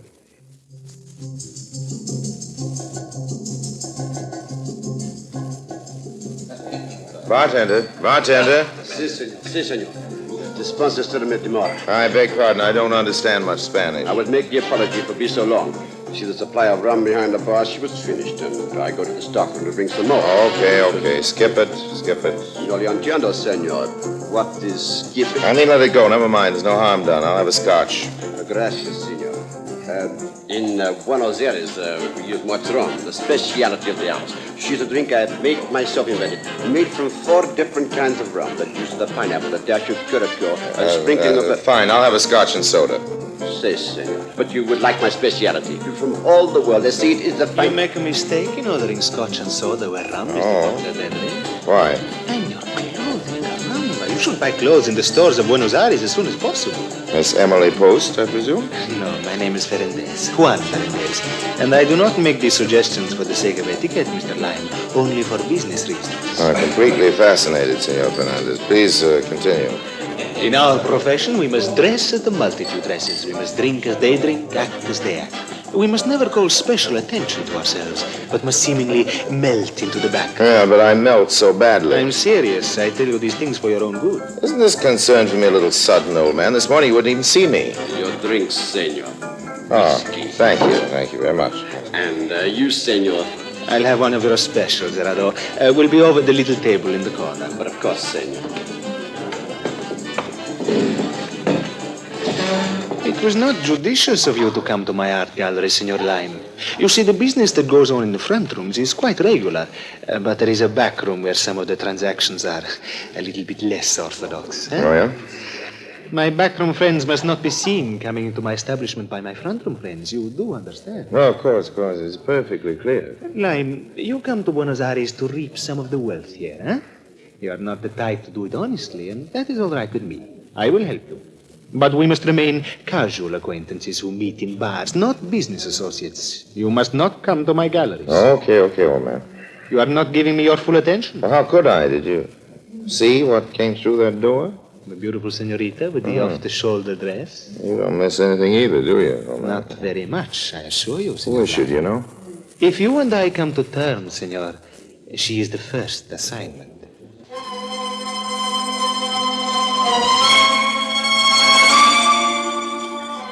Senor Ferendez was about as communicative as a penguin. With a display of the ultimate in old-world manners, he refused to say another word about the slender, dark-eyed beauty who had suddenly set my pulse pounding. Instead, he turned the conversation to other types of beauty, those found in paintings and sculpture. He began to test my knowledge of the arts and perhaps my conversational abilities. Apparently, my proficiency at the latter made up for any deficiencies in the former, for we soon came to terms. It wasn't until a second meeting, however, that the exact particulars of my new trade were explained by the master. We'd met accidentally at a roadside refreshment stand near the suburb of Belgrano. It is my desire that you make friends among our new residents. You can gain invitations to their homes and go through their private galleries, huh? There are many such private galleries. Well, that sounds interesting. Might even get a job later as a tourist guide. Your job will be to guide some friends of mine to the finest, the most expensive works of art in town. You must equip them with full descriptions of the galleries, the houses containing them, the personnel, the entrances, the exits. Okay. Our souls have met. And now to that first assignment you spoke about, the senorita. Yes. Little is known of Senorita Melissa Corday. She came here a few months ago. She rented an expensive villa, and she's invited only a few close friends to see her art treasures. But according to reports, she's the owner of the most valuable painting in all of Buenos Aires, an original Rubens, worth a fortune. All that and original Rubens, too.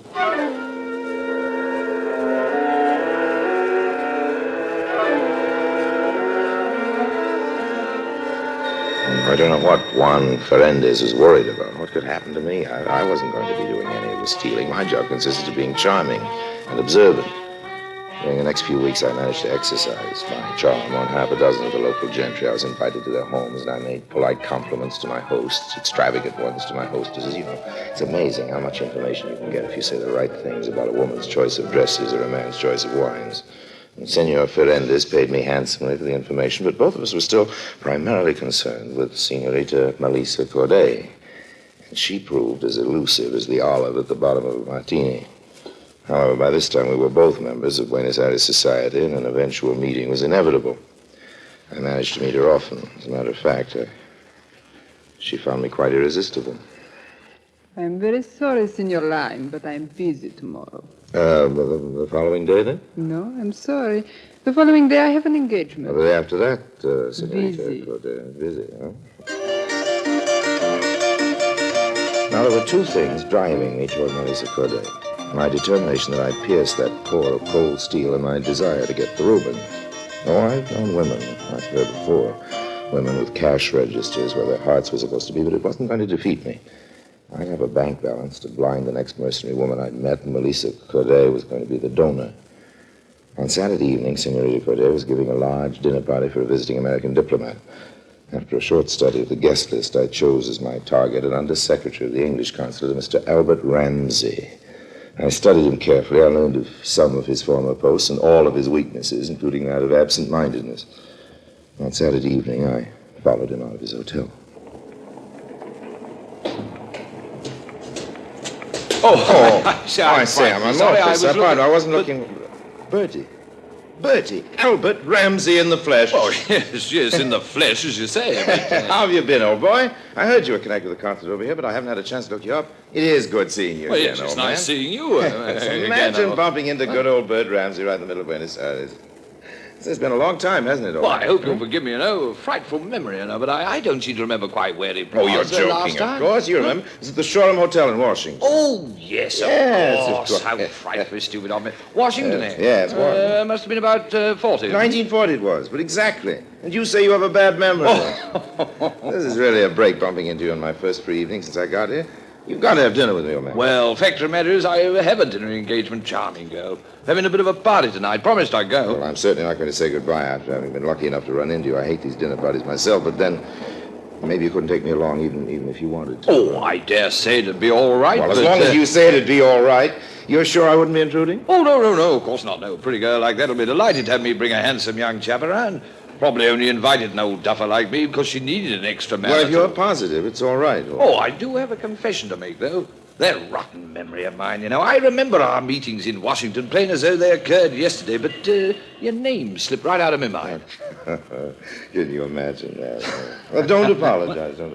It's Lyme. Harry Lyme.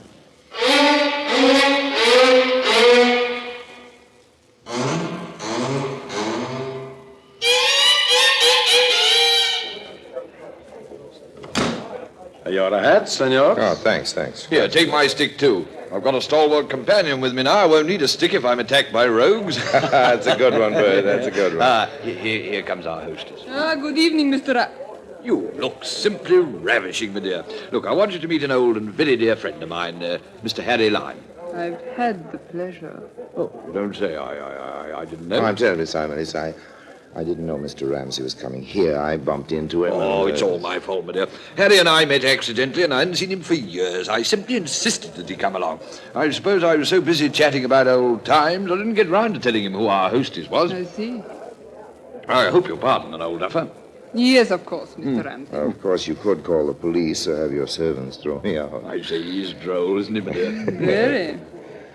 Well, come in and have a drink. The others are a little ahead of you already. Oh, we'll catch up, won't we, Harry? Oh, I don't think I'll have a drink tonight. I don't want a chance dulling my senses. I understand Melissa has an art collection that's really worthwhile seeing. You're interested in art? Oh. Somehow I didn't think you would be. I'm very, very, very interested. Perhaps I've been wrong in my estimate of you, Mr. Lyme. I'll be happy to show you my gallery, if you really think you'd enjoy it. Well, honestly, Miss Corday, nothing could fascinate me more.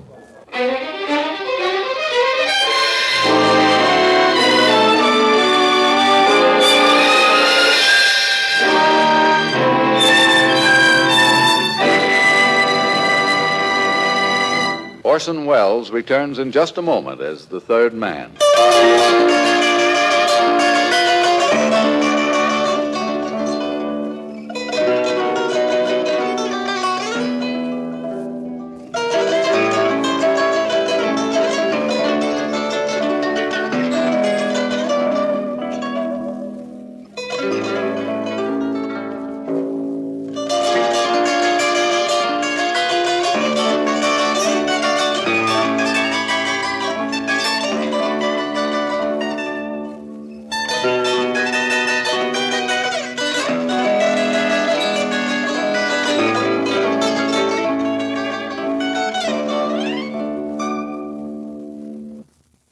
And now, Orson Welles, as the third man, continues with Work of Art. Dinner was an eternity of rich food and rich people. The small talk was so small it was almost non-existent. But for one thing, I could be thankful. My pal, Bertie Ramsey, forgot me in his absorption with a mustached Ecuadorian woman. He was probably fascinated by the task of counting her chins. No mean job, since she was constantly quivering with laughter. At any rate, the dinner was over in what seemed like a mere few months. And after what Mr. Ramsey probably would have called a decent interval, I persuaded Melissa Corday to take me on a cook's tour of her gallery. Well, this is it. Oh, it's magnificent. Why, there must be a fortune represented here. It means little to me now. Perhaps someday it may have value for me again. Melissa, maybe you don't realize what's wrong. You're lonely. This first painting's quite interesting. A little-known artist, Constantine Langmuir, painted it. I suppose it has little intrinsic value, but I recognize the scene. A little cove on Riviera where I used to go when I was a child. Oh, that's lovely. That's a Degas over there, isn't it? Yes. And a Rubens. That is a Rubens, isn't it? Yes. When I first got it, I thought it was the answer to all my dreams. And it isn't now? It's almost worthless. Melissa, you can make things worthwhile again. You can learn how to dream again. Please, Harry. You're hurting my hand. You're hurting my heart. Melissa, I don't know what's holding you back, but sometimes when we've been hurt, we build up a wall around ourselves. I know because I've been hurt. I've been lonely. Maybe neither of us has to be lonely again. No. Harry, please. I didn't intend to kiss you by force. I think maybe I'd better go back to my other guests. When you're ready to rejoin the others, just pull the door firmly. It's self-locking. The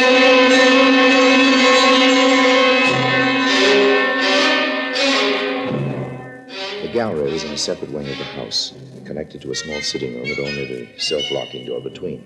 The sitting room had a large French door that led to a small balcony, and the street was only 7 or 8 feet below. On the other side of the sitting room was a boudoir, Melissa's. The servants' quarters must be miles away. It was a setup. And Harry Lime wasn't going to give this setup away for any 25% of the Rubens' value. But Ferrandes take his 25%. It was going to be 75 for me. I wedged a match in the lock, and then I rejoined the gay party of the doddering diplomats. Oh, well, there you are, my boy. Did you manage to come out with the Picasso under your coat? It wouldn't quite fit, my dear. We'd all give our eye teeth of some of Melissa's paintings.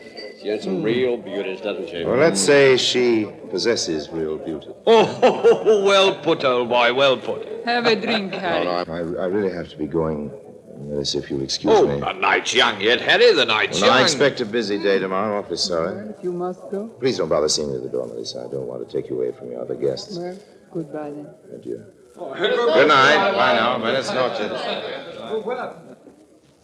You are leaving, Senor Lime? Yes, I have to be going. I'm sorry. I will get where you go. Oh, I just had a little accident. The button off my coat. You wouldn't happen to have a needle and a thread, do you? A needle? A gujaillo. A gujaillo. Si, Senor Lime. Pedro has, right here in the cloakroom. And a pair of scissors, a sharp knife, or a razor blade, something of that kind. You have one? Si, understand the razor blade. Have here. See? Needle, thread, razor blade. You want Pedro to sew on? No. Thanks very much. I can manage. I hate to keep troubling you, but suddenly I seem to be very thirsty. Do you think I might have a glass of water? Si, senor. Well, thank you. If you could get it while I sew this on. Of course, senor. I shall be right back. No. Take your time. Take all the time in the world.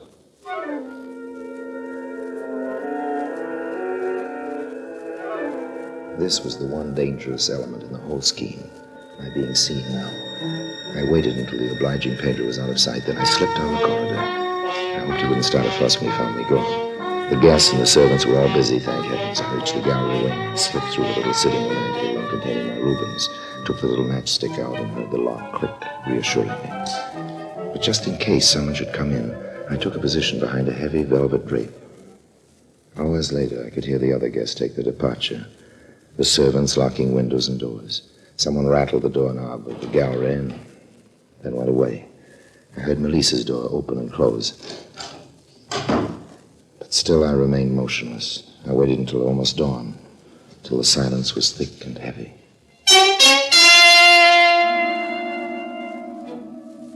Stealthily, I approached the priceless painting. I took the razor and slipped the canvas neatly from the frame. I rolled it up and slipped it into the lining of my coat. A few hurried stitches took care of the rip I'd made for it. I held my breath as I tiptoed to the door and opened it gently. Crossed to the French door that led to the balcony. Below was the street and safety. The latch worked easily. I started to turn the handle.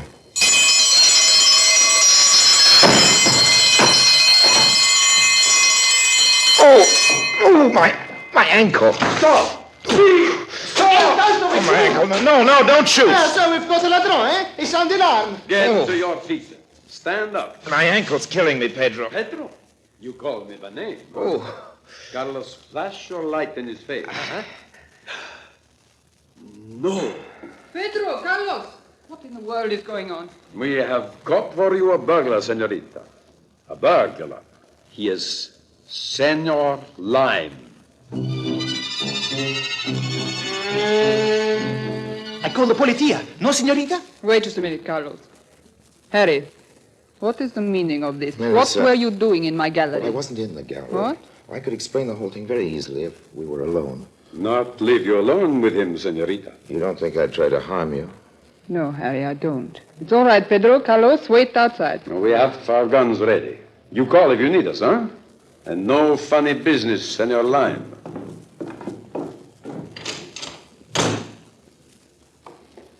Well, Harry? I did a silly thing. I guess you wouldn't talk to me earlier, and I had so much to tell you.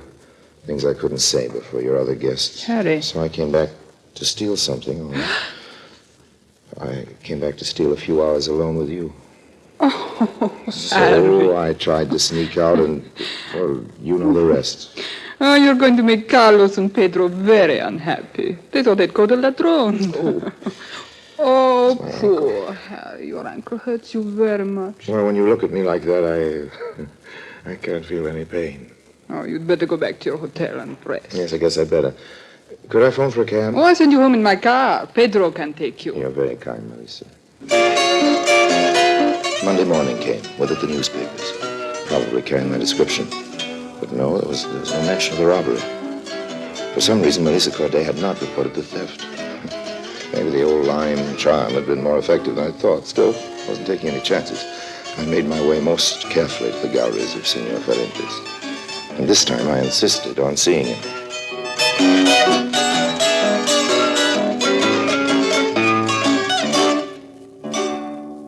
You should not have forced your way in, Harry. I told you I had to see you, and you'll be happy to see me. What in the world are you doing? Just removing a little painting I happened to pick up. Look. The Rubens. That's right. Mm-hmm. Need the money for it right away, Juan. I have to get out of the country now. Obviously. I get 75% this time. Of course, I know you haven't got that much cash hanging around, but I thought you could give me as much as you have now. I have enough to pay you what this is worth. Oh, what? This is not an original Rubens, Harry. But you were the one who told me. I had never seen it when we discussed the matter. It's a good copy, a very good copy, worth $100 perhaps. No. So that's what she meant. It's almost worthless. I was worried about her morale. What's her game, Juan? Oh, I suppose a very old one, insuring a fake, permitting someone to steal it and giving him ample time to make a getaway, and then suddenly discovering the loss and reporting it to the insurance company. So now the insurance detectives will be after me, and for a $100 copy. Oh, those insurance investigators are always the most relentless. And she's in the clear. If I'm caught, she didn't dream it was a copy. If I make a getaway, she's rich. It was all window dressing, those servants, the house, everything. You better leave, Harry. Pedro, he'd make a lovely witness. He even gave me the razor blade I used. I have a friend. He owns a small freighter, and it sails in a few hours. I'll call him. The Natalie Third. It's moored in the Puerto Nuevo. I'll find it. I'm awfully sorry, old man. I'm a little short of cash. Here, $100 for the Rubens copy. Oh, I don't know what I can do with it. The skipper of the freighter is a friend of mine. He will not charge you more than $100. Okay, well, goodbye, old man. I suppose I just encountered one of the hazards of the profession. Thanks for the 100. You're welcome. He's gone. Yes, Senorita Corday, you can come out now. I don't know how I can ever thank you. You were my only chance. I had to come to you, Senor Ferendes. It was a great pleasure to save your masterpiece for Oh, you. that wasn't all you saved. No? If I'd called the police last night, there would have been no way of explaining the presence of an attractive man in my home at that hour. Mm-hmm. One who'd been present all evening. It would have been compromising. I never could have obtained my divorce. My only reason for being in Buenos Aires would have been shattered. My months of being rude to every man who looked at me, lest my husband's agents could misinterpret my friendships. You know, I'm beginning to think I was never cut out for this business. We Spaniards are too sentimental, eh? Like Harry Lime, I might have made a fortune out of this painting. Imagine getting it back for $100. But with no profit to me. All I accomplished was the saving of a woman's reputation. A perishable commodity at best.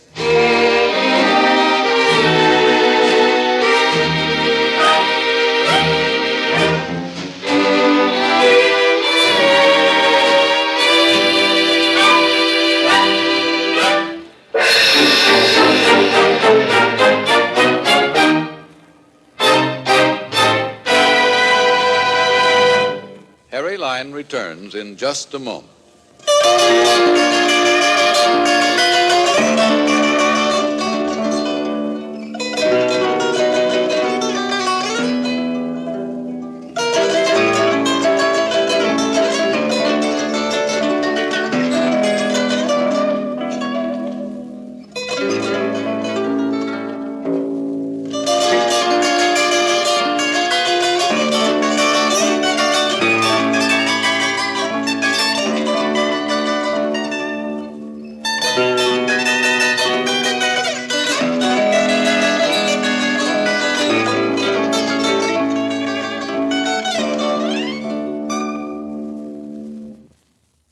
And now, Harry Lime.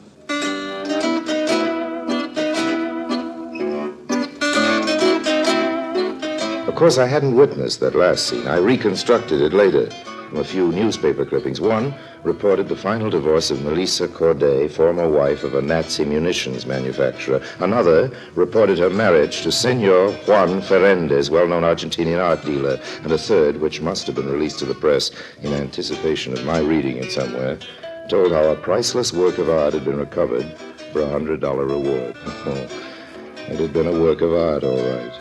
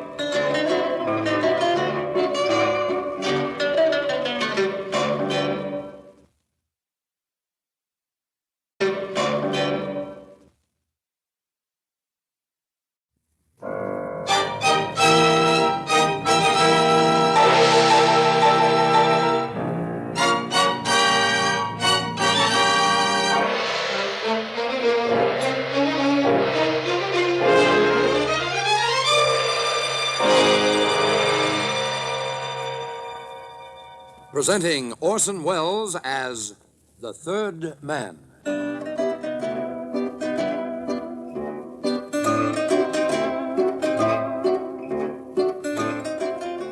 The Lives of Harry Lime. The fabulous stories of the immortal character, originally created in the motion picture The Third Man, with zither music by Anton Karas.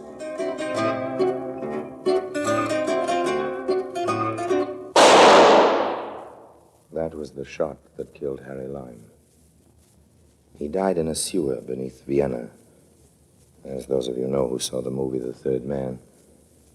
Yes, that was the end of Harry Lime. But it was not the beginning. No. He had many lives. And I can tell you about all of them. How? Because my name is Harry Lime.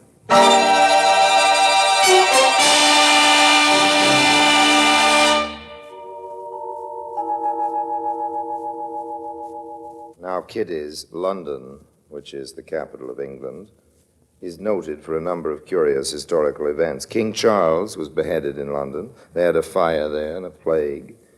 And it is also the place where Harry Lime broke 3 music boxes and founded an orphan asylum. Please don't ever say I'm not a music lover and a philanthropist, because I'm not.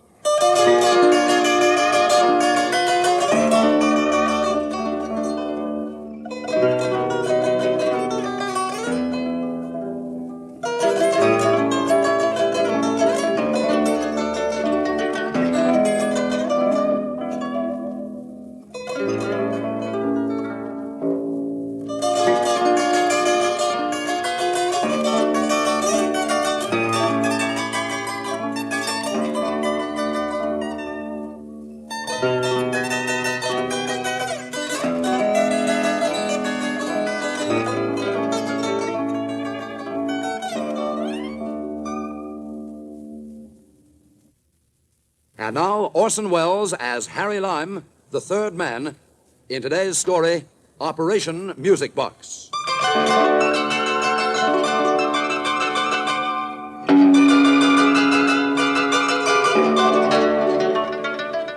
Good afternoon. Mr. Dowdley? That's right, madam. I'm interested in a music box. Certainly, madam. We have a number. I'll go and get them.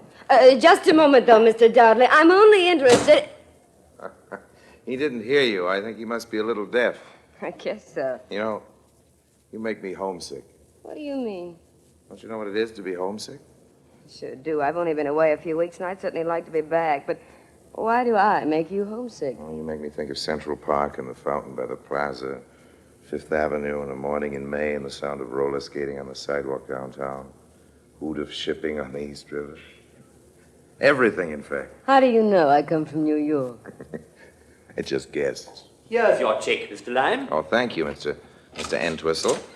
Here we are, madam. These are all the music boxes we have. These two are 17th century, and this one 18th century.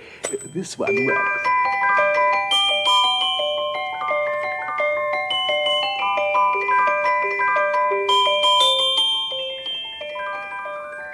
That's a delightful tune, isn't it? I should have explained, Mr. Dudley. I don't care if the music boxes were made in the 17th, 18th, or 19th century. In fact, I don't care when they were made. What I want to know is, when did you buy them? But, madam, surely the value of a music box lies in when it was made, not when it was bought. Not to me, Mr. Dudley. I'm only interested to know whether you purchased any music boxes between February and June of last year. We're here to sell antiques, Miss...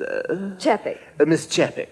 Not to disclose records of our purchases. If you'll excuse me butting in, I guess what this lady's trying to say is that she's ready to buy any music boxes you happen to purchase during that period that she's been... I'm not trying to say anything. I'm quite capable of making myself understood, thank you. But, Miss Chappick, do I take it that it is as Mr. Lime here suggests? Yes. Well, in that case, we'll see what we can do for you. What do our records say, Mr. Entwistle? Yes, let me see. Yes, during the period in question, sir, we purchased 4 music boxes, 3 of which have since been sold. And the fourth? It's the one Mr. Dowdley is holding at the moment, madam. May I look at it, Mr. Dudley? Certainly. Got a hammer. A hammer? Hammer? Yes, a hammer. Hey, you're not going to buy this music box just to smash it up, are you? Yes, do you mind? Well, it's all right with me. I've never heard of such a thing. In 50 years' experience of selling antiques, I've never heard of such a thing. Why should you care? You can name your own price. Oh, there's a little more to it than that, isn't there, Mr. Entwistle? Certainly, I think so. Miss Chappick, I don't like to see beautiful things willfully destroyed. No? I said you could name your own price, Mr. Dudley. Oh, in that case, I must warn you the price will be a stiff one. Entwistle, give Miss Chappick a hammer. What? Very well, Mr. Lime. Is this a habit of yours, breaking up music boxes? You don't know how many I've broken up in the last week. Well, here comes your hammer. Here you are, Miss Chappick. Thank you.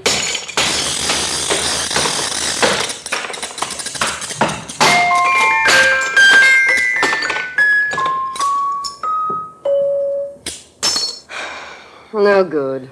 And that little act of wanton destruction, Miss Chappick, will cost you exactly £35. It's okay, Mr. Dudley, but I'd like you to do one thing more for me, if you will. I'd like you to let me have the names and addresses of the people who bought those other 3 music boxes. I'll pay a stiff price for that, too. Oh.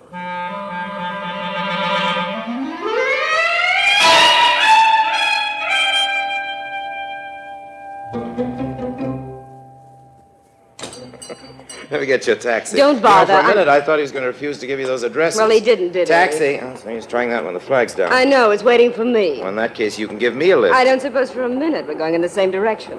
That's just where you're wrong.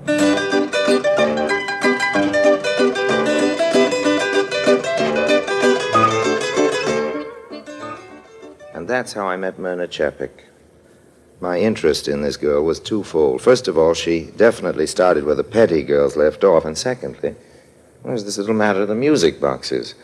My left little toe was twitching. Could have been the damp weather, of course, but with me it's usually a sign that money is in the air.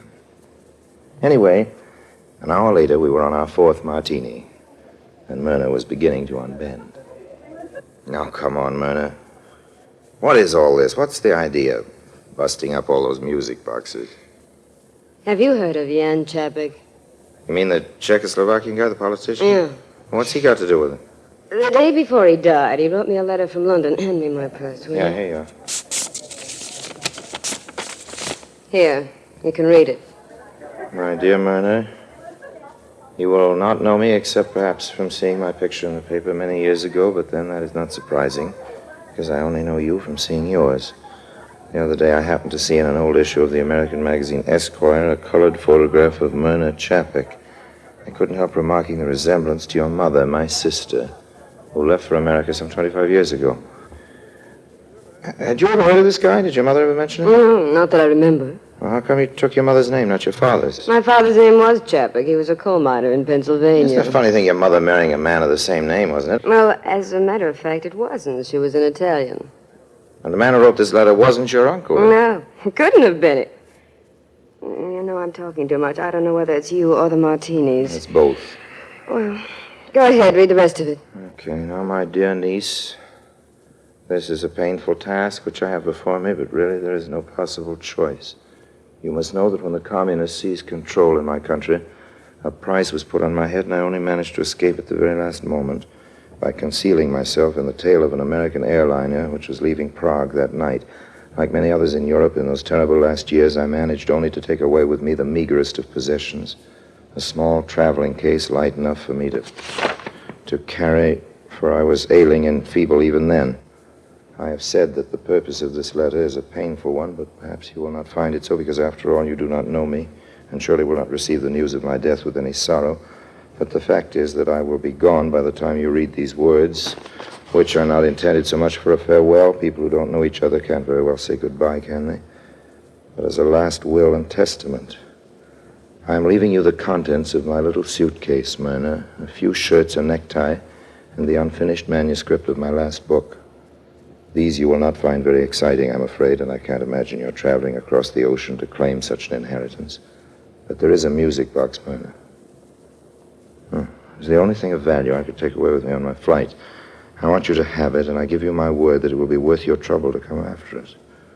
The landlady, who is not a sympathetic woman, has not been entrusted with the secret, and unluckily she has not been paid for the rent of this attic room for several weeks. By the time you come to London, she will have sold it, and you must find out where and to whom, and you must buy it back.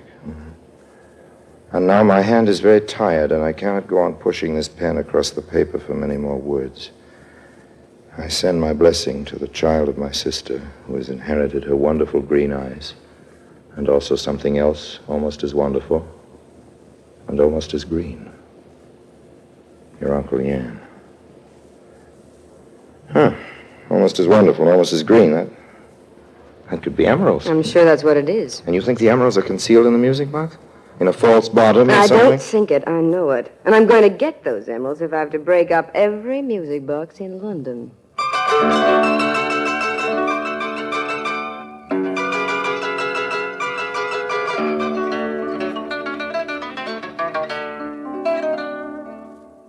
I left Myrna a good deal later that night. We'd had a wonderful time. I had her promise that we'd meet the next evening. I also had something else. I had that list from Dowdley's antique shop. Oh, yes, I know what you're thinking. You're thinking I pinched it out of her purse. And you're right. That's what I did. Somewhere in London, there were 3 music boxes. In one of those 3 was a fortune in emeralds, and I've always been a great believer in the old adage, finders, keepers. Yes, if anybody was going to break up any music boxes, it was going to be me.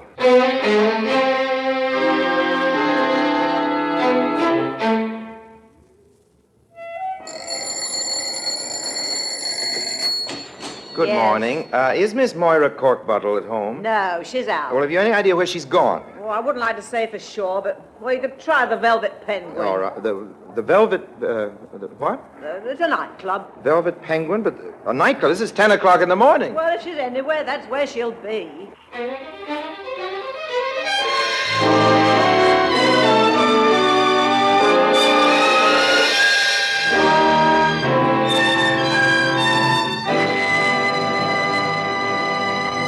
Orson Welles returns in just a moment as the third man.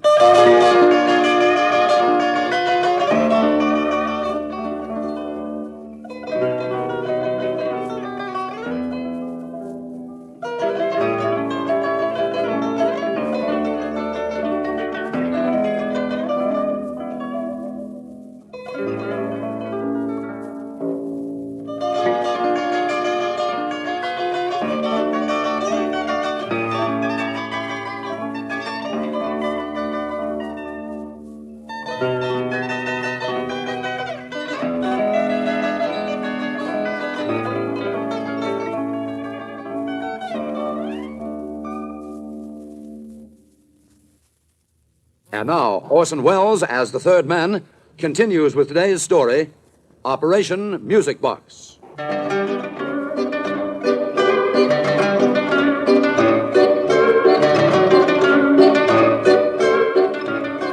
Like all nightclubs, the Velvet Penguin looked more than ordinarily squalid at 10:30 in the morning. Most of the chairs were piled up onto the tables, and by the glare of a work light, an unhappy-looking character in shirt sleeves was pounding the piano. A girl was singing. 3 or 4 other girls were waiting their turn, while a committee of fat, sleek gentlemen sat in judgment. Okay, honey, that'll be enough. We get the idea. Yeah, what's your name again? Moira Corkbattle. Yeah, we'll let you know if anything turns up. Don't call us, we'll call you. Next.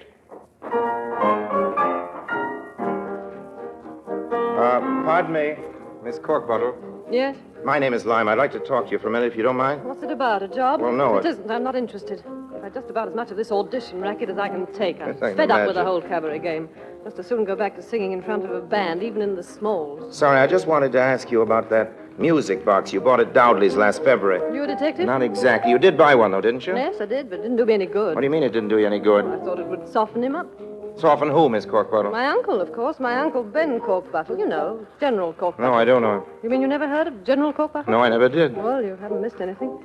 He's an old skinflint and he hates women, even nieces who send him nice antique boxes filled with his favorite Turkish cigarettes on the occasion of his 101st birthday. Is he really that old? Of course not, but he acts that way. He has the box. Yes, when last heard from, he had the box. I wish he had the measles. Would you like to be a good kid and give me his address? Yes, all right. Give me a bit of paper and pencil, and I'll write it down for you. Here you are. I'll write it on this.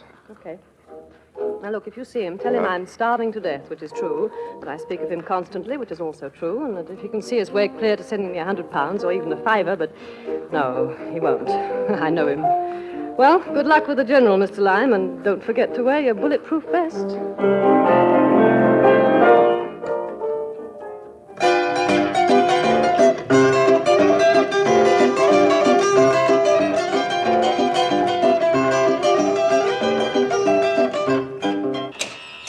Go away or I'll take my stick to you. Wait a minute. You don't look like a peddler. Oh, no, sir, I'm not. I'm a collector. Dust collector? Garbage collector? What kind of collector? Well, speak up. Music boxes. Oh, another one. By gad, the thing's turning into a positive plague. Well, come in. Let's get to the bottom of it. Thank you, sir. We'll come into my study. Now, then, what's the explanation of this wild rash of music box collectors? Who'd want a music box? Blasted things make you jump. Give me the jim jams. Well, come in, young fellow. There must be something in music boxes I don't know about. A fine-looking young woman like Miss... what was your name again, my dear? Chapek, we know each other, General. Oh, you do? Yes, we do. Yes, well, that's not surprising. After all, you music box bugs probably have some kind of club or other. Old meetings, swap boxes and all that, eh? Oh, we're going to hold a meeting, General. You can be sure of that, Harry. Now, please, Myrna, don't misunderstand. I understand perfectly. Now then, I haven't got all the morning. Here we are now. Now then, before this young fellow interrupted us, you were making me an offer. Yes, for your music box, General. Oh, that is if you're willing to sell, General. What's your price? £2. £3. £4. £10. 15 guineas. 25 guineas. This is as high as I'll go.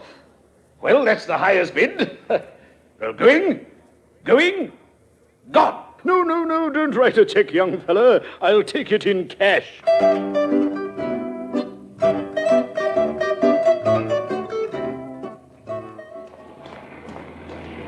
You've got a nerve horning in on this. I guessed you were up to something when I missed that list from my purse. You took it, didn't you? Sure, I took it. What are you worrying about? You seem to be doing all right without the list. Only because I happen to remember seeing the name Corkbottle on top of the list, and luckily there are only 3 or 4 of them in the phone book. Smart kid. You deserve better luck. My luck's all right. I've caught up with you, haven't I? From now on, you've got yourself a constant companion, Oh, good. so you'd better start getting used to it. Well, that shouldn't be hard.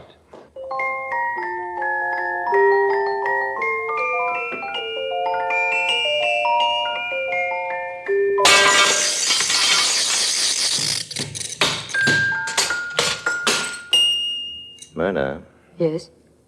give me that hammer.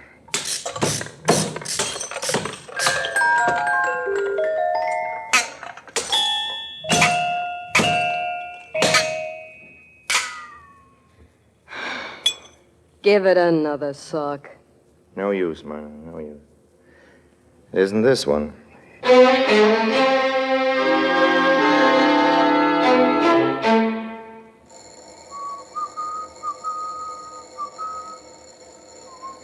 How do you do? Good Are afternoon. you Are you Mr. Chelychev? I am Count Chelychev. Oh, I beg your pardon, yes. Count Chelychev. I wonder if we could come in for just a moment. Well, I Count don't know. I Chelychev, am pressed for time. Oh, we won't take... Well, no. I suppose I can spare you a few minutes. Oh, thank just you very a few much. minutes. Thanks. Come in. An awful Come lot. in. Most kind of you, Count. Because This way, Swell place you got It is. here. It's wonderful. I can see that you're a man of taste, Count Yes. Chelychev. You've got some lovely pieces of furniture It here. is possible.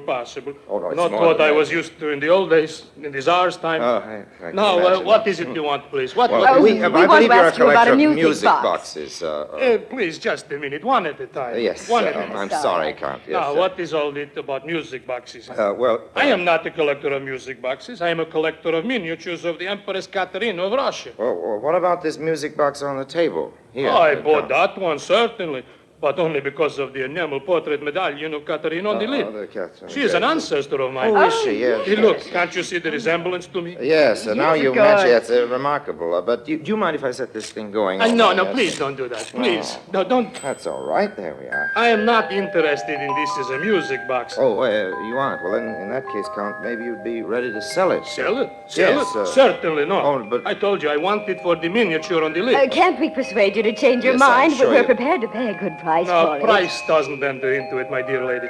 I don't buy things to sell again. Well, this particular music box happens to be awfully important to us, Count. I It's, can't help that. I'm sorry. I couldn't possibly sell it. No use talking.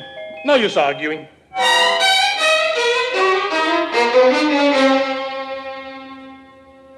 You know, it's a very lucky thing for you, Myrna, my girl, that you've got me as a partner in this business. I hadn't noticed Oh, it. no? There wasn't much luck about the Chelychev episode. We haven't got the book. We soon will have the box. How come? Because, my dear old girl, it so happens that just for kicks, I once took lessons from one of the best cat burglars in the business.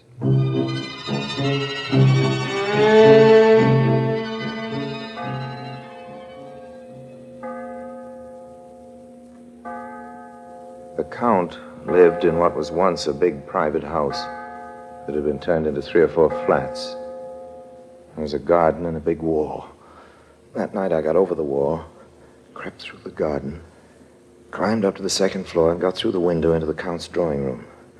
I worked quickly and quietly. I cut a small section out of the crystal cabinet with my diamond cutter that contained the Count's objet d'art, got through to the latch, unlocked it, and seized the music box.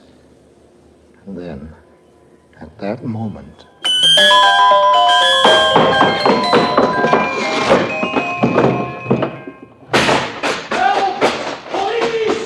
Police!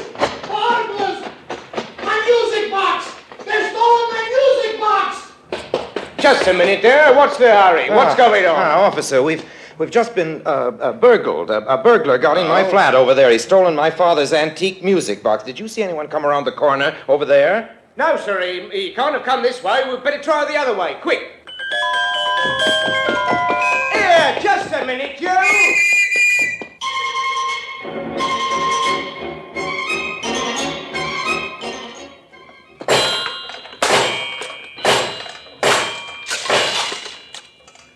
Well, there were no emeralds on that one. No.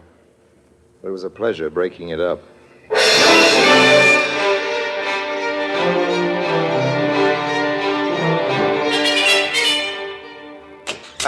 Good afternoon. We'd like very much to see the Principessa Marguta How Arsoli. did you two get past the old porter downstairs?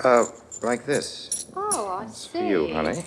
Well, I'm afraid the Principessa wouldn't see you without an appointment. Tell me, before she was married, wasn't she Mabel Schroeder from Dubuque, daughter of the chain store king? Yes, she And was. she was divorced from her husband last year, wasn't she? That's right. That's who I told you. That it was, don't mean she's looking for any boyfriends. With her money, there's always plenty of those Well, around. don't look at me like that. I only want to speak to her. I really don't think it's possible. Here she comes now. Ethel. Good I'll speak to afternoon, these people. Principessa. We've been trying to locate a music box. A music box? Yes, it's it's a music box we've been trying to locate. I don't know whether you Anybody sent you a music box, Principessa? Yes, we certainly did have a music box. Mr. Lime. Lime. Yes. A gentleman friend of mine gave it to my little daughter, Shirley. Oh? We haven't got it now. Oh. We gave it away to some charity or other. What? I believe it was the St. Andrew's Foundling Home and Orphanage down in the East End here. Shirley sure hated that music box. Why was that, Principessa? She couldn't stand that tune. What tune? Oh, you know, that awful tune.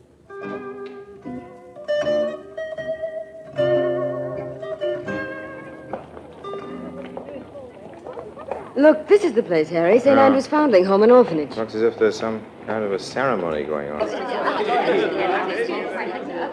Silence, please. Silence for our director. Thank you, thank you. Ladies and gentlemen and children, a little while ago, some kindly soul sent to us anonymously, amongst other gifts, a music box. A few days later, little Billy Gubbins, whom you all know, whilst playing with the box, stumbled and dropped it. This incident, trivial in itself, had the most surprising result. A secret compartment in the box was revealed, and in it were jewels. Naturally, we made inquiries in an effort to identify the donor, but fortunately for us, they all proved fruitless. And it is from the sale of these jewels that the building of this wonderful new wing is being financed. Here in my hands is the very box that brought about our good fortune. And I might add, it can still be used as a plaything by little Billy Gubbins. Listen.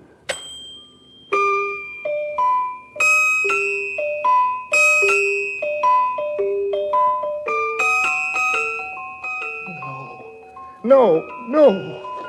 Harry! Does there happen to be amongst the visitors a doctor? A gentleman back there seems to have fainted.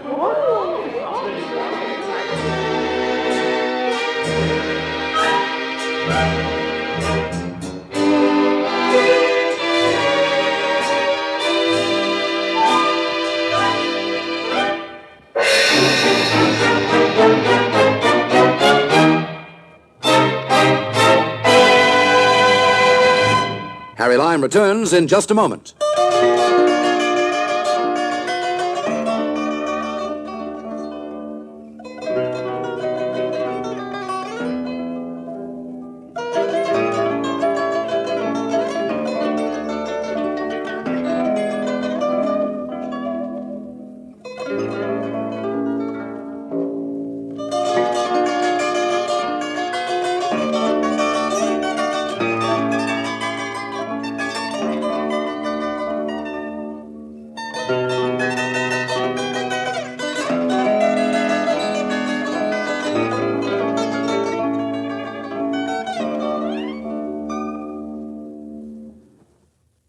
And now, Harry Lime.